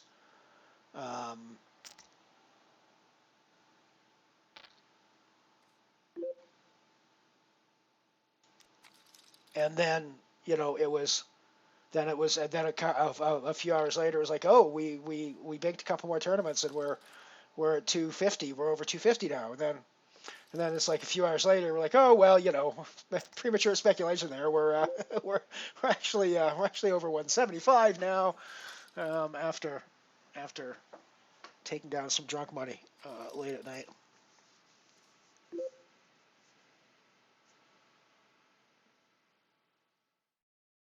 Nice. Good to see you in on the joke as well, Krypton. Were you any of the Elrons in playing against Tangeli today? I'm curious.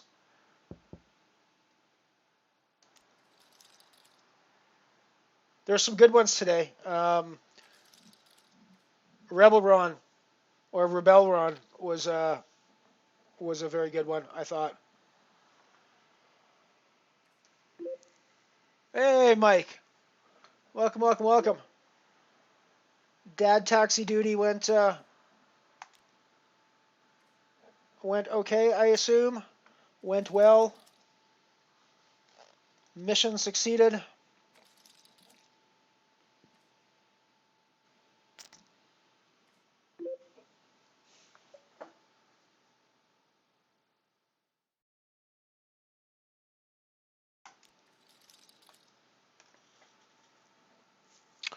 So I'm definitely gonna have to add Army of Elrond to the branding of our little stream here. We're definitely not gonna get rid of the Mothership branding at all, because I don't know about the rest of you, but I feel a little alien from time to time, and it's kind of nice to have a Mothership to retreat to. So we're probably going to keep that theme going, but I definitely think we need to. I definitely think I need to incorporate the Army of Elron hashtag into our whole branding scheme.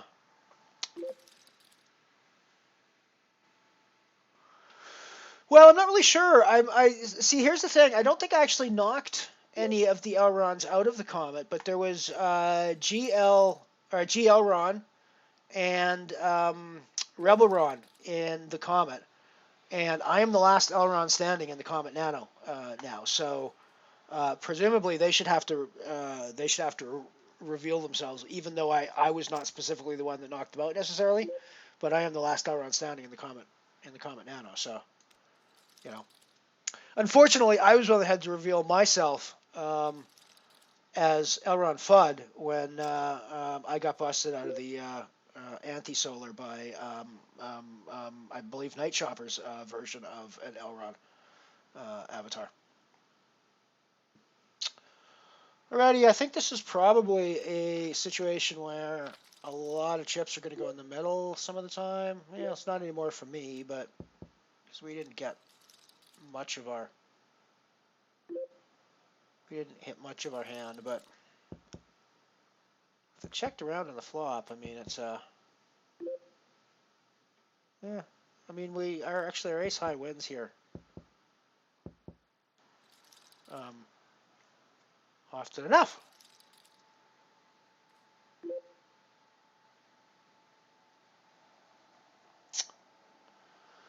That is just unfortunate. I mean, it seems absurd. I honestly can't find any logic to support the idea that you can play for real money on poker sites, but you can't play the free rolls. I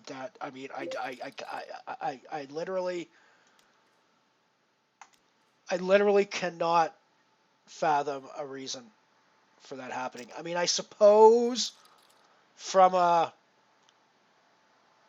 one weird perspective, you can call something like Badlands Bounty an inducement to gambling because you're giving people extra bonuses for the gamble. But that's a real thin argument in those cases, and that does not apply to just a free roll tournament, right? I mean, just giving away free money is not, at least not any different to me than like like lottery tickets and stuff like that. So I don't know. I don't get it. I'm not a politician though, so it's not really gonna ever be something that I understand probably, but.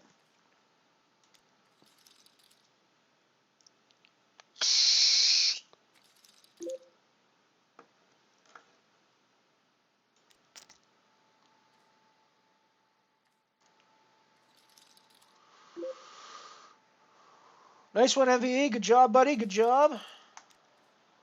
Take her down. Take her down. Have you won that one yet? You must have won that one by now, right? I hope I'm not needling you by saying that.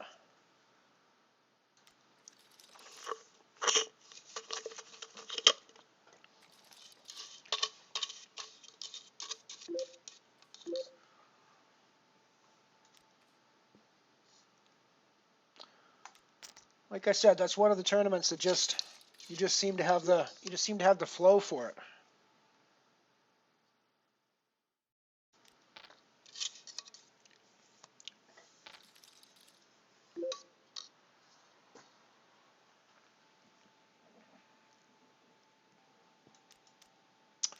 Oh, I have to plug my headset in.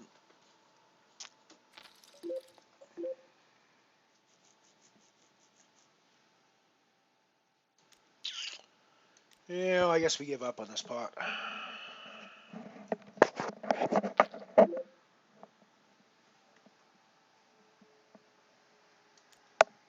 One moment.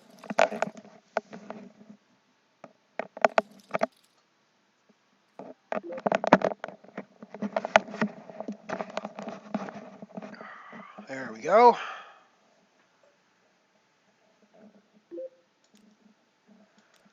Yeah, fair enough, Mike. I suppose that's suppose you can't have me screwing up the rules. I get that.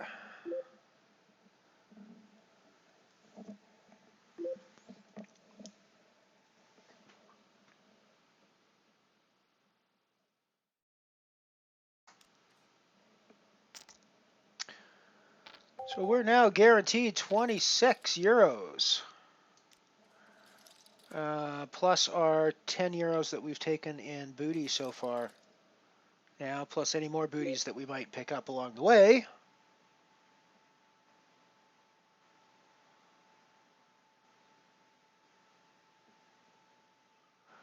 Yeah. Mike apparently has. Mike was quoting from the book yesterday in Ian's stream, quoting from I believe it was Rule 8. He quoted from that thou shalt not play any buy-ins larger than €2 unless thou has a ticket, which I've just blown out of the water the last 24 hours by playing three 5 euro buy-ins in the Falling Star and a bunch of 5 euro buy-ins in the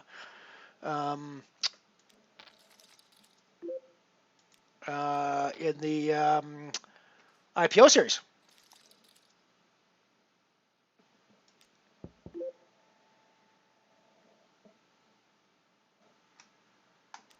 So Mike does have the book, but I'm not entirely sure the book is completely accurate with my most modern teachings, frankly, at this point. Sorry, Mike. It's 2 days in a row I've been playing more than a €2 average buy-in. We're moving up in the world, intentionally.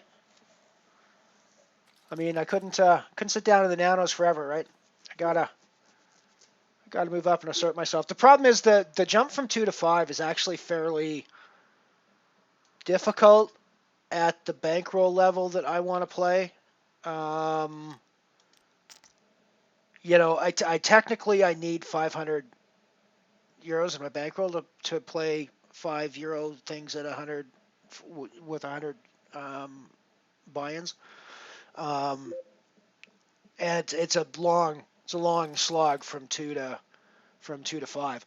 But I wasn't even playing enough 2s, frankly, back at that time. So now I'm up playing more, and I actually like the 5s.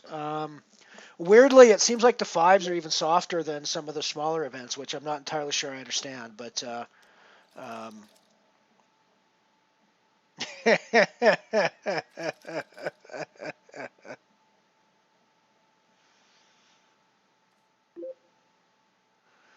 oh, geez, I'm sorry, man. Didn't mean to needle you about didn't mean to needle you about winning it.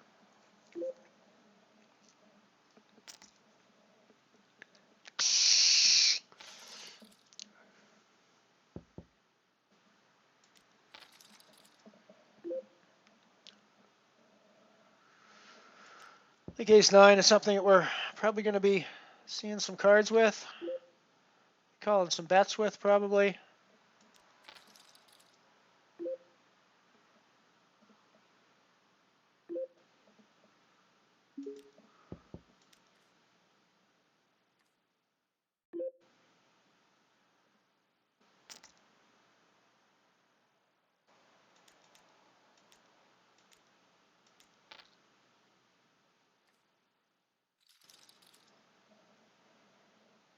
Was probably bluffing with the best hand there, but doesn't mean I didn't need to bluff.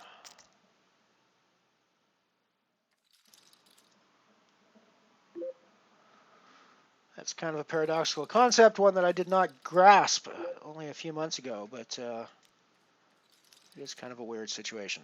Sometimes you have to bluff with the best hand. Because you're not going to win often enough in the check back situation.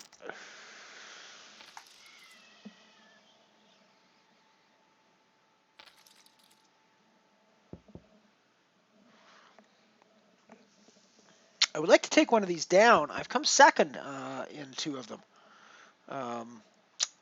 So it'd be nice to take one of them down, frankly. This one is absurdly more money. The other ones were 100 euro, I think, because they were quite late at night. So even that was a stretch to make the 100 euro guarantee. with 20 people, but I mean 600 is it was a stretch. I don't actually think it quite made the guarantee, but it was damn close to making the guarantee. There was 299 euros in the bounty pool.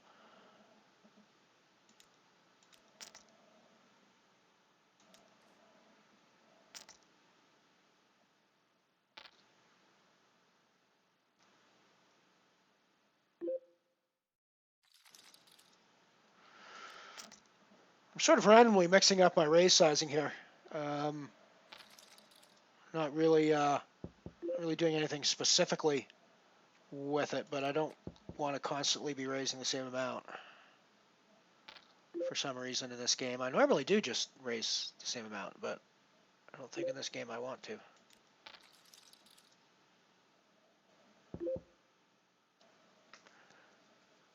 So I don't think this is a spot where I should bluff with the best hand. I think this is a spot where I should check back.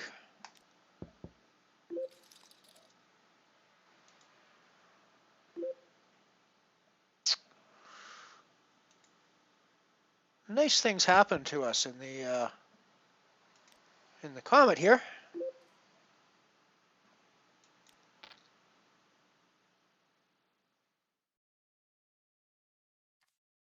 Just a reminder that we're still playing the Comet.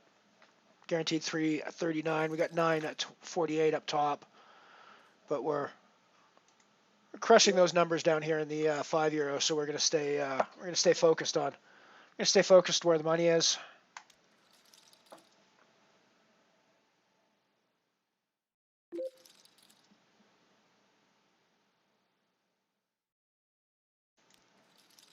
Alrighty, so we're up to €35 guaranteed in the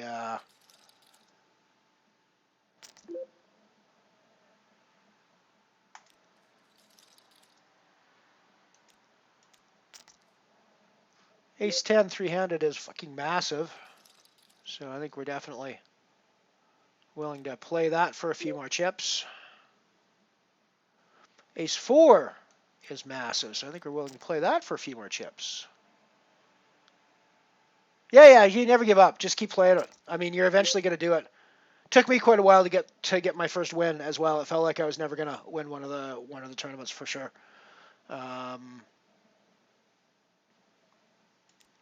Yeah, we'll let him take that one. If it was suited, I might be more inclined, but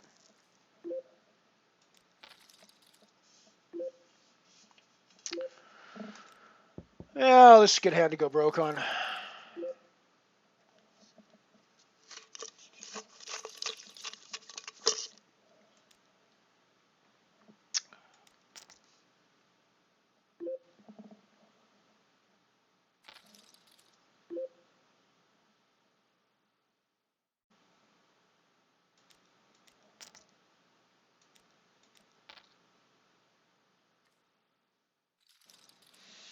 Or a good hand to take over second.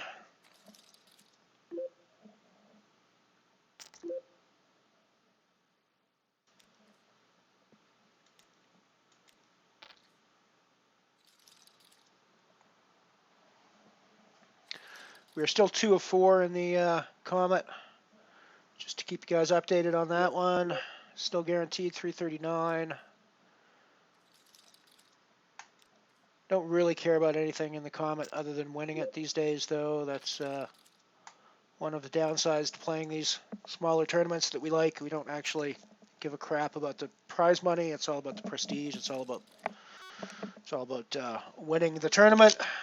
So, hey, there's nothing wrong with that. It just changes the dynamic of how you feel about it. I mean, I'm not dissing the 339. I mean, it's always any amount of money added to my bankroll is always going to be something that I appreciate, but you know, it's not. We're much more interested in the €35 that we're sitting on down at the other table, right?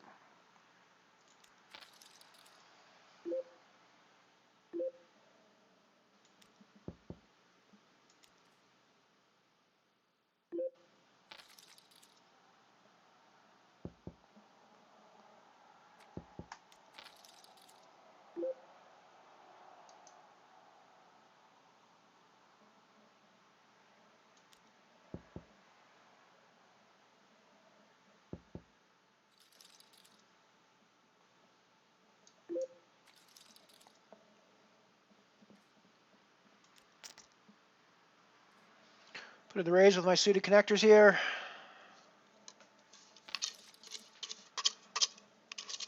Catch a piece of the flop. Hard to hit a pair and hold them. We're going to bet. Gives us 2 pair. We're going to check back.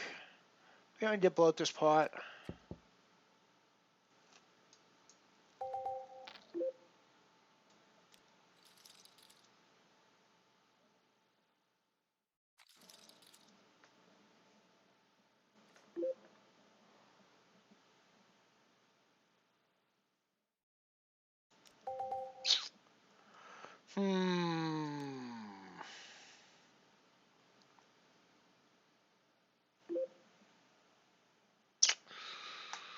My 5's probably no good.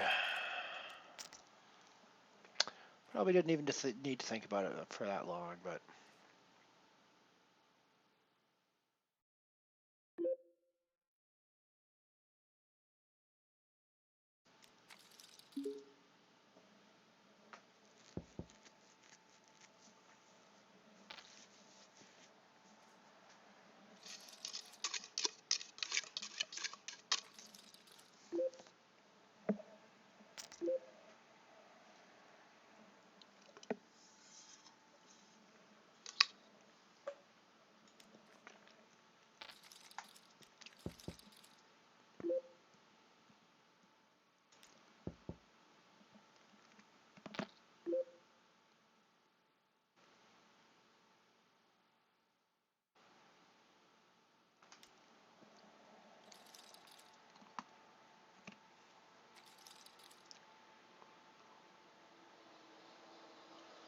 Yeah, 4th's not so bad.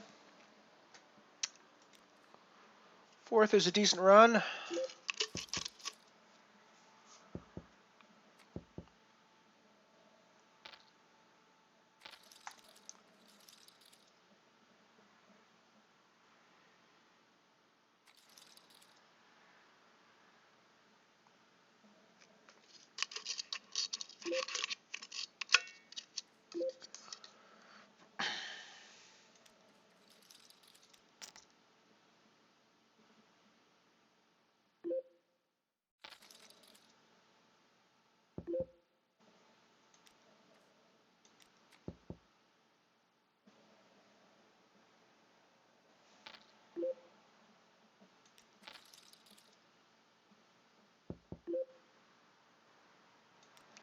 Got to put in the bluff here. He bets his hearts, I think.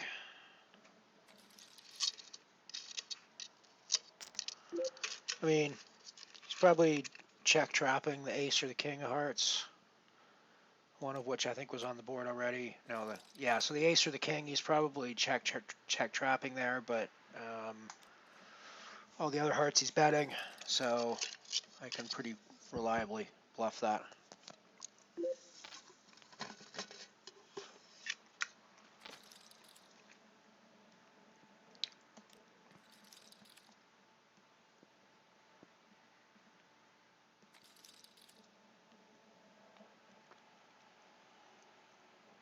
Hey, Spurs. Welcome, welcome, welcome.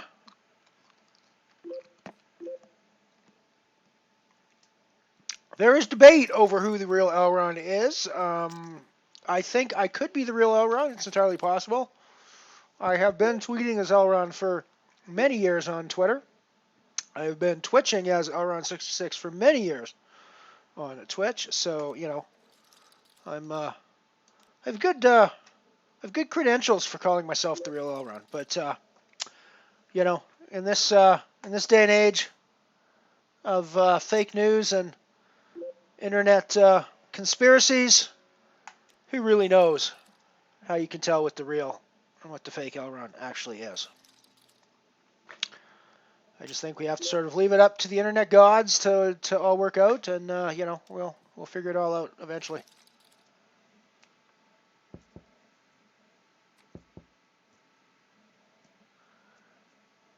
Absolutely welcome, Spurs. Great to have you here. Lovely to have you here.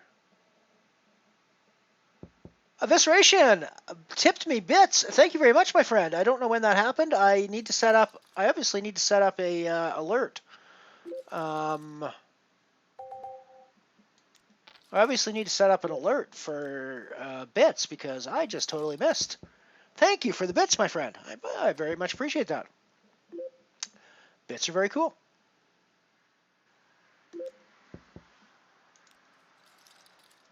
Ah! I should not have folded an 8-7 there. I should have raised an 8-7 there. I was on click fold autopilot.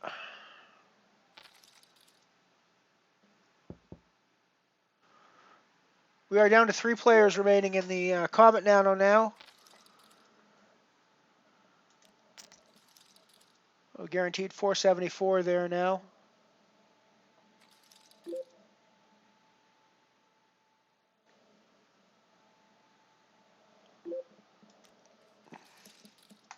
For the record, any friend of Ian's is a friend of our stream over here 100%. You never really know somebody when you know them over the internet. But if there's anything that's sort of clear about Ian, it's that he's good people. So, you know, any friend of Ian's is a friend of our stream here on the Mothership.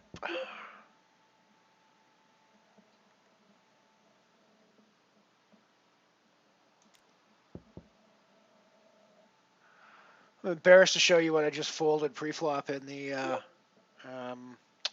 Comet Nano and then what came on the flop. Folded Jack-9 suited and the Queen-10 of the same suit came on the flop. Don't know what happened after that because the other people folded, but I'm like, I would not have been folding in that spot. I would have been putting lots of chips in the middle and trying to get other people to fold. So maybe it's a good thing I wasn't in the pot. Who knows? Maybe I would be having a crippled stack at the moment had I been there. Because they didn't actually have a hand at that point. I just had this beautiful bunch of black cards all in like a numerical row, which is, you know, a good thing from what I understand in the poker world, right? People tell me that having cards that are all the same color and all in a row, especially when you're playing with a 4-color deck, really good thing. So, you know, I try to get that when I can. I try to play those cards when I can. You know, so I shouldn't be folding my Jack-9 suited, right? I should be playing my Jack-9 suited because it can turn into one of those hands. And you know, how are you going to feel when you're just folding those straighty flushy cards? You're going to feel sad, man.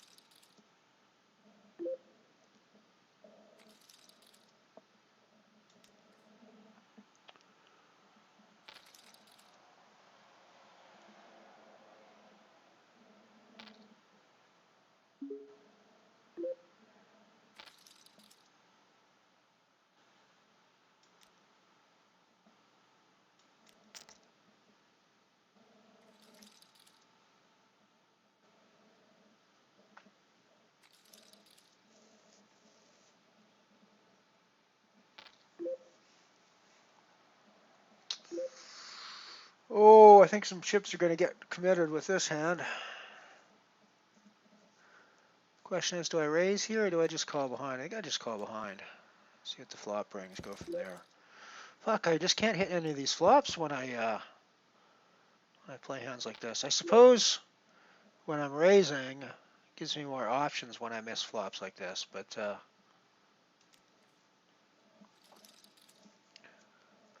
also not sure 3-betting him is the best option there either. So I don't know.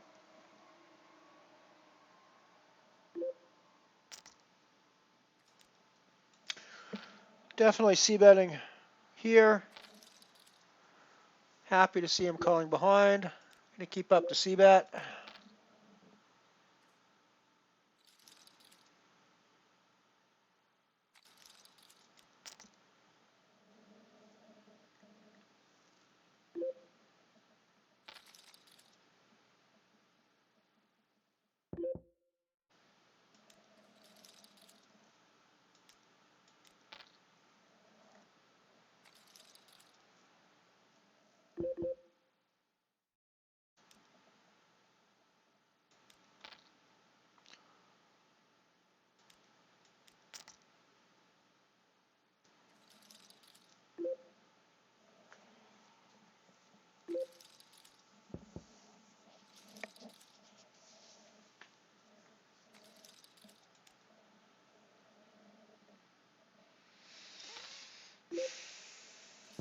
So we moved into second place now in this one. I have a feeling that these two guys are going to get it together at one point and start having it out with each other. But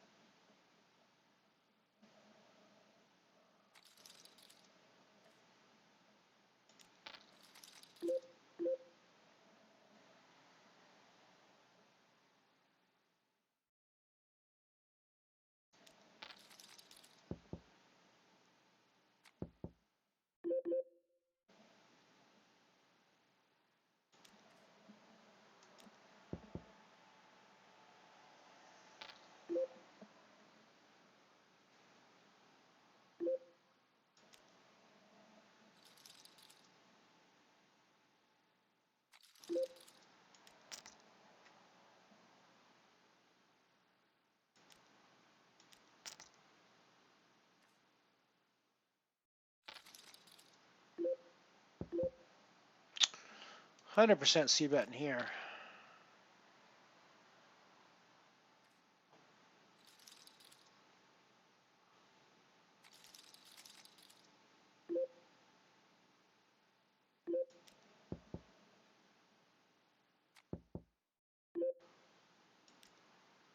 %3 betting him here.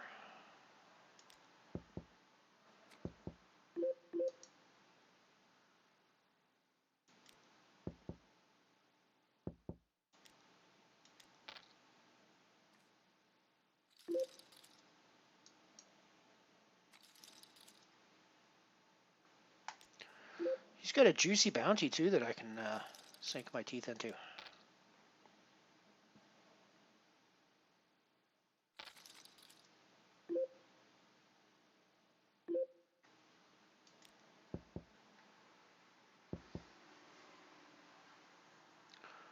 What the hell happened there?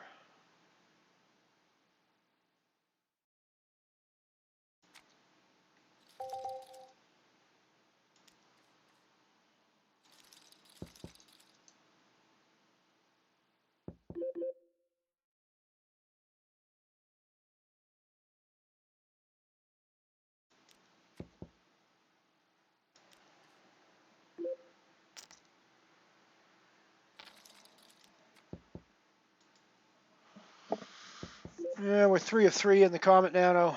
Now we just got decimated with a hand that could have actually put us heads up, but oh well. That's the way it goes.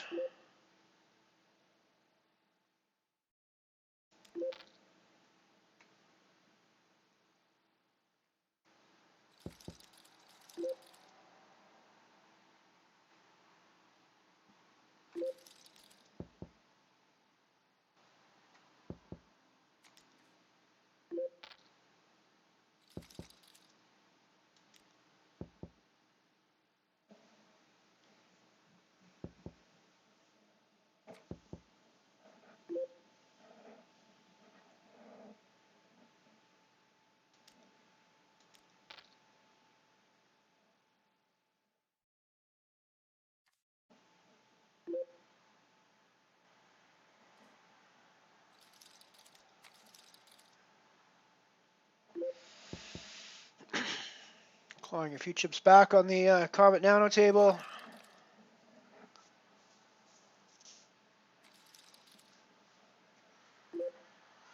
There are spots in the Nanos where I know a bluff will work, although I don't really have any idea what I'm supposed to be representing by the bluff in a larger sense that proper poker players would talk about. I just know it's going to work in the on the Nano tables, and it works because of the Nano dynamics and just the way they telegraph the hands, or seemingly so.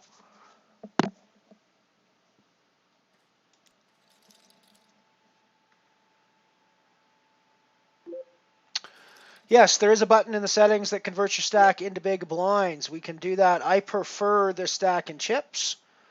I think it was Ian's explanation is perhaps the best explanation of all, which is that tournament poker players play tournament poker because we want millions of chips. So having 20 big blinds when you have 20 million chips at 501 million, there's no fun in that, right? But you can actually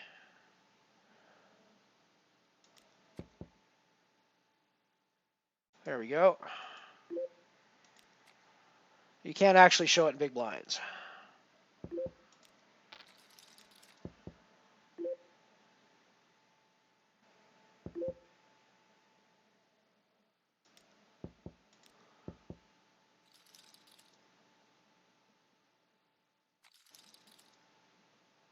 However, I prefer it in chips because I want thousands and millions and tens of millions of chips. I don't want 20 big blinds.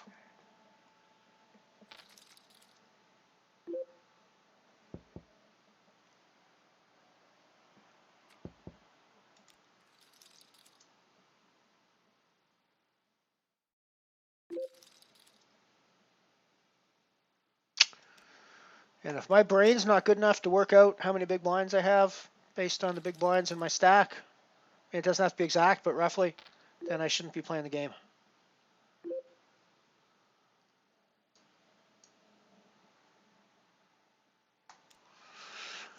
I mean, this shov's going to be a bluff a ton of the time, I think.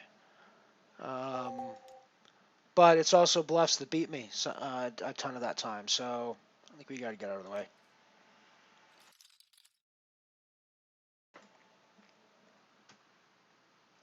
There will be better opportunities to take his chips. He seems pretty liberal in wanting to put his chips in the middle, so I think we'll be able to take them at some point soon.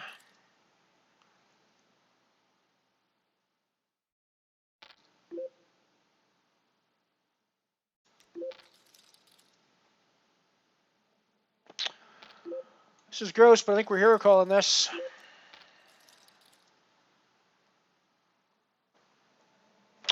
Very gross.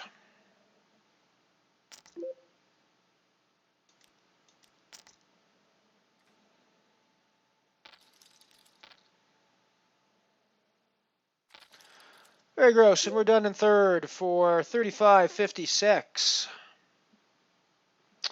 probably a tilt shove there at the end, but what are you going to do?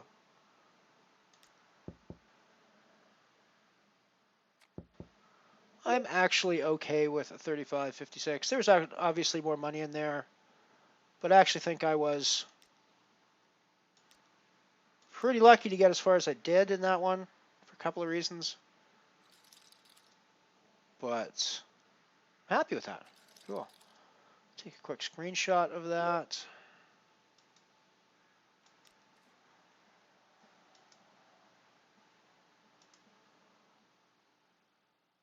Wait, that's not what I want to do. That's what I want to do.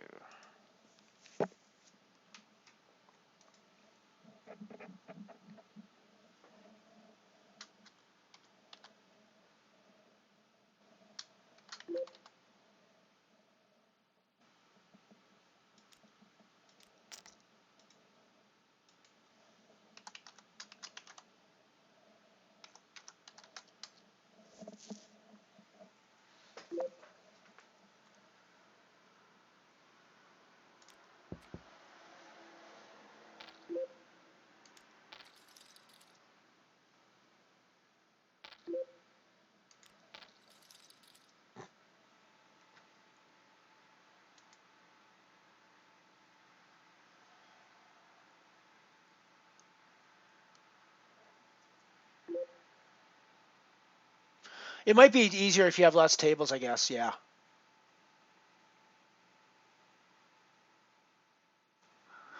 I really liked, I played on, let's go over to the, since we're still playing in the comment, let's go over here. I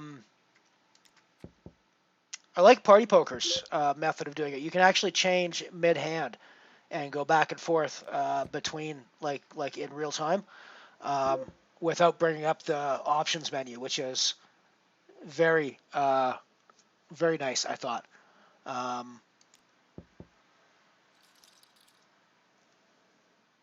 So that would be nice to do. And I do find myself doing that on Party Poker a fair bit. Just click to see the blinds and then go back to the chip counts.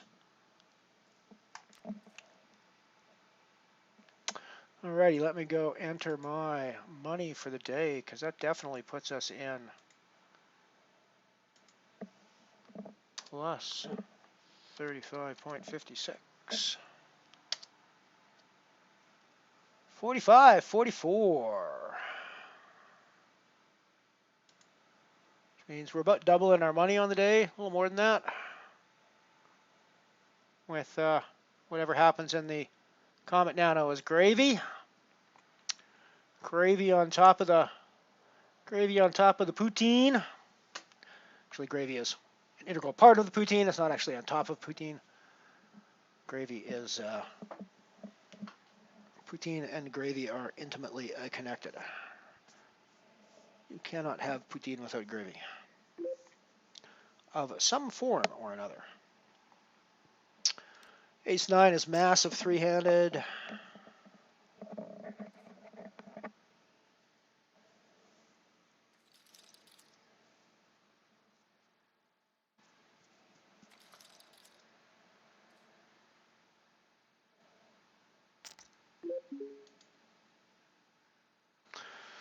Alrighty, we got a break coming up, so one more bit of commercials for you. We'll be back after these short messages.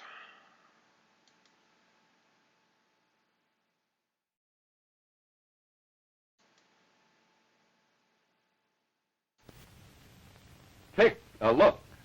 Any hairstyle. Then take a lilt, and you'll get that hairstyle. Now, for the first time, Lilt brings you home permanents made and marked for the hairstyle you want. Right on the package, Lilt tells you the style you'll get. Want a loose casual style? The new Lilt, made and marked for loose casual styles, will give it to you. No need to know your hair type or texture. Want a medium style? The new Lilt, made and marked for medium styles, will give it to you. No test curls, no timing worries. Want a very curly style? Then new Lilt, made and marked for very curly styles, will give it to you. So pick a look. Any hairstyle, then pick a Lilt, and you'll get that hairstyle. Lilt, the only home permanent made and marked to give you the hairstyle you want. To all of you folks from Jersey City and points west, south, north, and east, I'd like to talk to you right now about Phillips Milk of Magnesia toothpaste, if I may. You see, many dental authorities say that a major cause of tooth decay are mouth acids. And unfortunately, all of us happen to have mouth acids. Everybody, no matter what walk of life you're in. If you want to cut down on those mouth acids, then you want Phillips toothpaste, because there's a special ingredient in Phillips that neutralizes those mouth acids on contact, which is mighty, mighty important. Now, another very important thing about Phillips is its taste. It's got a really wonderful, cool, minty, nice spring flavor that you're going to love. It's hard to tell you exactly how a toothpaste tastes, but Georgia will tell you where to get it so you can try for yourself and see what I mean. Well, Mother, you can get Phillips toothpaste at any local drug counter, and we hope you're not going to waste any time. Get some right away, and you'll love it. All right, remember, it's Phillips toothpaste at drug counters everywhere. Whoa-wee-whoa-wee-whoa. What's the best way to reduce? Eat what you want or starve yourself? Starve yourself? Wrong. A half-empty stomach causes hunger tantrums. Now you can avoid hunger tantrums, lose weight naturally and fast. With the RDX full stomach reducing plan, you fill your stomach, yet fat just seems to melt away. And safe, pleasant-tasting RDX tablets contain no dangerous drugs, no hormones. So if you want to eat and lose fat, get RDX at your drugstore today. Let's talk about Dear Rinso Blue, shall we? You remember the old line about how high is up? How high is up could be, like that high, could be this high, could be that high. Any kind of high. Doesn't make any difference. But I suppose there must be a real accurate scientific type answer to such questions. Questions like how white is white. But for me, when I think of whiteness, I think of how white Rinso Blue gets my shirts. Because that is just about the whitest white that there is. You see, Rinso Blue blues as it washes, right in its own hot, sudsy water. And you don't have to mix anything. You don't have to stop your washer to add the bluing because everything you need is right here in the box. And that bluing action works during the whole cleaning cycle. So whiteness is therefore washed into your clothes and not just rinsed in. And Rinso Blue not only gets white things whiter, it's wonderful for colors, too. Makes them look fresher, Now, if you washed a print with red roses on it, those roses would come out looking just picked. You take my word for it, everything that you wash in Rinso Blue will come clean because Rinso Blue has special cleaning powers. For instance, there is one called a penetrator that reaches right down into the fibers. Then there is an extra cleaning ingredient to take care of extra soiled spots. Extra spoiled sots.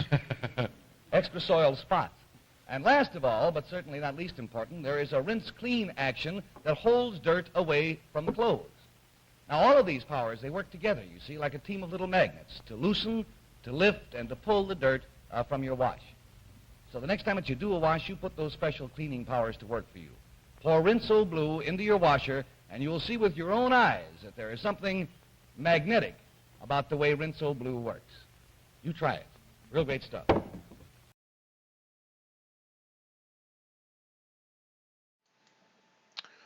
We're back. Final table, 3 players left in the Comet Nano. Our last game of the night. We've already had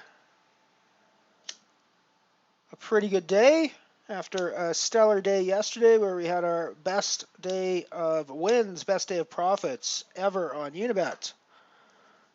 Yesterday we came back today with a very respectable day of profit. We now have a max bankroll. Drum roll, please. €307.38 with more to come from the Comet Nano because we are guaranteed 474 more. 948 up top.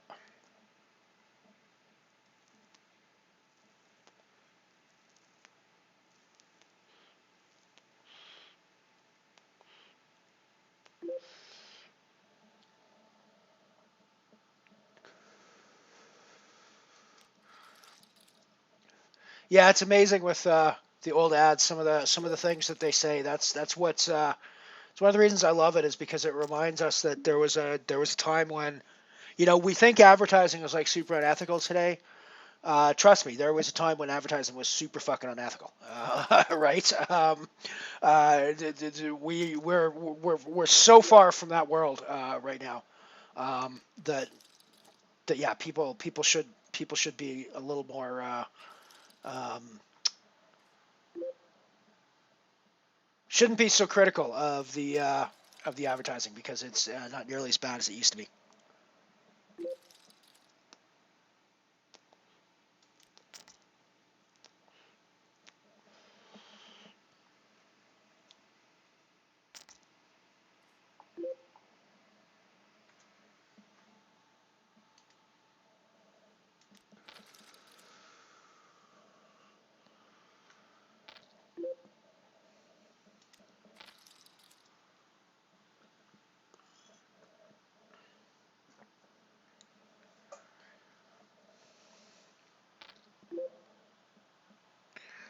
Well, maybe we're just done like dinner here in the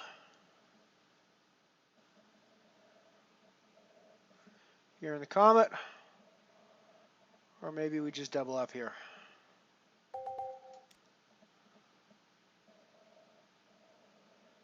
I think we hero call with our bottom pair. Oh, oh. Team filthy, ladies and gentlemen. Team fucking filthy. Team fucking filthy.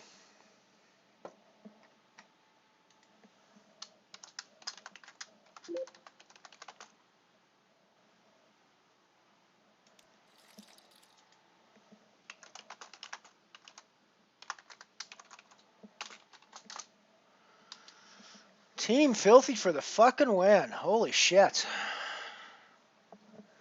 Holy shit. Right?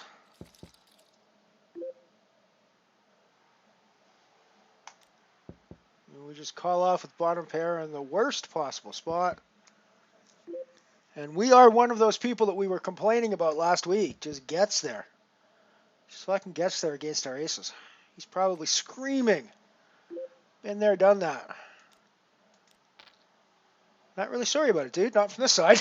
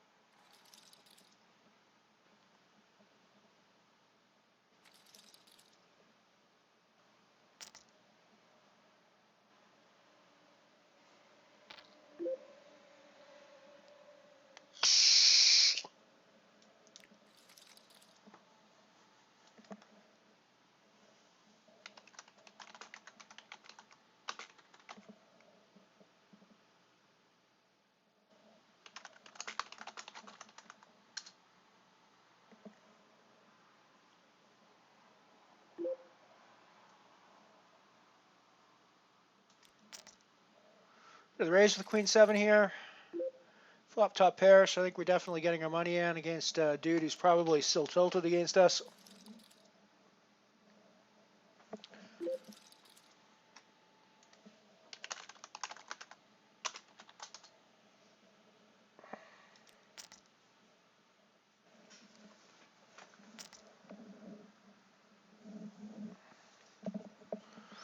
So I think suited connectors, we're just calling here in position, folding, where we're being relatively passive on flops that don't favor us, like that one.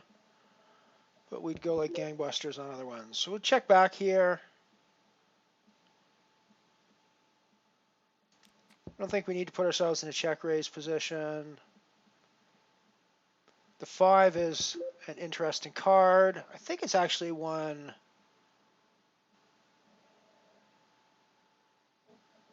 that gives me less reason to bet.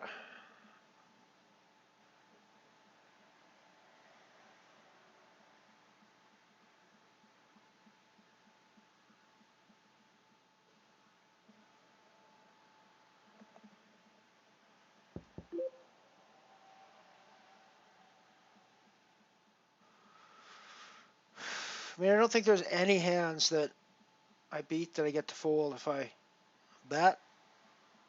And the reverse is true as well. Well, no, actually, I probably get pocket 8s to fold if I bet there. Well, damn.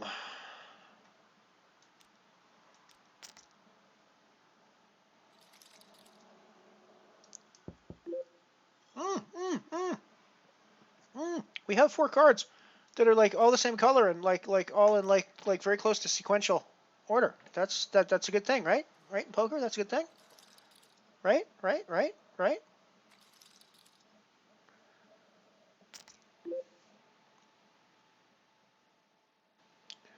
Oh man, river.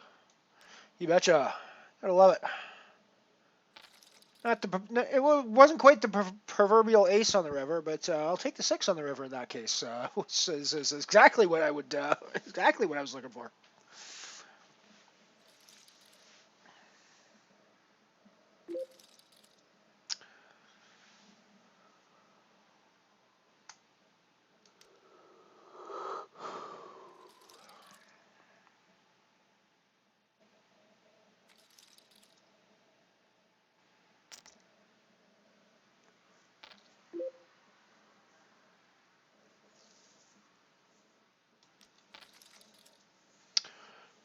Ooh, Mr. Carter.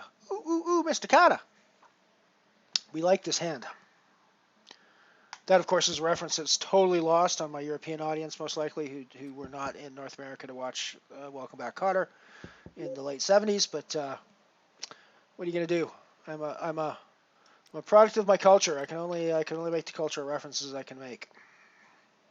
Sorry.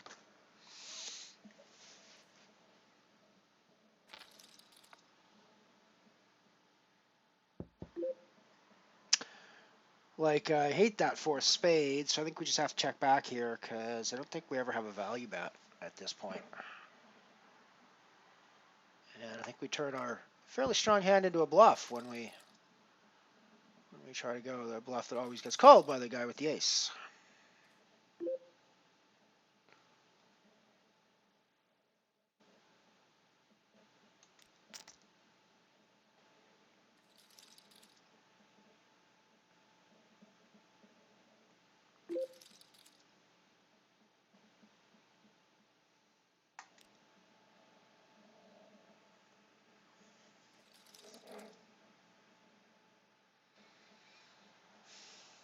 I might consider an ICM or a chip chop with these guys right now if Unibet offered chops.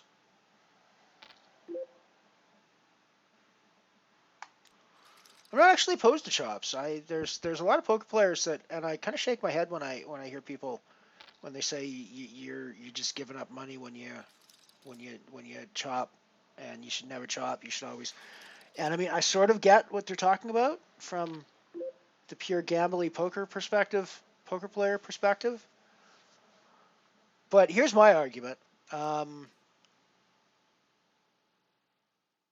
Locking up $6,000 is always a better deal than gambling for $10,000. Okay, maybe if I'm locking up $6,000 and I'm gambling for either 10 or 4, we might have to talk about where that line for the 6,000 is. But there's always a line whereby it makes more sense for me to lock up that money now rather than gamble for a larger amount. Because it always means that I'm locking up more than what I would get when I don't get the larger amount, right? So you've got to take that into consideration. And I frankly, I mean, again, I'm not a gambler. I'm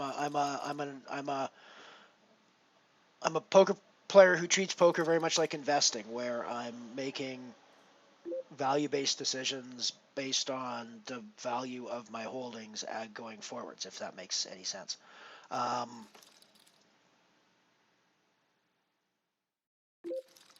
So I actually think deals are, in many cases at the end of poker tournaments, a great way of smoothing out the equities and making sure that everybody gets, making sure that you're always getting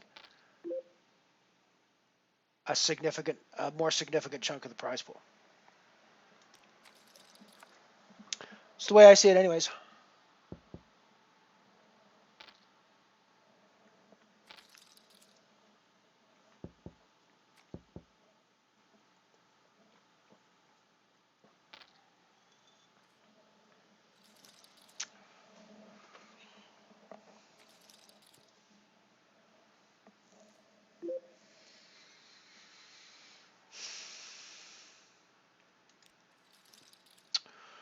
These final tables can get rather tedious, even for those of us playing them. I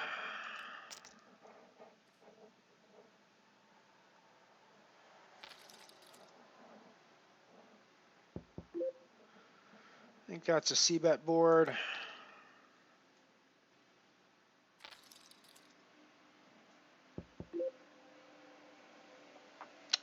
Just turned some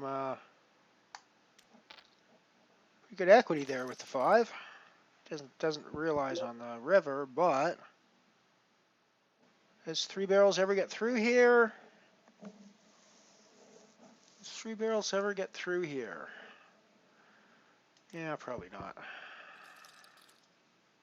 Yeah, 3 barrels might have got through there, actually. Probably not, though. I'm probably sitting here with 40,000 chips or something ridiculous like that, having to fold out.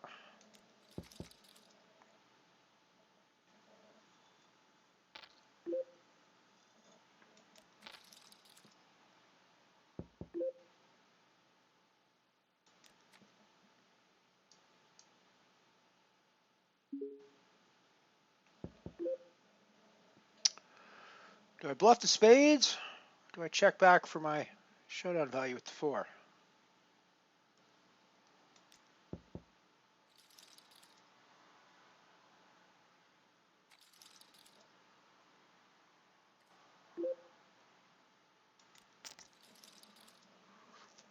Just insta-folds.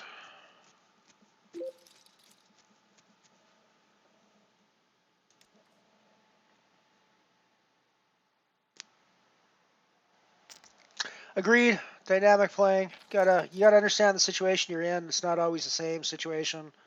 That's why the ultimate answer to every poker question is, well, it depends, really. And at the end of the day, this is the weird thing about poker. I mean, there's lots of situations in poker that are very much the same, and you encounter the same situations over and over and over and over and over again. But in every single case where you encounter the same situation, you're encountering a unique iteration of that situation, and it plays out in a completely unique way. You cannot rely on. I mean, you obviously have to pattern based on what you've seen in the past in that situation. But it's one of the weird things about the way poker and life work out is that yeah, there's patterns, but those patterns are never completely predictive, right? You've got to be able to roll with the punches if you're gonna be able to do this sort of thing.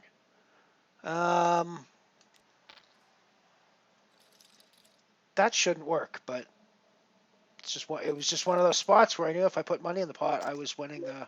It shouldn't work. There's no reason for it to work, but.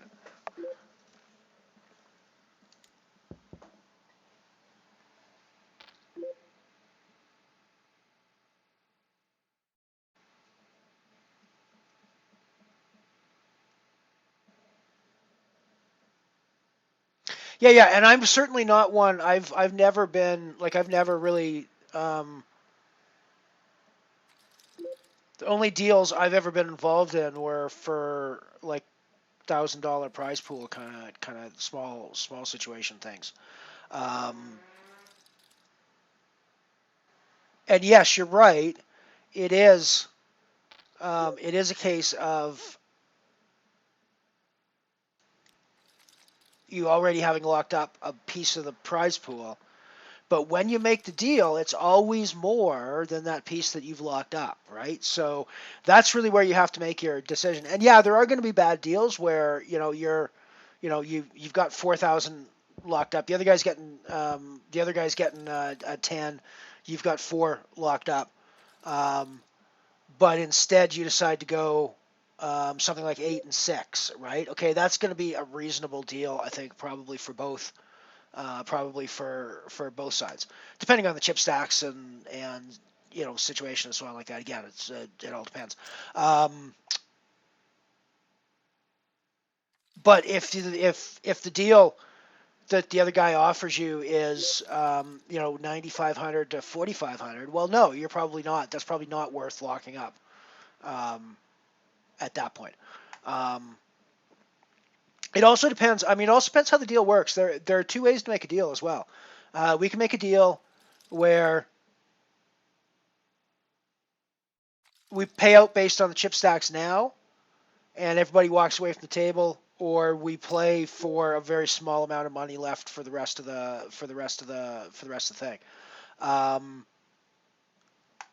The other way to make a deal, though, is to make a deal where you adjust all the payouts, but you don't actually assign them to any players. So let's say you've got 3 players left in the tournament, and you are going to pay out 3,000, 5,000, and let's call it 4,000, 6,000, and 10,000. Okay, so you got 20,000 in the prize pool. Half of it's going to first. Then you got 4,000 and 6,000 for the second and the third. Instead, what you could do is something like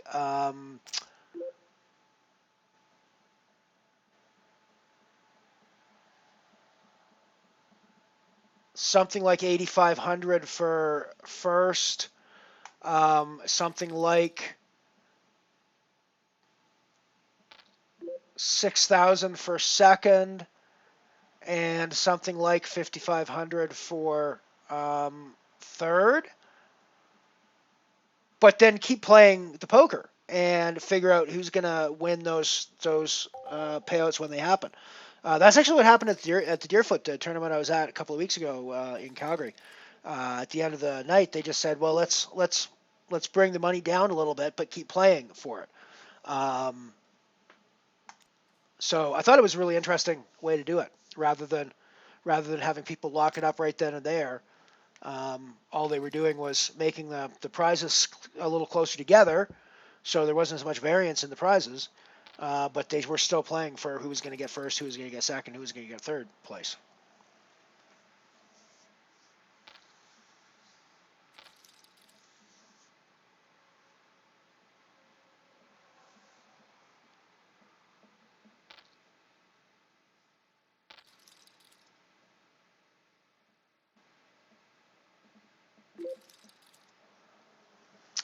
Yeah, it's got to be tough when you're in a foreign country and nobody speaks the language that they're all speaking the native language, which of course they should be doing in their own country. But it's tough. I sort of understand how somebody who doesn't speak English feels if they come over to like a Canadian poker room or something like that. It'd be really hard to do.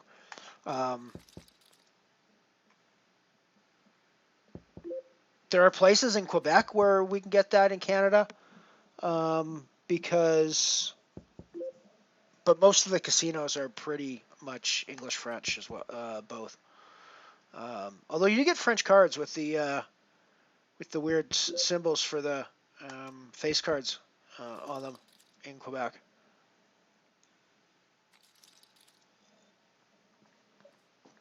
The valet, the roux, and the dame.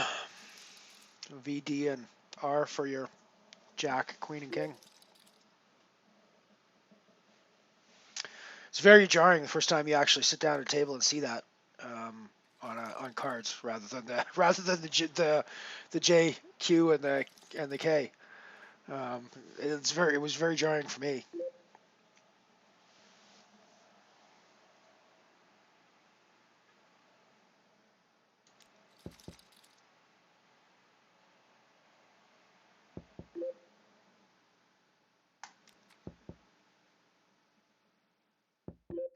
Yeah, looking forward to meeting a few of you guys. You were saying I should have, if I'm gonna spend the money, I should go over and to Manchester and see all you guys. And you're right, I probably should do that. But you guys could all play for tickets at the IPO and come down to the IPO and see me, because it really does feel like I'm getting those tickets. Frankly, it really does feel like I'm getting a seat, at least one, to go there.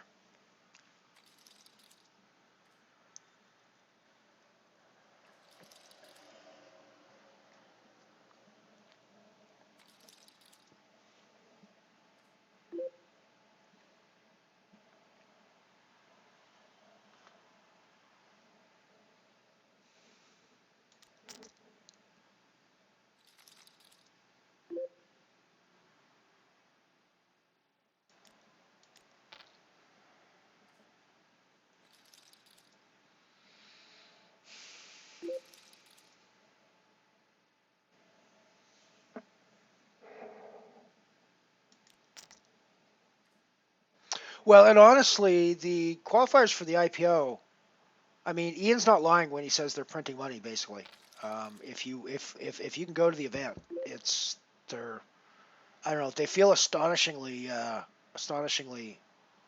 light to me.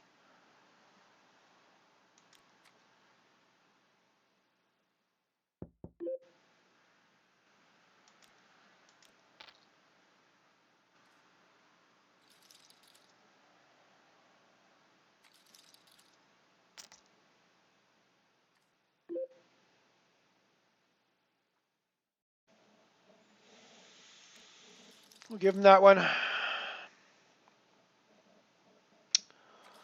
glad you guys are hanging out with me today. Glad you're sticking around for the long haul. See how we See how we end up here in this Comet Nano.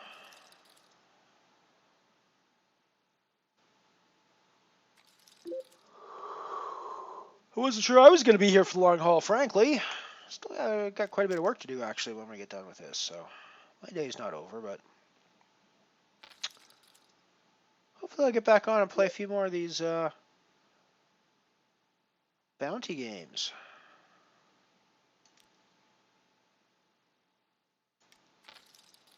He's going to raise there, but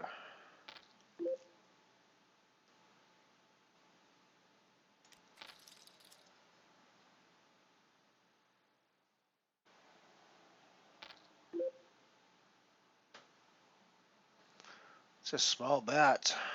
Is that an inducement to me to get me to raise over him? I mean, I do have the nut blocker, right?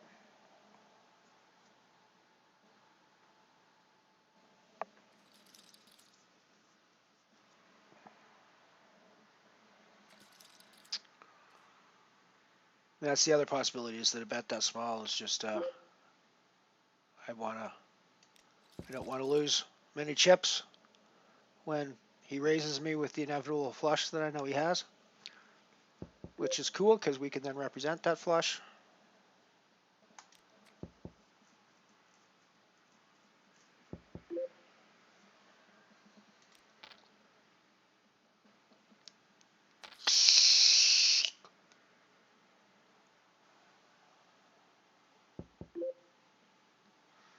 I mean, I think we just check back here with 3.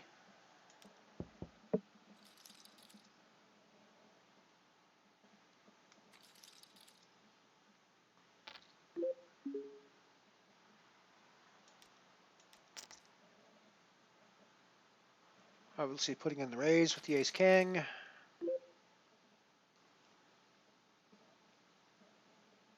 It's not the best board in the world for a c-bet on our range, but when we have the pairs, it's obviously going to be good for us.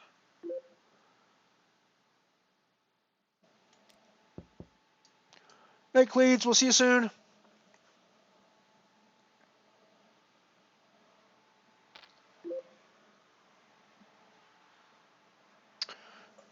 Yeah, I think the UK tour would be a lot of fun. That's another one that I'm definitely going to be interested in doing.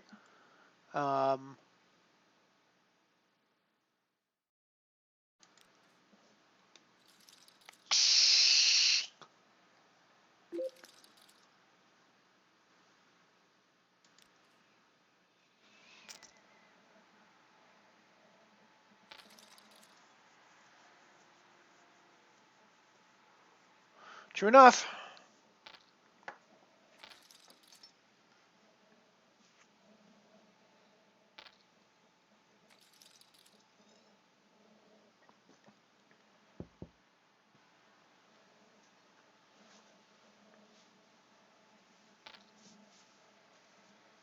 Yeah.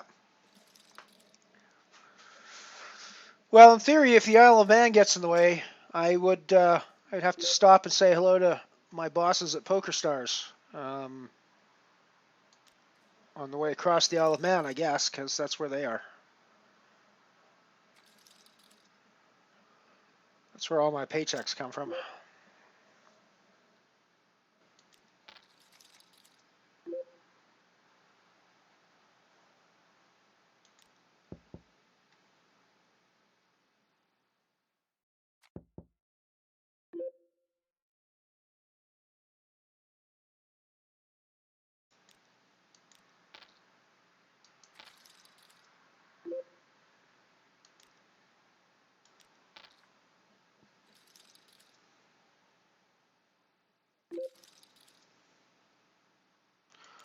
Wouldn't have expected him to fold it that quickly, frankly.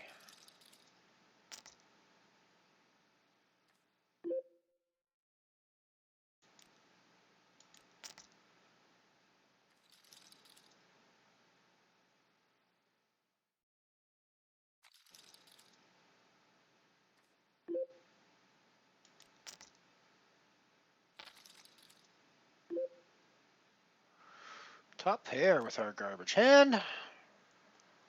Team Filthy. Ooh, top 2. Well, top and bottom. the switch hands, top and bottom.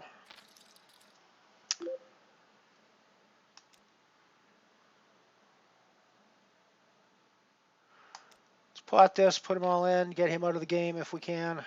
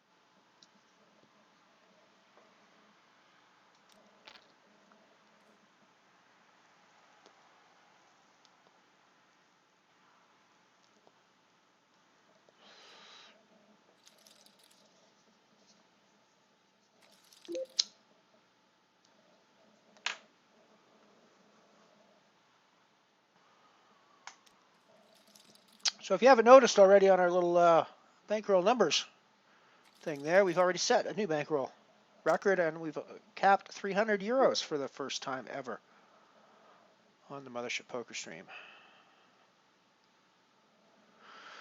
So hands like 5-4 suited are going to be live here a lot against his overpairs, against his ace kings and stuff like that.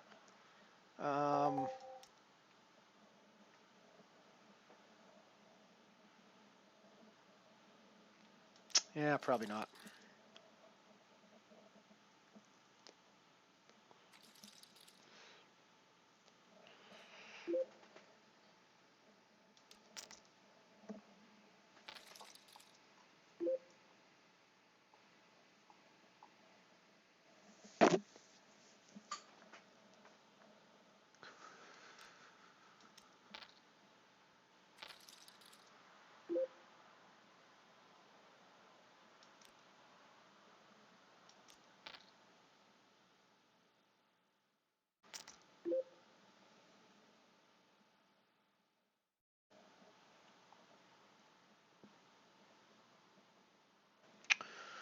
I guess I'm getting 4-1 odds here.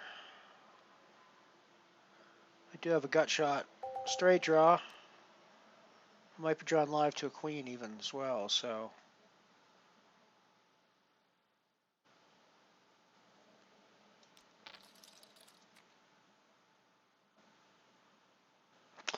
I was drawn live to a queen, so I think that was the right call with the odds I was getting.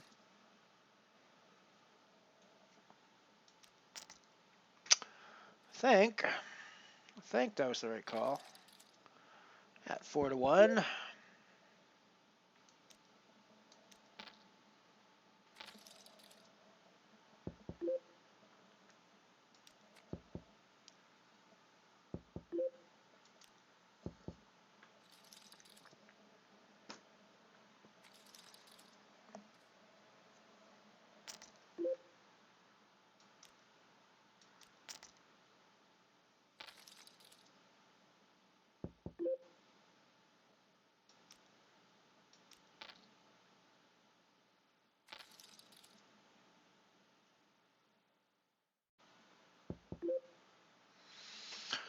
I mean, I guess we just go broke here if he has the jack.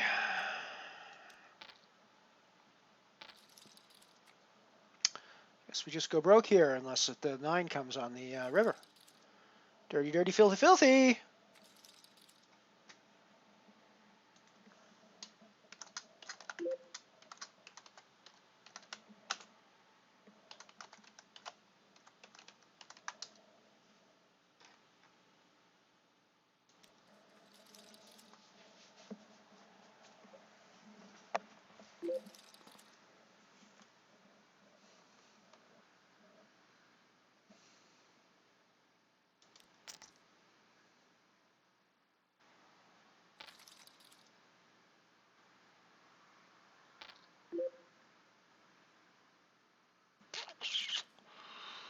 Not enough connection on that board with the king queen. of black.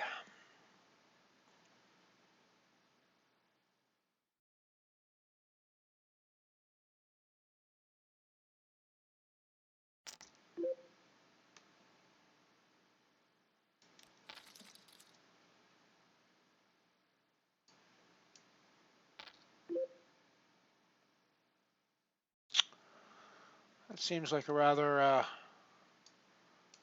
necessarily large bet, but we'll let you take it this time. Whatever you might have been raising with before.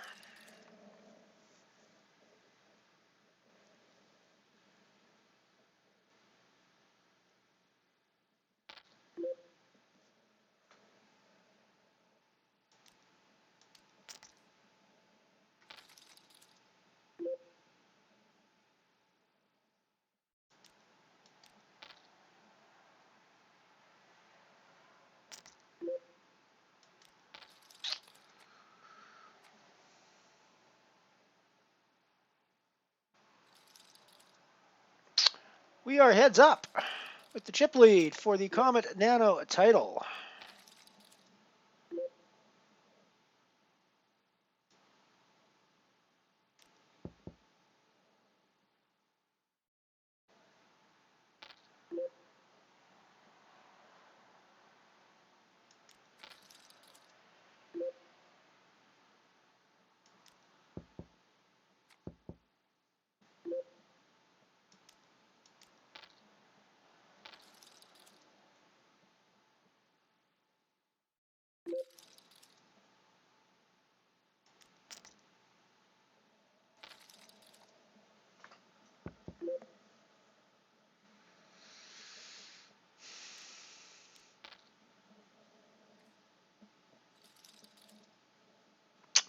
Betting with the nut low.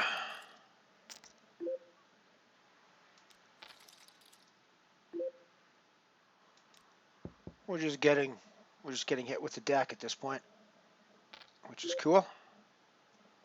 Never a terrible thing. I don't think he has a 6 here. He won't think we have either.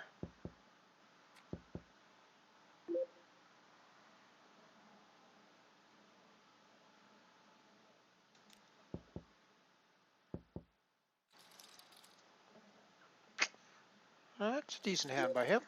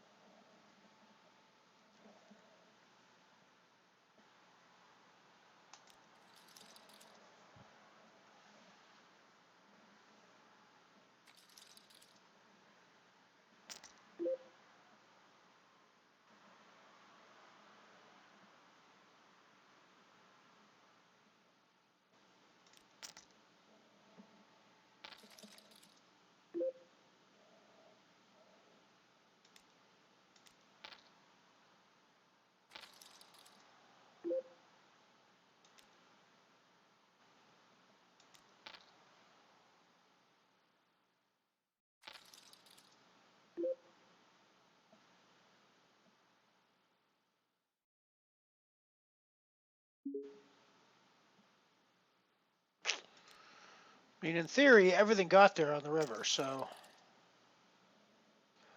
that's a good call by the Ace-King of Hearts.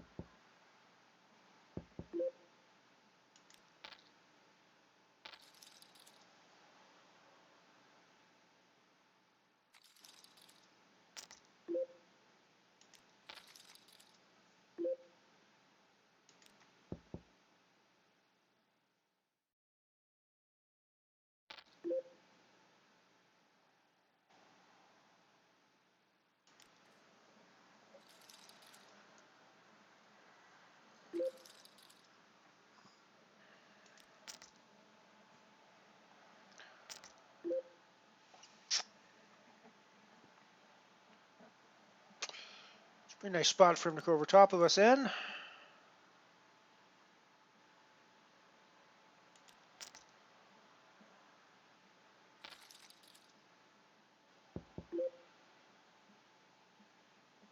Clearly not thrilled about the ace coming on the flop, but if we assume he was doing that with a pair, or there's a good chance of that, then he's going to fold to our bet there.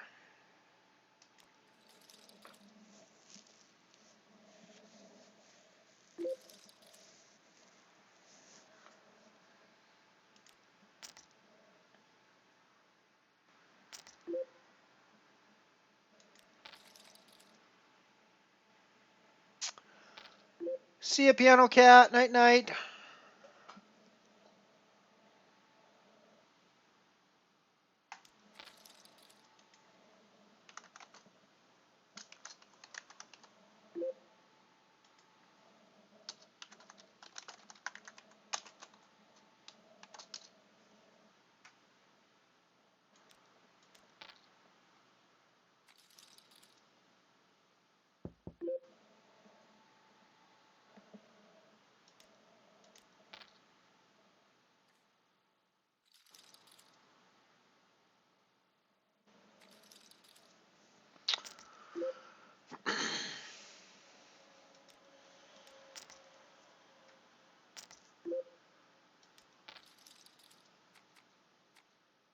Hodo! Yes! Boom! Comet Nano is in the books one more time. Comet Nano is once again in the books for 948 this time.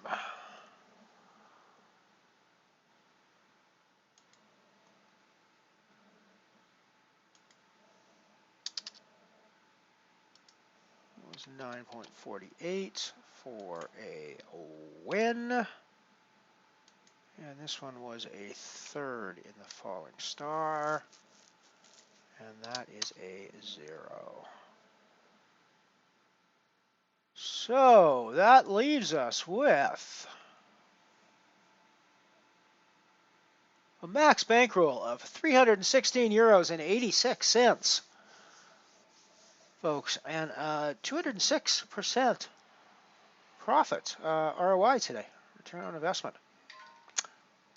54 euros in wins on 17.90 in buy-ins. So that was a ton of fun.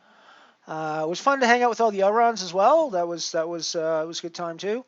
So bring them out on every stream. Whenever we're streaming, let's bring out the army of Elrons and have some fun on the tables with the army of Elrons. That was very cool. I will be back on Friday for sure. I'm gonna try to stream Friday and Saturday. Probably Monday next week as well. Although I might be packing. I have to drive. Either have to drive all day on Tuesday, or I have to drive like 6 or 7 hours on Monday, and then a few hours on Tuesday to get to Winnipeg. I don't exactly know how next week is going to go, but I'm definitely going to be here Friday. Definitely going to try to be here Saturday as well, and we'll go from there. I might actually be in Lethbridge on Saturday. Ish. Yeah, I might actually be in Lethbridge on Saturday. I'll let you guys know on Twitter, anyways, what's going on. Thank you for hanging out with me. We had a great time here on the Mothership. We've had a great couple of days with the bankroll. We got a bankroll up over 300 euros now. Going great. So thanks a lot. We're going to bring this puppy in for a landing. Elron out.